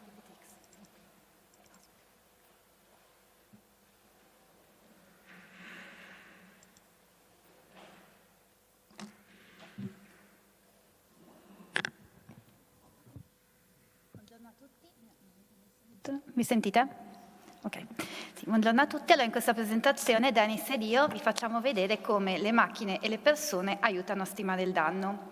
Andrea vi ha fatto vedere appena adesso come noi abbiamo una rete che registra la sismicità in tempo reale e quando avviene un evento noi lo identifichiamo e parametrizziamo la sua magnitudo e localizzazione. Questi dati vengono poi utilizzati per determinare le shake maps, ossia delle mappe che mostrano la distribuzione spaziale di una misura dell'intensità dello scuotimento, come il picco di accelerazione. Ovviamente laddove abbiamo il sensore, dove abbiamo la misura diretta, la shake map riporta direttamente il valore misurato, registrato, ma laddove non abbiamo informazioni per la restante parte del territorio regionale, abbiamo bisogno di stimare in qualche modo il picco di accelerazione. E come lo facciamo? Utilizziamo delle relazioni empiriche che vengono largamente utilizzate a scala mondiale, che mostrano praticamente come il picco di accelerazione, quindi lo scuotimento del terreno, si attenua all'aumentare della distanza dall'epicentro in funzione della magnitudo.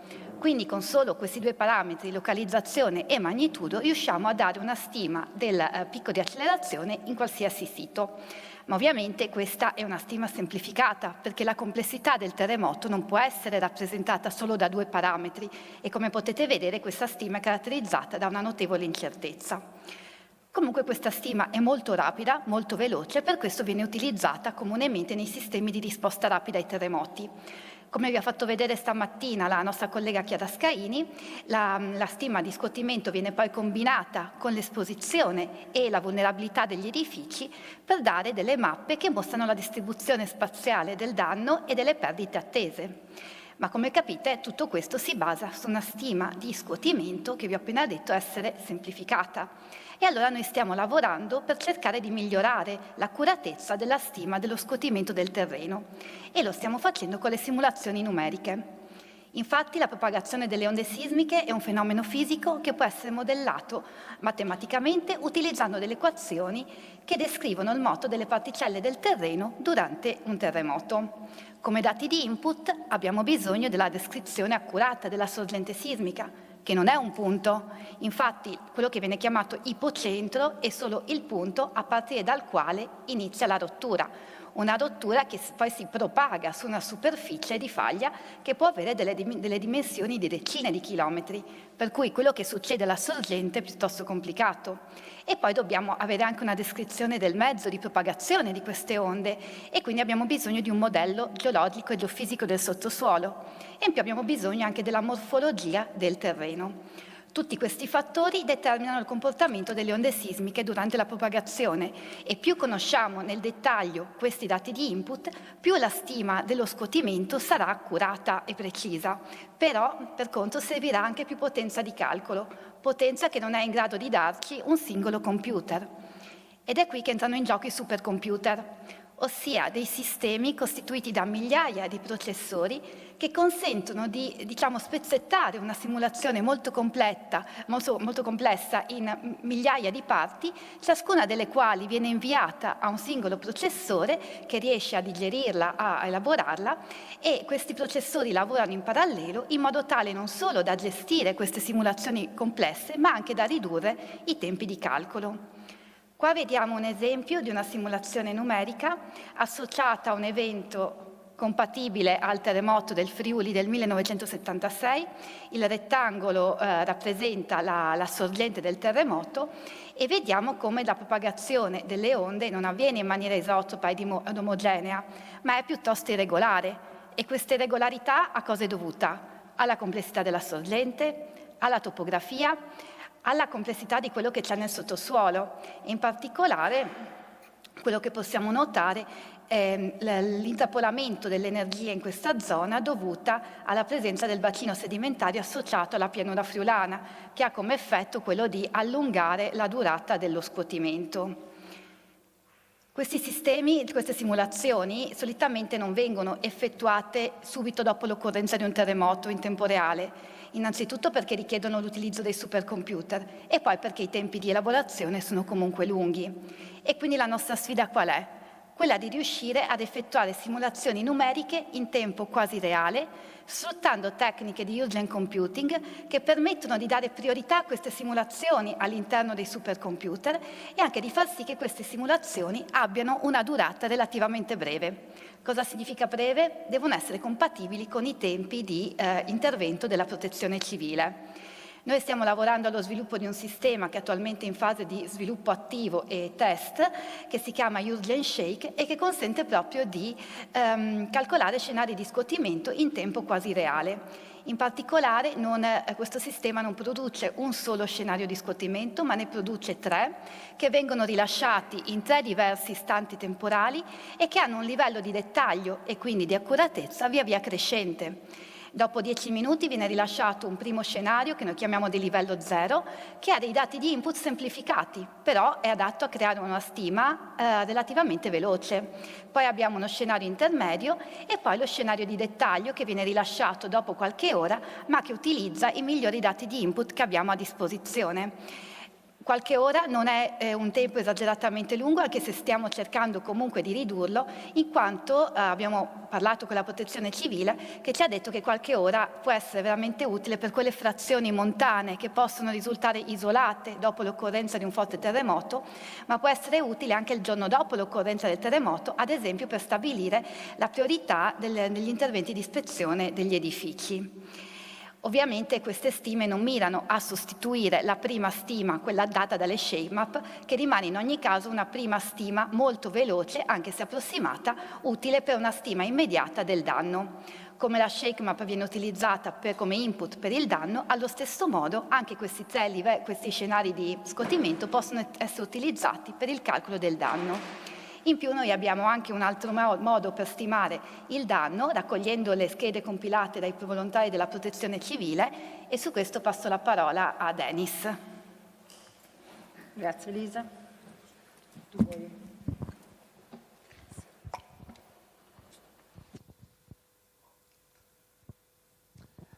Allora, l'esigenza primaria delle autorità di protezione civile nell'immediatezza dell'evento sismico. Mi sentite? No, dicevo che l'esigenza primaria delle autorità di protezione civile è quella di individuare, nell'immediatezza dell'evento, quelle che sono le zone maggiormente colpite. Crediamo che le informazioni che provengono direttamente da chi è coinvolto direttamente dall'evento abbiano un'importanza enorme. Come avete visto, avviene l'evento sismico, c'è la notifica da parte del CRS dell'evento e tutti coloro che sono coinvolti nella gestione dell'emergenza, a partire dal sindaco e fino ai volontari di protezione civile, si attivano ciascuno per le proprie competenze. E ai volontari di protezione civile viene richiesto di compilare un semplice questionario. Questa attività che portiamo avanti con i volontari di protezione civile, che dura da più di 10 anni, è nata un po' dall'idea a suo tempo, di sfruttare quella che è una particolarità del sistema di protezione civile della nostra regione, ovvero la sua distribuzione capillare su tutto il territorio. Qui vedete che per ogni comune, cioè ciascuno dei 215 comuni della regione, vi è una sede di protezione civile che è dotata di infrastrutture, macchine, mezzi, sistemi di comunicazione, ma soprattutto di personale umano. E stiamo parlando di un ordine di grandezza di migliaia di persone. Quindi quello a cui viene chiesto, una volta che vengono allertati, i volontari di protezione civile si attivano e sempre nei limiti di sicurezza e preservando la propria incolumità, fanno un rapido giro sul loro territorio comunale e compilano la scheda. Oggi non c'è più niente di cartaceo, si accreditano al portale della protezione civile e compilano questo semplice questionario e a mano che arrivano le risposte si popola una mappa di questo tipo che si aggiorna in maniera automatica e, diciamo, come diceva Elisa, nell'ordine di un'ora abbiamo una situazione abbastanza definita. L'aspetto importante di questo nostro approccio, che si differenzia da quello che potrebbe sembrare un semplice approccio di citizen science tout court, è che innanzitutto sono coinvolti i volontari di protezione civile, quindi la protezione civile stessa, ma i volontari in qualche modo vengono formati, cioè partecipano a un corso di formazione abbastanza semplice sui concetti base di sismologia e su come deve essere compilata la scheda. E si vede in maniera abbastanza chiara che nel corso del tempo, all'aumentare del numero di volontari formati, è aumentato anche il numero di schede che ricevevamo indietro. Ecco, come aveva ricordato Andrea prima, questo è mostra l'ultimo esempio in ordine di tempo di un evento con una magnitudo significativa, 4.6, l'evento di Socchieve, e lo mostro perché è anche il primo caso in cui dalle schede sono stati riportati anche dei casi di piccoli danni. Ecco, quello che voglio sottolineare è che questo tipo di informazioni che ci vengono dai volontari sono del tutto indipendenti e complementari rispetto alle informazioni che riceviamo dagli strumenti. E come dicevo prima, l'importanza che siede nel fatto che sono coinvolti i volontari, che sono parte della protezione civile, fanno parte di un meccanismo per cui sono sempre attivati e alla fine è un modo per tenere tutto il sistema in qualche modo allenato e attivo per essere pronti per la prossima emergenza. Grazie.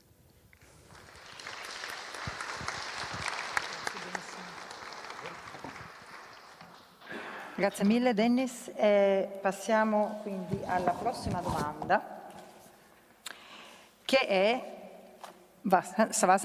quindi qual è la pericolosità della nostra regione? Laura Peruzza. Vuoi fare la sì.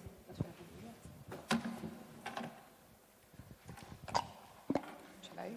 Sì, aspetta un attimo, arriva subito. Bene, grazie a tutti. PPT o PDF? PPT meglio. Grazie a tutti di aver avuto la pazienza di ritornare dopo pranzo e spero che oltre ai crediti formativi portate a casa anche qualche informazione che magari non vi era così nota. Il tempo è rapido, ma partiamo da alcuni fondamentali che io penso sia il caso di tenere sempre in mente. Partiamo dal fondamentale che la pericolosità non è un sinonimo del rischio. Ho lasciato la slide in inglese perché alla lingua inglese diamo la concessione di utilizzarlo in maniera più opportuna. In italiano spesso i due termini vengono confusi e utilizzati in maniera inadeguata, ma se vedete le due immagini che chiaramente rimandano la memoria al Covid, avete perfettamente chiaro che da una parte c'è un fenomeno naturale sulla cui pericolosità abbiamo pochissimi margini di intervento, dall'altra ci sono gli effetti che questo fenomeno naturale causa, soggetti a tutte le componenti di vulnerabilità e esposizione che compongono il rischio.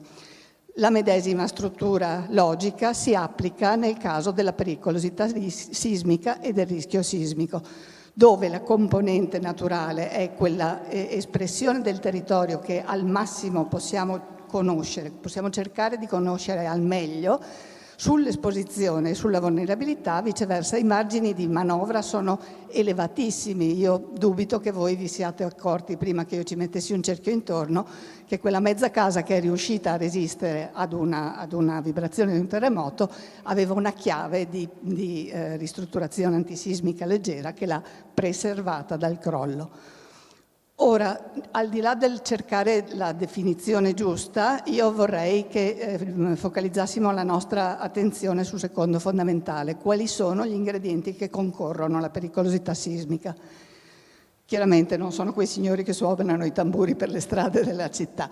Da una parte ci sono le sorgenti che causano i terremoti, i tamburini, c'è la frequenza con cui questi terremoti avvengono e l'energia che rilasciano, l'intensità del volume dei tamburini, c'è poi l'attenuazione del moto del suolo, che chiamiamo spesso scuotimento, che è funzione della distanza ma anche moltissimo dell'effetto dei terreni di fondazione.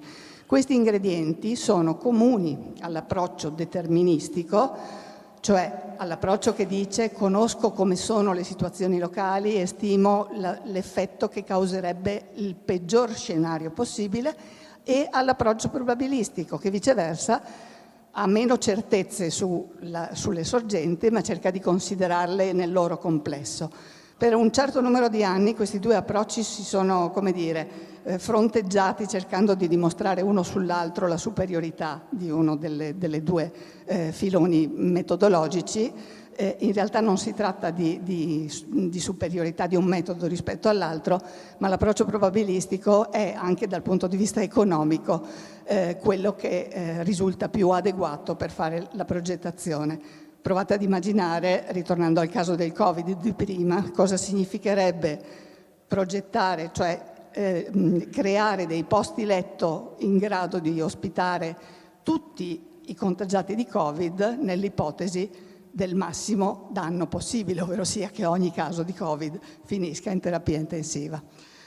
Le assunzioni basilari che abbiamo nel nostro metodo sono anche queste fonte di talvolta incomprensioni. La sorgente sismica viene considerata al suo interno omogenea e la sismicità al suo interno la dobbiamo trattare come se fosse uniformemente distribuita. Esiste una relazione fra la magnitudo degli eventi e la loro frequenza, è la stessa relazione che si usa per le dichiarazioni dei redditi, uno molto molto ricco e tantissimi molto molto poveri. Gli eventi sono fra loro indipendenti e l'occorrenza nel tempo è stazionaria. Su quest'ultimo punto c'è la massima confusione possibile, anche talvolta all'interno di persone che dovrebbero essere formate, perché si tende a confondere la stazionarietà con la periodicità, cioè il fatto che un evento sia stazionario non implica che ci sia una periodicità. Vi ho messo l'immagine dell'incrocio perché l'assunzione della stazionarietà è la stessa assunzione con cui si regolano i tempi di attesa ai semafori degli incroci. Chiaramente le macchine non arrivano periodicamente all'incrocio.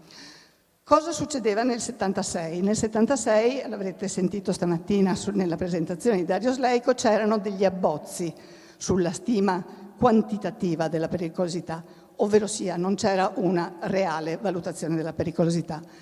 Prima del terremoto di maggio c'erano dei comuni classificati sismici e fino al 1980, anche un po' dopo, i comuni venivano classificati sismici in relazione al fatto di essere danneggiati a seguito di un terremoto. Nel maggio una ventina di comuni in Friuli Venezia Giulia risultava classificato sismico. Con il decreto ministeriale del 15 settembre del 76 una vasta area di altri comuni venne classificato sismico e provate a pensare che il 15 settembre del 76 fu il giorno delle due scosse più forti che si succedettero nella sequenza. La mappatura dei comuni sismici cambiava non solo per l'occorrenza dei terremoti, ma anche per qualche intervento politico che io oserei definire criminale, che chiedeva la declassificazione di un territorio dopo che era stato classificato, come se essere classificato sismico fosse un limite alla libertà di costruzione libera che gli italiani tentano sempre di inseguire. Nel 76 la svolta perché la comunità ingegneristica del tempo, in particolare parlo del Politecnico di Milano, fu in grado di importare delle tecniche che un americano e un messicano avevano sviluppato dal punto di vista formale, fu in grado di prendere gli ingredienti che erano disponibili a quell'epoca, ovvero sia un catalogo dei terremoti, che vedete rappresentato a sinistra, una mappatura semplificata delle sorgenti che vedete in centro e l'insieme delle osservazioni eccellometriche che erano state raccolte nel mondo, ma soprattutto nel Friuli, per realizzare un primo prototipo di mappa probabilistica che si esprime esattamente negli stessi termini con cui ci esprimiamo oggi. Picco di accelerazione riferito a roccia su terreno suborizzontale per un determinato periodo di ritorno. Non fu una svolta solo per il Friuli, ma fu una svolta per tutta l'Italia, perché sempre di quegli anni, l'avete già visto stamattina, c'è il primo prodotto, c'è il primo prodotto di stima della pericolosità a livello nazionale, che fu poi tradotto in una proposta di riclassificazione sismica andata in normativa con una serie di decreti fra l'81 e l'84, e da quel momento in poi i comuni risultarono classificati sismici non perché avevano appena subito un terremoto o l'avevano subito nel passato, ma perché c'era una visione scientifica dello scuotimento possibile.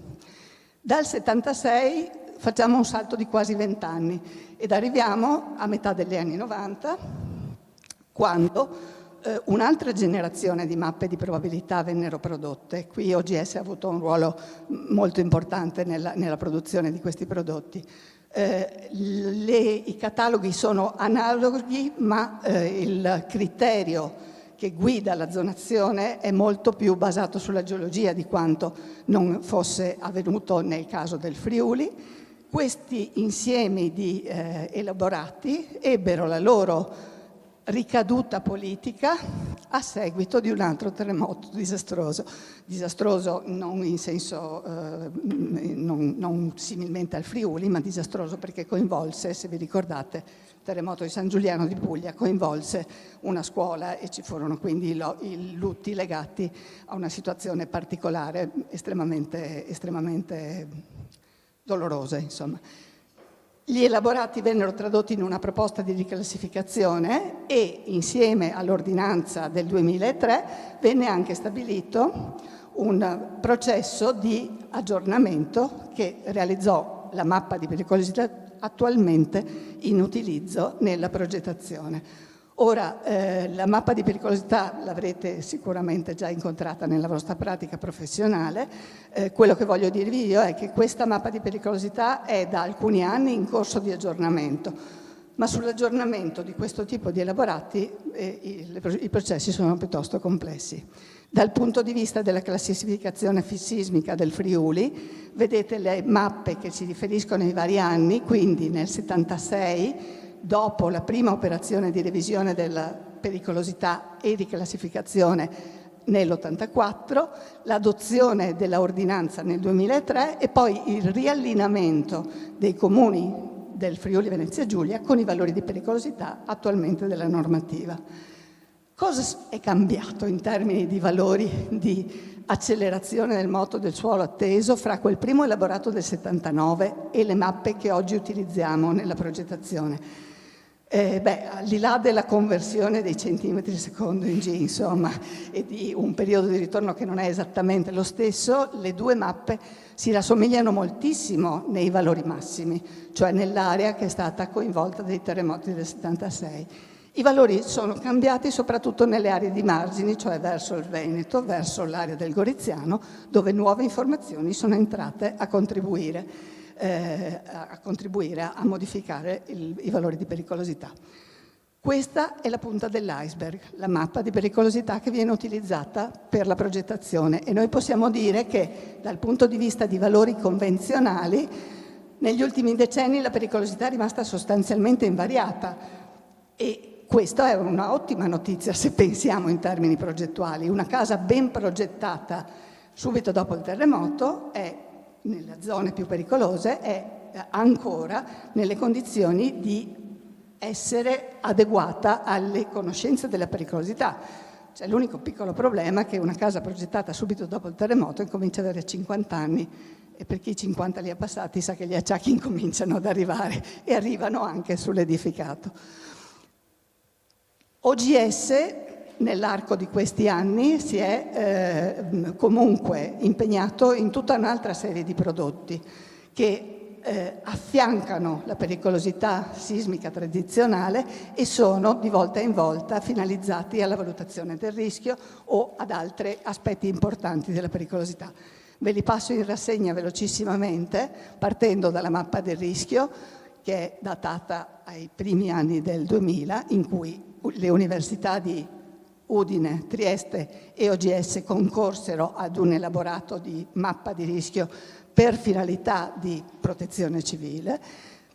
Penso ad analisi più impostate al determinismo, con degli scenari realizzati soprattutto per l'area al confine fra Veneto e Friuli, in cui si stimava in maniera molto sofisticata la possibile impatto di un terremoto rilevante. In queste mappe sono rappresentati 2 scenari che rappresentano un terremoto disastroso nell'area del Montello e uno nella zona del Cansiglio.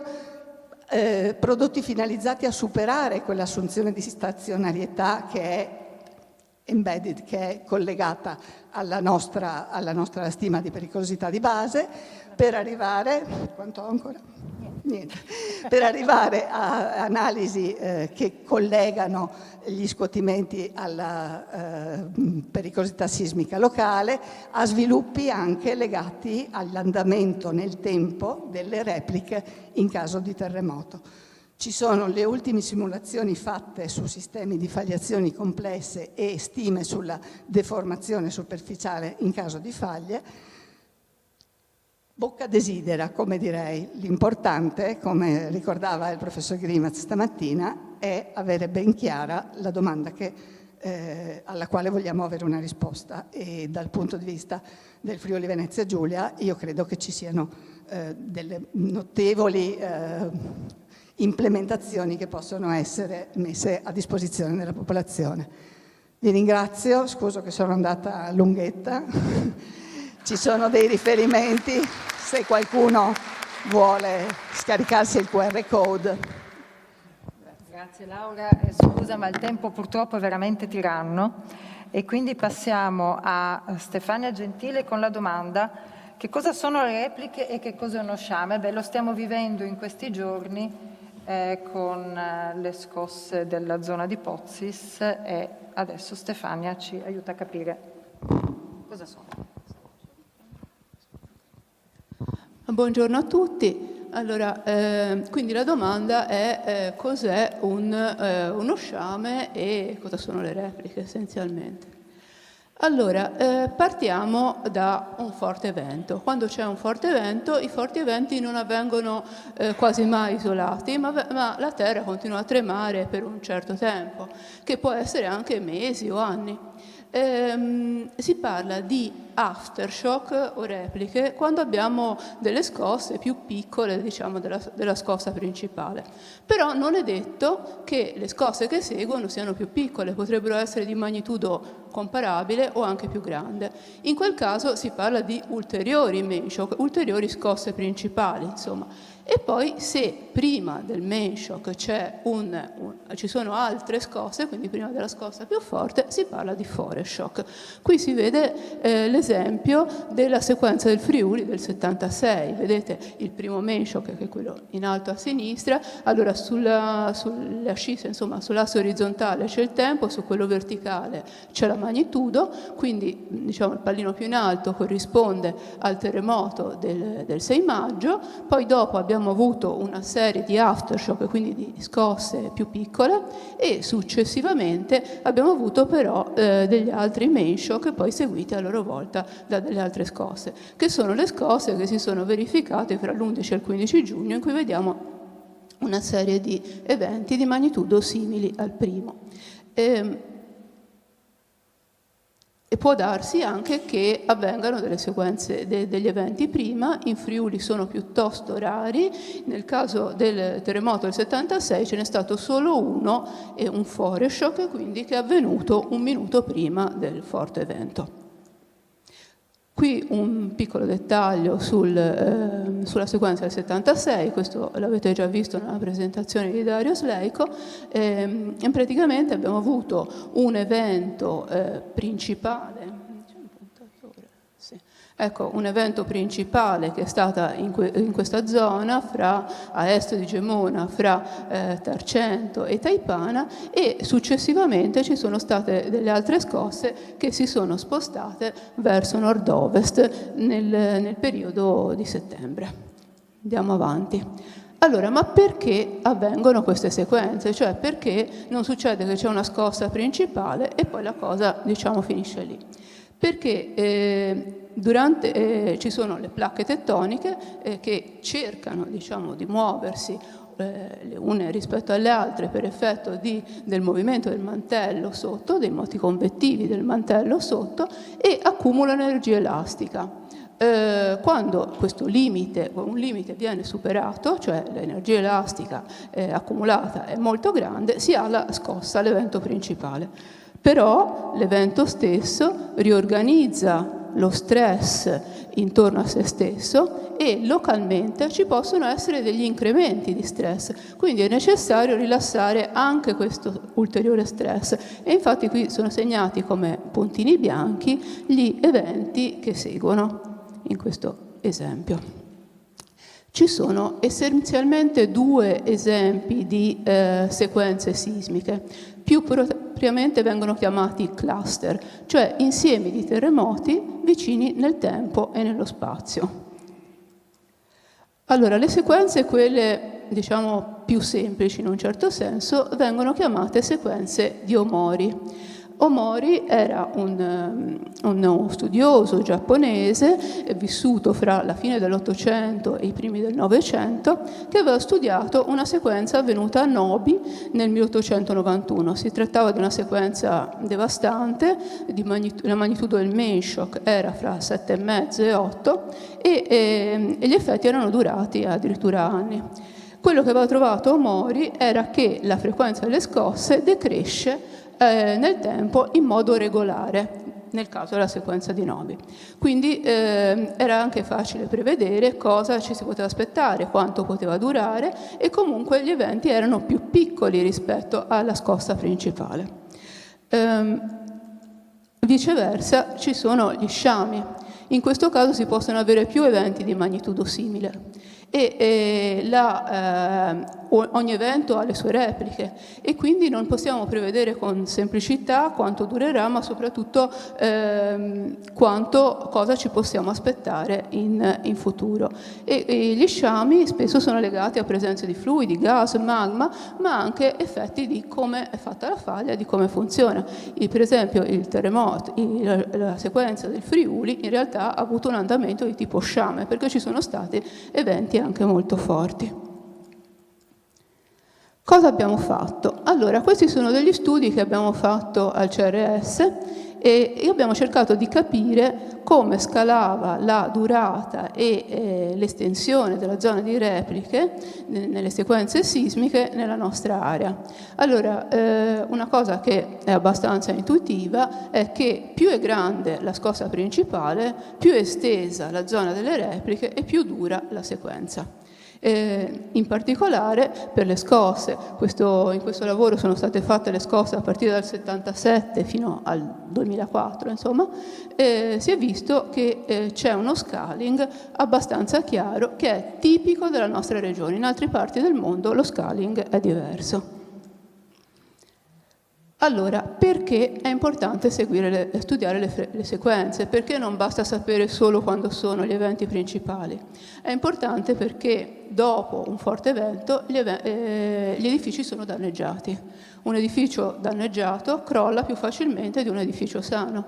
Quindi dopo un forte evento, se avviene una scossa ulteriore, anche di magnitudo un po' più bassa, può far crollare un edificio che era stato lesionato precedentemente. In queste immagini vedete per esempio un'immagine del terremoto del Friuli e di come le persone cercavano di recuperare le loro cose, cioè una scala appesa in qualche modo al primo piano di un edificio.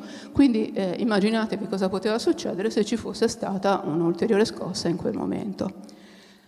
Quindi da questo la domanda che ci fanno le persone dopo un forte terremoto: quanto saranno forti le prossime scosse e quando e dove saranno? Perché vogliono sapere se, per esempio, possono entrare in casa a recuperare le loro cose o se possono rientrare a vivere nelle loro case. Allora, non possiamo prevedere esattamente il tempo, il luogo e la magnitudo delle repliche. Questo non lo possiamo fare. Ma possiamo fare stime di carattere probabilistico, quello che è stato detto anche stamattina. Quindi si parla, usa il termine inglese di forecasting, che significa previsione probabilistica, e non di previsione deterministica. Non vi posso dire che domani a Magnago alle 3 in via Rossi ci sarà un terremoto di magnitudo 4.1 perché non sono in grado di fare una previsione di questo genere, però qualcosina vi posso dire dopo una forte scossa a livello probabilistico. Al CRS abbiamo sviluppato l'algoritmo Nestore. Attenzione che è un algoritmo ancora in validazione, quindi non è attivo, diciamo, per informazione alla popolazione, alla protezione civile. Si tratta di un metodo basato sull'intelligenza artificiale che analizza le sequenze sismiche in tempo quasi reale e in particolare usa le prime scosse per vincolare le evoluzioni. Quindi 6 ore dopo il main shock ci dice qualcosa su quello che succederà e per farlo integra informazioni sulle sequenze passate e di conseguenza usa un training, quindi un addestramento sulle sequenze passate. È stato applicato su test retrospettivi in varie parti del mondo. Allora, cosa intendo per test retrospettivi? Che noi simuliamo di dover fare una previsione. Utilizziamo i dati fino a una certa data, quindi i cluster, gli insiemi di terremoti fino a una certa data, e per i cluster successivi a quella data facciamo una previsione. Ovviamente se lo faccio retrospettivamente perché so già cosa è successo a quei cluster lì, ma non lo dico, diciamo, al sistema. Le analisi sono state fatte in centro Italia, nella nostra regione, Italia nord-orientale, Slovenia occidentale, in Grecia, in California, in Giappone. L'ultimo lavoro si riferisce alla Nuova Zelanda. I risultati sui 3 test retrospettivi sono abbastanza buoni, nel senso che se in verde segniamo i risultati positivi, cioè le previsioni retrospettive corrette, e in giallo quelle sbagliate, vediamo che il numero di quelle giuste ha un range che va dall'86% al 93%, quindi a seconda dell'area, quindi sono abbastanza buoni. Cosa stiamo facendo adesso? Adesso siamo passati per la nostra regione al passo successivo, cioè test in tempo quasi reale perché partono 6 ore dopo che è avvenuto il primo evento, perché serve avere informazioni sulle prime scosse. Il Nestore ci dà la probabilità che avvenga un forte evento dopo il main shock. stima l'area in cui si svilupperà la sequenza e la durata complessiva. Queste sono le sequenze che abbiamo considerato a partire dal 2021, quelle che ci sono state, e in rosso è segnata l'unica in questo periodo in cui abbiamo avuto un aftershock significativo. Sono tutte sequenze abbastanza piccole, ma ci servono per testare il sistema. Quando tutto sarà validato, quindi su un dataset buono, magari un pochino più casi di questo tipo, allora questo metodo, se sarà validato, sarà di supporto, potrà essere di supporto alla gestione del rischio in futuro. Grazie dell'attenzione.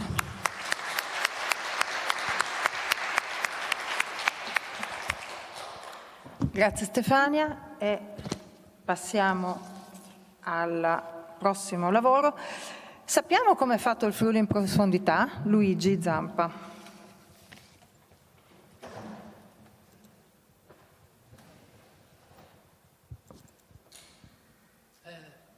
Apri il PDF. Ah, PDF? Se me lo dicevi subito.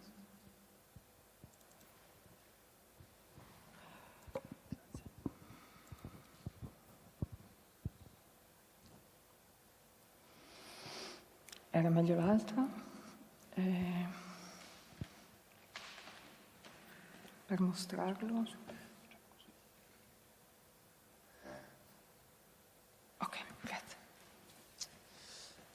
Buon pomeriggio, io sono Luigi Zampa e in questi pochi minuti cercherò di rispondere a una domanda apparentemente semplice, ovvero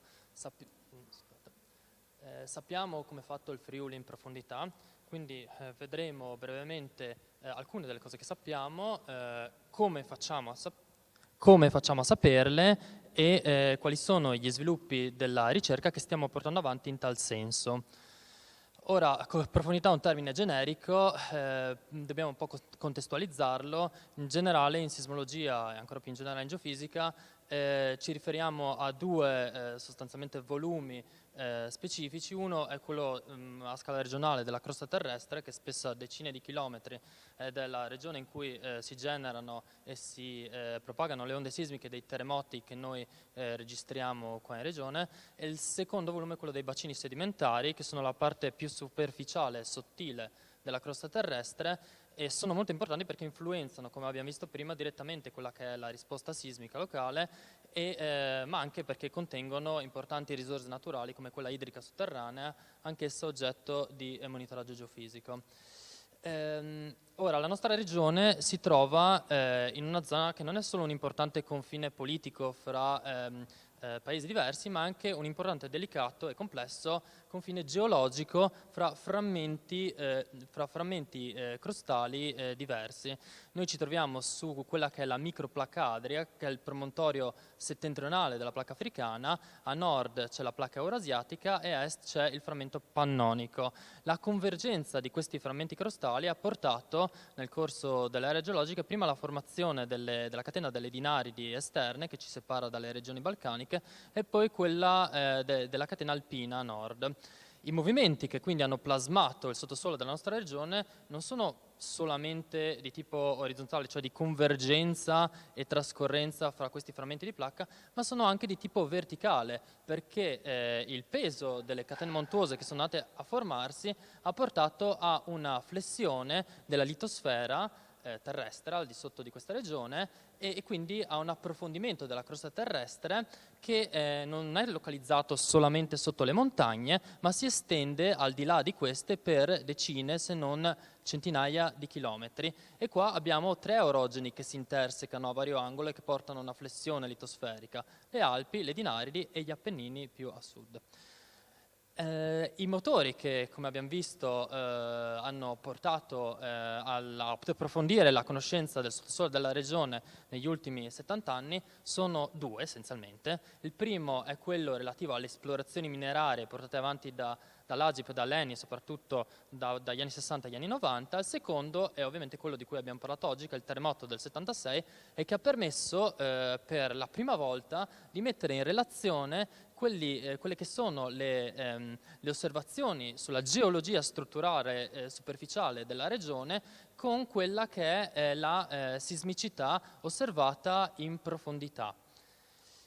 I metodi che sono stati utilizzati, uno dei principali metodi che è stato utilizzato per esplorare il sottosuolo profondo della nostra regione è sicuramente quello della sismica riflessione attiva, per cui noi utilizziamo sorgenti sismiche in superficie che generano delle onde sismiche che, propagandosi nel sottosuolo, illuminano le varie strutture del sottosuolo. Noi ne registriamo i segnali riflessi in superficie e possiamo produrre quelle che sono delle vere e proprie ecografie della crosta terrestre in profondità. E qua abbiamo due degli esempi più notevoli di questi profili di sismica riflessione prodotti nelle nostre zone negli anni 90. Uno è il profilo CROP M18, che va circa da ovest a est attraversa il nord Adriatico e che ci dà uno spaccato verticale della crosta della microplacca adria. Il secondo esempio notevole è il profilo Transalp, che invece attraversa da nord a sud le nostre Alpi orientali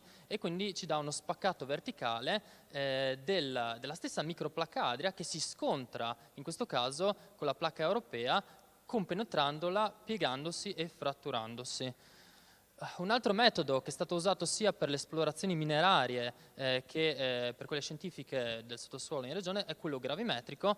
In questo caso sappiamo che l'accelerazione di gravità terrestre varia da un punto a un altro. Noi possiamo mappare queste variazioni di gravità producendo quelle che in geofisica vengono chiamate mappe delle anomalie gravimetriche. Le anomalie gravimetriche dipendono dalle variazioni di densità nel sottosuolo, dai contrasti di densità nel sottosuolo a vari livelli di profondità.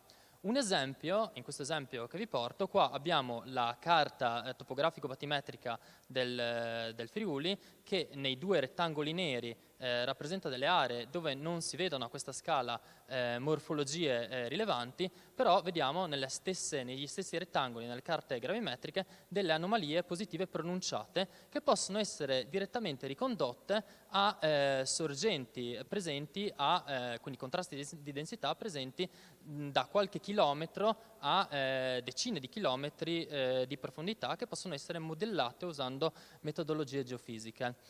Un altro metodo che è stato usato per esplorare il sottosuolo della regione è quello della tomografia sismica locale, di cui hanno fatto un accenno questa mattina. In questo caso utilizziamo i terremoti come sorgenti naturali di onde sismiche per illuminare le strutture del sottosuolo. Il problema è piuttosto complesso perché quello che noi registriamo sono i tempi di arrivo delle onde P e delle onde S in superficie, e questi tempi osservati dipendono in modo complesso e non lineare da diversi parametri del mezzo in cui le onde si propagano, che sono le velocità delle onde VP e delle onde VS, ma anche parametri della sorgente, ovvero banalmente la posizione dell'ipocentro e il tempo origine del sisma, che a loro volta dipendono dalle velocità del mezzo.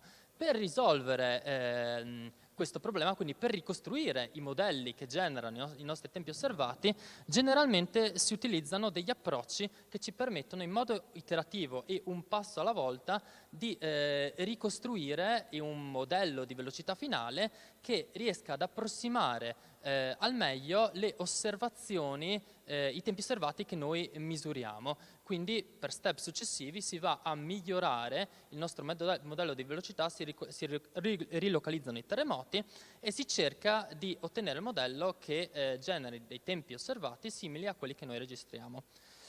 Quello che stiamo facendo adesso in termini di ricerca è cercare di mettere insieme tutte le informazioni che vi ho esposto per creare un modello crostale completo, il più possibile completo ed omogeneo. Quindi abbiamo i dati sulle anomalie gravimetriche, i dati delle varie linee di sismica riflessione profonda e modelli tomografici che sono stati prodotti per la nostra regione, integrati all'interno di un modello geostatistico iniziale che è il modello NAC 3D, e i dati di più di 2.800 terremoti di magnitudo superiore a 2 registrati nella nostra regione dagli anni 80 ad oggi circa, da più di 600 stazioni sparse in modo omogeneo sul territorio.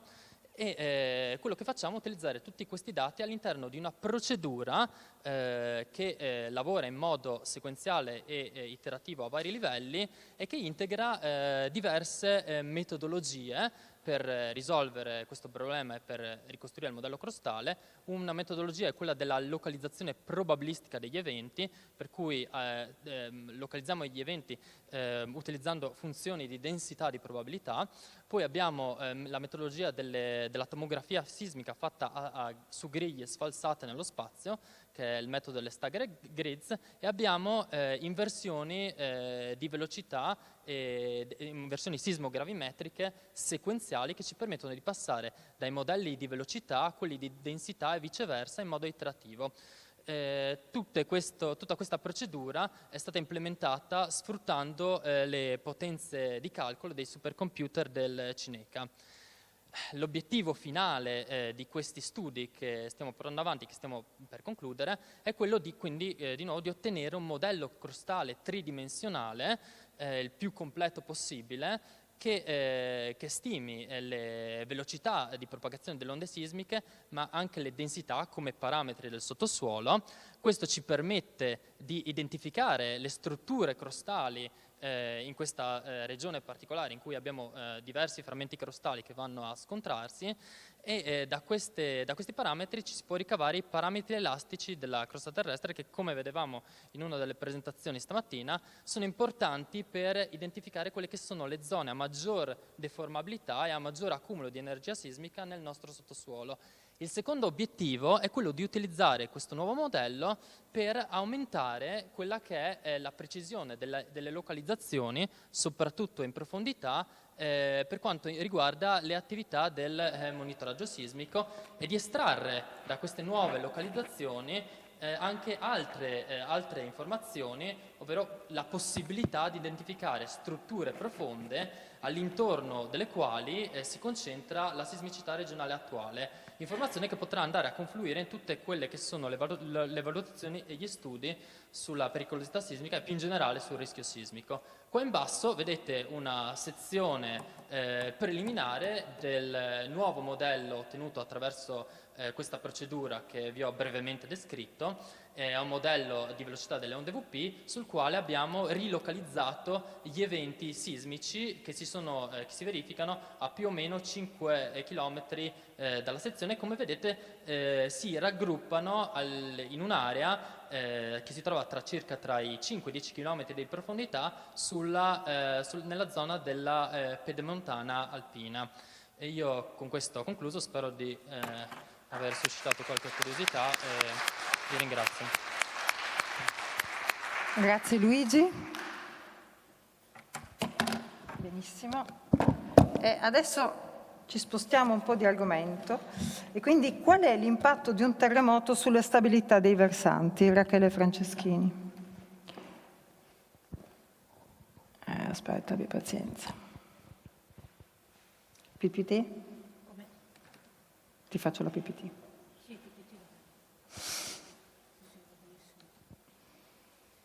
Eccoci. Ok, sì, buongiorno a tutti, sono Rachele Franceschini, sarò telegrafica, visto anche l'ora, e appunto cercherò di rispondere appunto alla domanda di quale può essere l'impatto di un terremoto sulla stabilità di un versante, quindi i possibili effetti a cascata che susseguono appunto un terremoto. Questa immagine, seppur molto didattica, molto divulgativa, vuole semplicemente far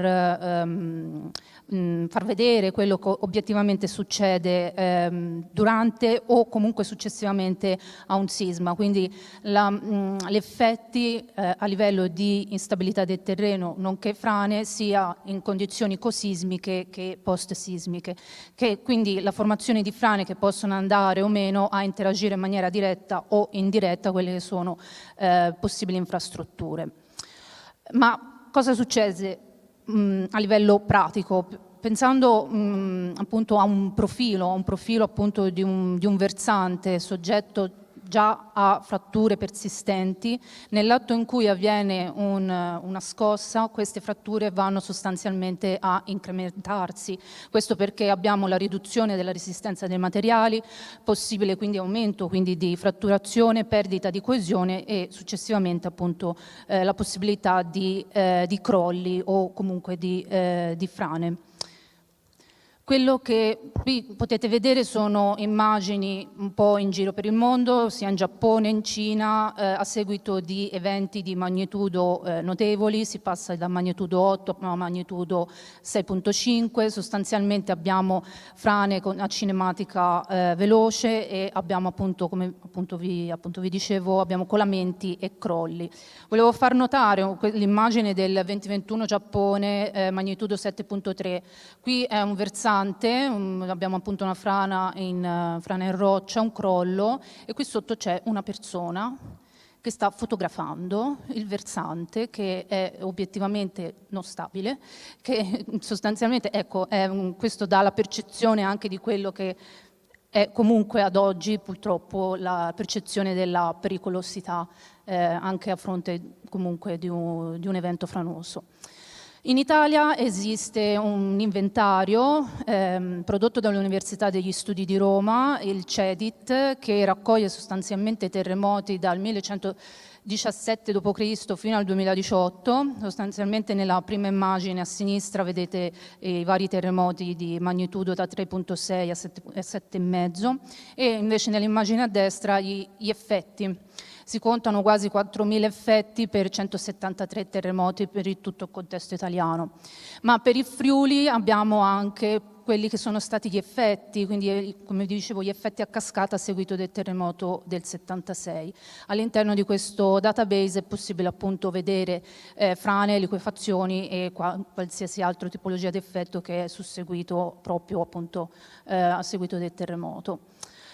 Ma all'interno di questo inventario, che comunque viene aggiornato, già comunque a seguito del terremoto era già stato creato un inventario piuttosto completo, perché Govi nel 1977 aveva censito sia frane di tipo cosismico, quindi nell'atto appunto che è venuto il terremoto, ma anche successivamente, contando migliaia di frane all'interno comunque nell'intorno dell'epicentro.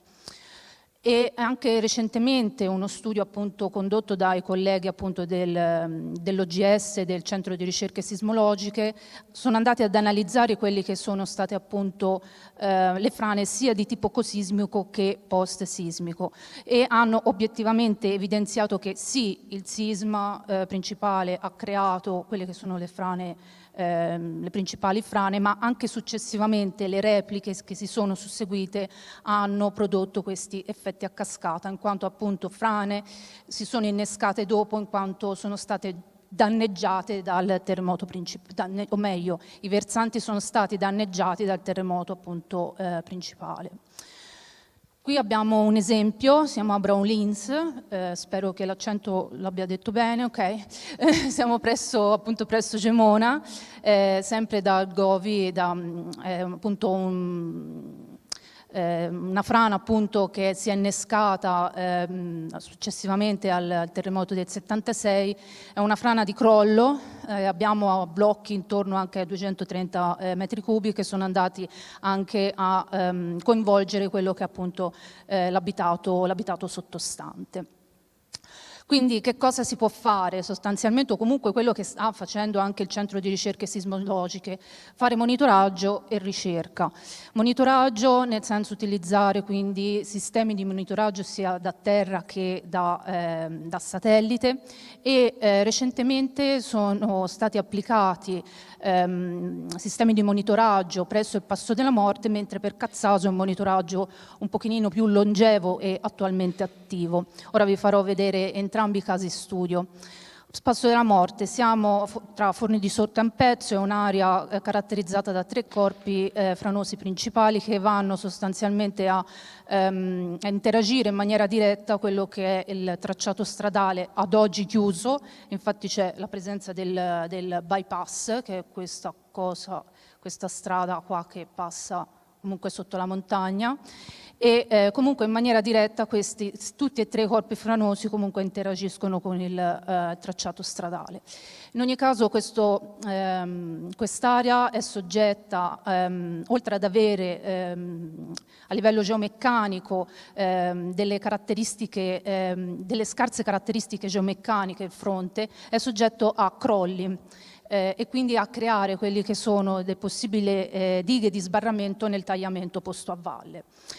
E sostanzialmente cosa è stato fatto? Insieme all'Università di Firenze, sotto il progetto PNRR Itineris, che purtroppo appunto si è chiuso, sono stati fatti vari rilievi. Qui abbiamo un rilievo a drone, quindi a drone dalla fissa, che ha permesso di acquisire tutti i dati possibili da ortofoto, modelli digitali del terreno ad altissima risoluzione, e in più sono stati installati dei sistemi di monitoraggio. Si parla di IGB-INSAR, quindi interferometria radar da terra, estensimetri, inclinometri e stazioni meteo e GPS. E sostanzialmente ecco, quello ha permesso di monitorare quello che era appunto il fronte del Passo della Morte. Per quanto riguarda Cazzaso, è attualmente un monitoraggio attivo su una frana obiettivamente piuttosto famosa, in quanto appunto molto conosciuta perché si riattiva sistematicamente per eventi piovosi. Cazzaso, inoltre, l'abitato di Cazzaso è stato anche delocalizzato, spostato al di fuori del corpo franoso, ma ad oggi abbiamo appunto persone che vivono nell'abitato di Cazzaso e per questa ragione Protezione Civile, OGS, insieme al Comune di Tolmezzo e al Servizio Geologico hanno delineato quelli che sono appunto un sistema di monitoraggio composto da 12 GPS e 2 GNSS e una stazione pluviometrica, un velocimetro e un accelerometro. Nell'immagine appunto potete vedere quelle che sono le componenti dei GPS, componente verticale e orizzontale.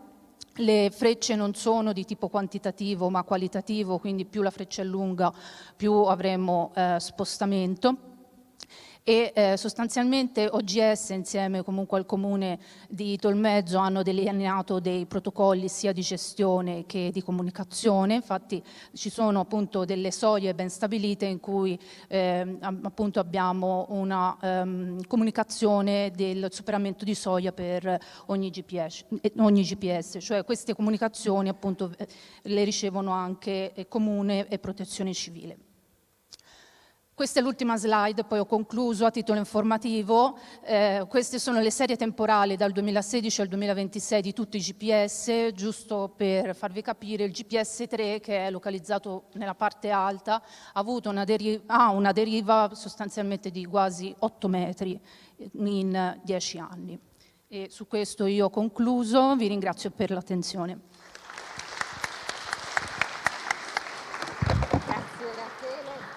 Grazie Rachele, mi dispiace di fare il babau, però purtroppo è il mio compito.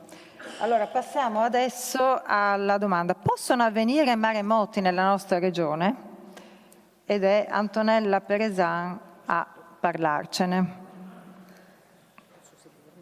Sì?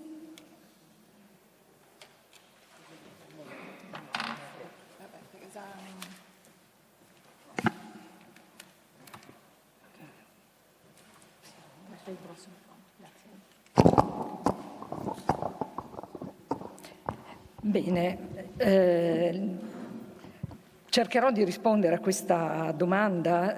Possono venire i maremoti o, come li definiremo nel corso della presentazione, tsunami nella nostra regione? Questo è un fenomeno di cui abbiamo poca consapevolezza e vedremo anche perché. La risposta a questa domanda ci arriva da quelli che sono i dati storici. E vediamo come in un recente catalogo compilato da Marmai e da altri colleghi sono stati identificati una serie di eventi tsunamigenici che sono avvenuti nel corso degli ultimi 7 secoli. Complessivamente abbiamo circa 24 tsunami sismoindotti, dei quali 11 avvenuti lungo le coste italiane, quindi sul lato occidentale dell'Adriatico, e 13 invece lungo le coste della Croazia, Montenegro e le coste albanesi.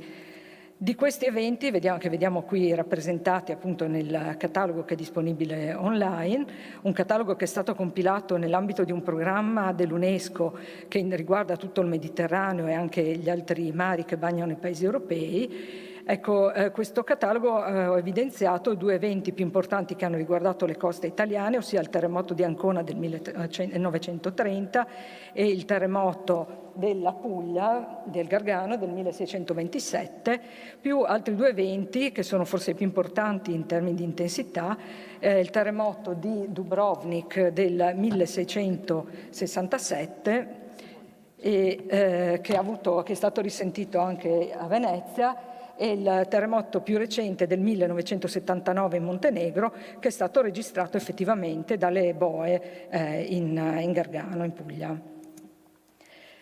Se facciamo uno zoom e guardiamo quello che è la situazione nella nostra regione, vediamo che ci sono solo 2 eventi che sono stati riportati nel catalogo. Uno associato al terremoto del 1348, che è stato riportato come potenziale evento tsunamigenico in quel di Venezia, dove appunto sono stati osservati fenomeni che hanno riguardato una variazione, turbolenza e variazione del livello dell'acqua nei canali, e il più recente, per così dire, che è associato al terremoto del 1511, che è stato avvertito sia a Trieste che a Venezia. E questi eventi sono incerti, per così dire, perché l'epicentro di questi terremoti storici è localizzato in terra, ma anche terremoti che avvengono in terra, non necessariamente a mare, possono generare degli tsunami, purché abbiano determinate caratteristiche in termini energetici. In ogni caso, per quanto riguarda gli tsunami storici, dobbiamo affidarci a quelle che sono le cronache e la documentazione che è disponibile appunto relativamente ai periodi interessati. Qui vediamo quello che è l'informazione riportata dalle cronache di Candler riguardo al terremoto del 1511, che è stato ampiamente avvertito in regione, e per quanto riguarda lo tsunami si fa riferimento, come vedete evidenziato in rosso, si grande era il crescimento del mare a Trieste, che gli abitanti si trasportarono ad alloggiare sotto il castello di San Giusto, quindi si portarono in quota. È interessante osservare come all'epoca, nel 1500, all'inizio del 1500, ecco, la città avesse questa configurazione che vedete qui rappresentata a colori. In trasparenza vedete quello che poi è stato lo sviluppo successivo della città, con il Borgo Teresiano, il Porto Vecchio. Ecco, tutta quella parte è stata edificata successivamente ad opera degli Asburgo, e ci si chiede appunto quale sarebbe stato l'esito dello tsunami se fosse avvenuto con la nuova configurazione della città, e questo lo vedremo successivamente. Forse non tutti sanno, ma è già stato menzionato dalla collega, la dottoressa Margheriti, stamattina, è attivo dal 2017 nell'area, in Italia, in tutta l'area nei mari circostanti, un sistema di allertamento, il CAT-INGV, Centro Allerta Tsunami, che sulla base di quelle che sono le localizzazioni e la magnitudo degli eventi che avvengono a mare o in prossimità delle coste, forniscono degli allerta. Lo schema per dichiarare gli allerta è molto semplice, immediato, deve essere così perché l'informazione deve essere rapidissima, e qui vedete appunto come sulla base della distanza della profondità e della magnitudo possa essere dichiarato un semplice messaggio informativo, oppure degli allerta che possono essere intermedi, oppure allerta rosso che riguardano tutto il bacino. Chiaramente potete vedere che per avere uno stato di allerta tsunami è necessario avere delle magnitudo significative. Diciamo che al di sotto di 6,5 di magnitudo difficilmente si ha uno tsunami, diciamo sì, secondo questa matrice, che è anche sulla base di quelle che vedremo sono le nostre simulazioni. Ecco, il problema è che questo sistema fornisce un allertamento, fornisce dei messaggi con delle indicazioni molto robuste riguardo a quello che è l'ampiezza dello tsunami atteso. Allora, per poter rispondere adeguatamente è necessario sapere quella che è la pericolosità associata, ed esistono, nell'ambito di questo programma UNESCO, sono state sviluppate anche delle mappe di pericolosità a scala dell'intero Mediterraneo, e vedete i valori di ampiezza dell'attesa delle onde di tsunami è stata fornita in questa mappatura lungo isobate che corrispondono a 50 metri di profondità, quindi la battimetria dove il mare è profondo 50 metri.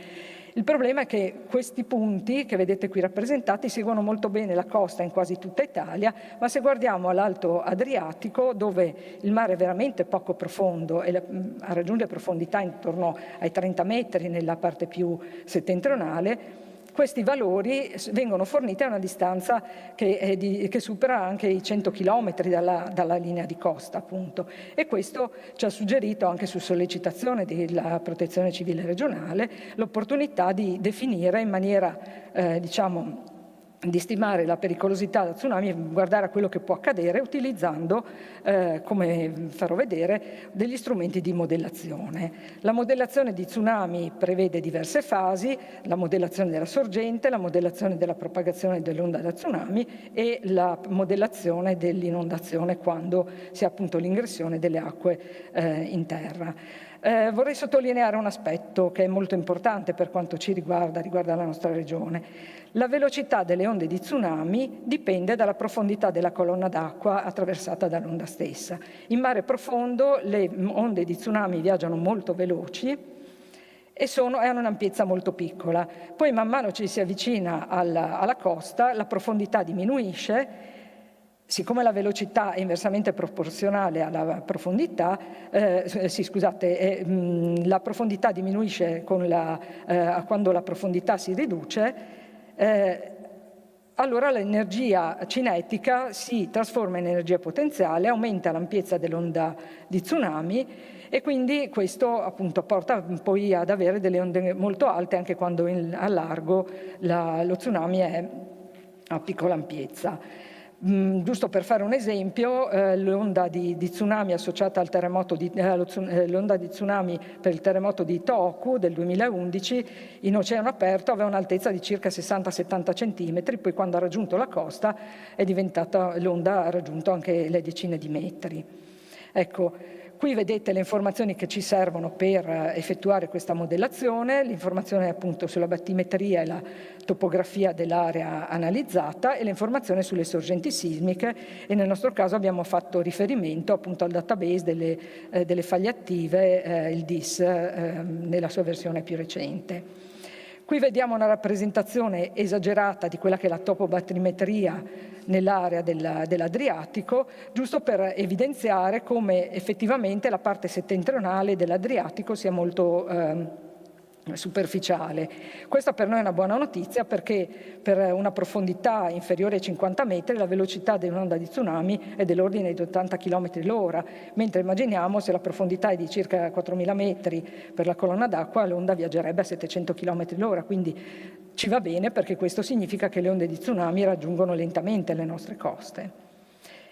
Utilizzando queste sorgenti appunto indicate nel database DIS, considerando anche la distanza dall'area di interesse che sono le nostre coste regionali, abbiamo sviluppato un grande insieme mediante modellazione fisica della propagazione, abbiamo sviluppato un grande insieme di scenari, tutti fisicamente consistenti, che poi sono stati aggregati per fornire delle mappe aggregate appunto dell'ampiezza attesa lungo la linea di costa in accordo con quelle che sono le distanze fornite dalla matrice decisionale. In questo modo, nel momento in cui si verificasse un evento in uno degli intervalli di locale, regionale o a scala di bacino dell'intero Adriatico, o si verifica appunto un terremoto con le condizioni che soddisfano la matrice decisionale, si può utilizzare questa informazione per avere un'idea di quello appunto che è l'entità dello tsunami che sta arrivando.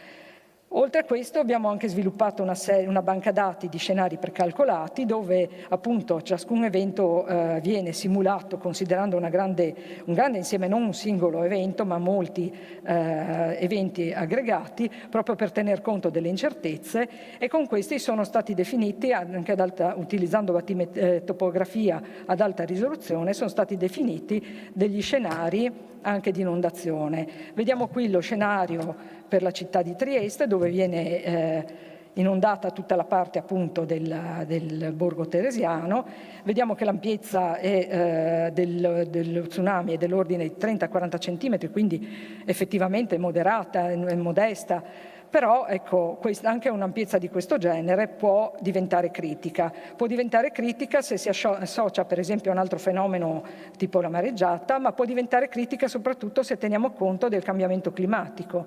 Qui vediamo le proiezioni dell'innalzamento del livello del mare a 2100 e vediamo che appunto potrebbe essere un incremento di 70 centimetri nell'inondazione dovuta allo tsunami, può essere critico. Inoltre vorrei sottolineare, tornando alla mappa della città che abbiamo già visto, che non solo il cambiamento climatico porta a variare la frequenza e l'intensità degli eventi, ma anche le città cambiano e quindi questo fa sì che gli scenari passati non siano più rappresentativi di quello che può accadere in futuro. Qui vediamo come anche eventi recenti come la mareggiata del 2023 conferma appunto queste previsioni. Questo è ancora più importante dal punto di vista di città che si sono sviluppate più di recente con coste basse. Immaginiamo la città di Lignano, dove appunto abbiamo degli scenari che sono stati associati a quelli che sono anche i modelli di esposizione sia per gli edifici che per la popolazione e questo ci porta a evidenziare come la stima del rischio tsunami in una prospettiva di climate change ma anche in una prospettiva di cambiamento delle città possa, diciamo, evidenziare degli scenari molto più critici. Qui per concludere vi mostro quella che è la configurazione di Lignano, quello che era Lignano negli anni 50 dove praticamente avevamo solo campagna, quella che è la situazione attuale dove abbiamo moltissimi edifici, immaginate anche la presenza di turisti durante la stagione estiva. Questo ci fa vedere come nel tempo questa situazione evolva, possa essere, come dire, aumentato il rischio anche dal cambiamento climatico e ci dice come i modelli ci possano consentire, ci devono consentire di immaginare quello che è il futuro e di prepararci per questi eventi prendendo delle opportune azioni di mitigazione perché non dobbiamo subirli passivamente, magari degli piccoli interventi possono prevenire queste inondazioni, questi allagamenti legati a degli tsunami che tutto sommato sono moderati. Grazie.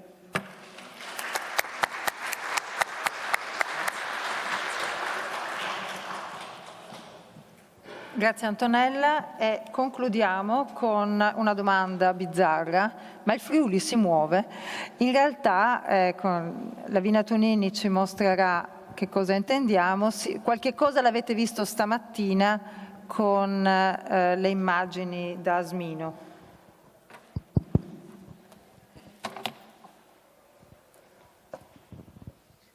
Sì, mi sentite? Sì, il Friuli si muove. Naturalmente se pensiamo ai terremoti la risposta è spontanea, no? La terra si muove, lo fa in maniera violenta durante l'evento sismico, ma una volta terminato l'evento la terra continua a muoversi o sta ferma? Questo è quello che cerchiamo di capire. Intanto capiamo qual è il contesto a cui ci troviamo. Come ha detto un collega Zampa prima di me, la nostra regione si trova in un territorio di scontro fra due placche tettoniche, la placca eurasiatica e la microplacca adriatica, che altro non è che la propagine settentrionale della placca africana. Se pensiamo a Eurasia come placca fissa, Adria sta spingendo contro di essa, ma la collisione avviene in maniera obliqua, perché Adria sta anche ruotando leggermente in senso antiorario rispetto a Eurasia, quindi lo sta facendo attorno a un polo che è quello rappresentato dalla stellina qui che vedete nella figura, situato nelle Alpi occidentali, quindi verso occidente le due placche stanno divergendo, si stanno distanziando fra di loro, mentre nella nostra regione le due placche stanno convergendo. Espressioni di questa convergenza tettonica sono appunto i terremoti che nella nostra regione si spalmano soprattutto nella fascia montana e che sono per lo più di tipo compressivo. Se tagliamo la crosta come se fosse una torta, questo è quello che vedremo, no? Le nostre catene montuose, le Alpi a nord e le Dinaridi a est, sono espressioni di questa convergenza tettonica, sono tuttora in movimento e sono l'espressione delle spinte tettoniche in profondità, dove la litosfera, le due placche si scivolano l'una sotto l'altra. questo scivolamento delle placche provoca sprofondamenti da una parte, sollevamenti dall'altra, che noi rileviamo in superficie e sono movimenti continui, quindi la Terra si muove in continuazione e noi lo rileviamo in superficie con degli strumenti, come con i sistemi satellitari. Naturalmente i GPS che non esistevano al tempo del terremoto del 76, ultimamente negli ultimi decenni hanno preso il sopravvento, sono i segnali satellitari, cioè i satelliti trasmettono il segnale che vengono recepiti dai ricevitori posti sulla superficie terrestre, che registrano esattamente il momento in cui gli arriva il segnale. Conoscendo gli errori dei satelliti degli orologi dei satelliti dei ricevitori, si possono trasformare questi tempi in distanze, quindi sapendo esattamente quanto lontano ci troviamo dai diversi satelliti, noi possiamo stimare con precisione millimetrica la posizione dei punti sulla superficie terrestre. Questa è una foto della stazione geodetica ZUF che si trova su ZUF Plan, che è stata una delle prime installate da OGS. ZUF fa parte della cosiddetta rete FredNet, che sta per Friuli Regional Deformation Network, di cui avete già sentito parlare stamattina, e che è la rete di stazioni geodetiche permanenti che OGS ha installato più di 20 anni fa. Le prime stazioni sono state emesse nel 2002 e ad oggi conta circa 22 stazioni, che sono queste che vedete qui in figura. È stata una delle prime praticamente nate in Italia. Molte le stazioni adesso hanno più di 20 anni di dati e fanno parte di quel sistema di monitoraggio Italia nord-orientale SMINO, che integra anche sensori sismici, velocimetri e accelerometri, che è stato progettato per monitorare i movimenti della Terra nel nord-est italiano.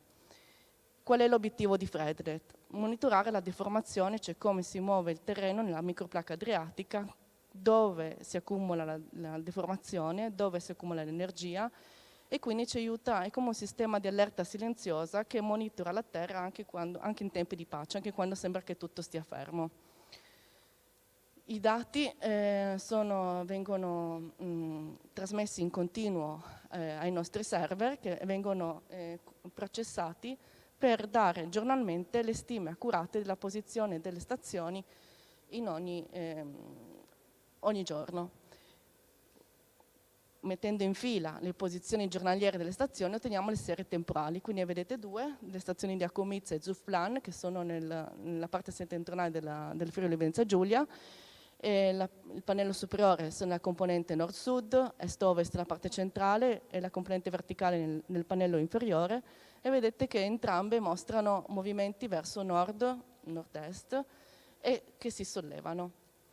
Vedete anche che, anche se sono relativamente vicine queste due stazioni, cioè almeno sulla stessa fascia latitudinale, diciamo così, comunque presentano una differenza. Ad esempio, vedete che ZUF si solleva più in alto rispetto ad Accomizza, mentre Accomizza, ad esempio, si sposta più verso nord rispetto a ZUF Plan. Ci possiamo anche monitorare, soprattutto con serie lunghe, in questo caso abbiamo 23 anni di dati, anche di più, l'andamento delle stazioni nel tempo, stimare anche variazioni del trend, eccetera.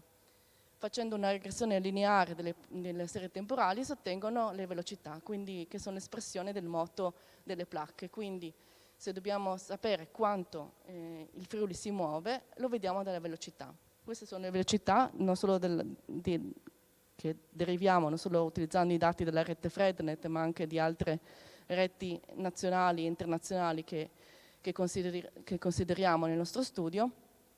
A sinistra vedete le componenti orizzontali e a destra quelle verticali.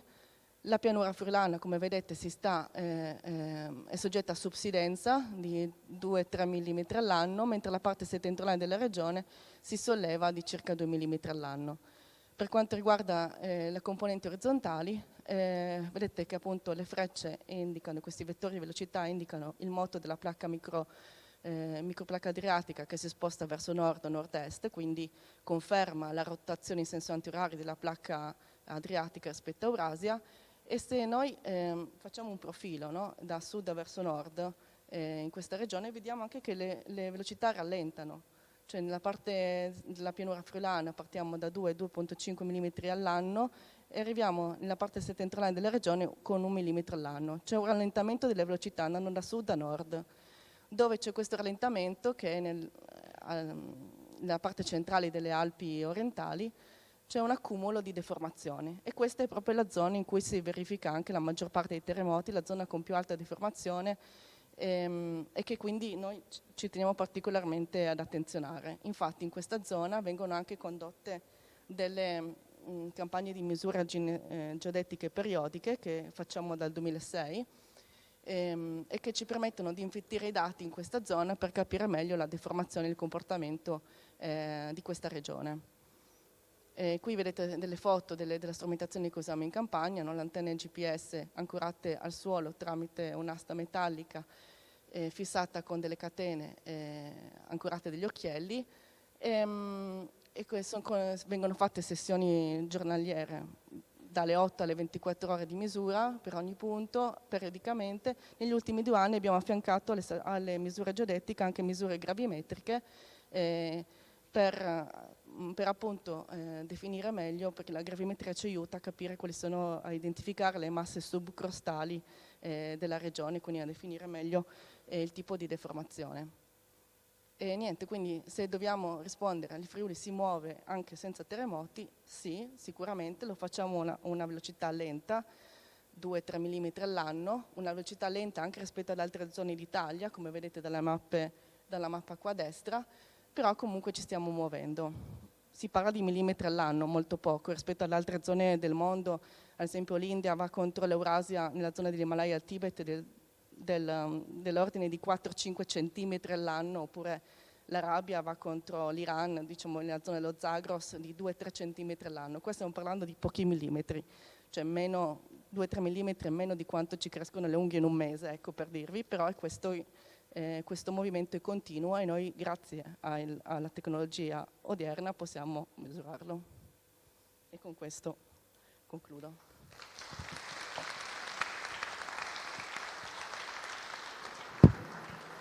Grazie mille, grazie a tutti, grazie a voi che siete venuti. Allora, ci aspetta qualcosa, da quello che ho capito, nell'atrio, quindi se ci sono delle domande, una domanda velocissima la possiamo fare, ecco, una domanda velocissima la possiamo fare adesso, se no le altre io direi che le fate direttamente agli speaker mentre beviamo qualcosa.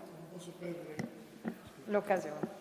Non posso perdere l'occasione di dire una cosa, ce ne sarebbero tante, tanti complimenti all'OGS, avete fatto lavoro magnifico, ma c'è una cosa, è tutto incentrato sulla protezione civile, cioè sulla gestione dell'emergenza, su quello che si fa dopo. Ma c'è una cosa che a me sta qui da tanti anni, non faccio che dirlo e scriverlo, ma non serve a niente, purtroppo. Spero che qualcuno più importante di me lo dica. La grossa lezione del Friuli che noi dovremmo apprendere è che con facilità, con poca spesa, impegnando una piccola parte del bilancio regionale, potremmo in pochi anni ridurre il livello di rischio di tutto il Friuli a quello che c'è nella zona terremotata. Perché è profondamente ingiusto che ci sia stata una solidarietà non solo internazionale, non solo nazionale, ma anche all'interno della stessa regione nei confronti della zona terremotata, e poi lasciamo un'intera parte del Friuli nelle condizioni di rischio che c'erano a Gemona nel 1975. Io mi domando come si sente quel sindaco di un paese del Pordenonese che al primo finanziamento per la ricostruzione ha rinunciato a fare domanda per riparare i danni del suo paese perché ha detto è meglio che vadano tutti nella zona più terremotata. Quel paese adesso è classificato sismico e ha degli edifici che sono vulnerabili come erano quelli di... Che cosa aspetta la Regione a prendere 1% del suo bilancio, 6.000 miliardi all'anno, per 20 anni e fare un'opera sistematica di sistemazione? Tanto più che la Regione che ha finanziato la mappa del rischio sismico, che dà gli elementi di conoscenza per fare un'operazione ragionata, graduata nel tempo e senza stravolgere il bilancio regionale. Grazie, speriamo che questo appello venga accolto. Vi invito quindi ci spostiamo fuori, appunto domande e commenti ce le facciamo direttamente. Va bene, io ho seguito online. Ah, vabbè, no, ma ha dato bene. Andrea mi è piaciuto. Sì, ma tu no, tanto ne ho seguito online. No, ora prendiamo a caffè, poi la sala chiude alle 5. Gli altri, no, c'è l'incidente online che rimane su. Guardavo quando mancava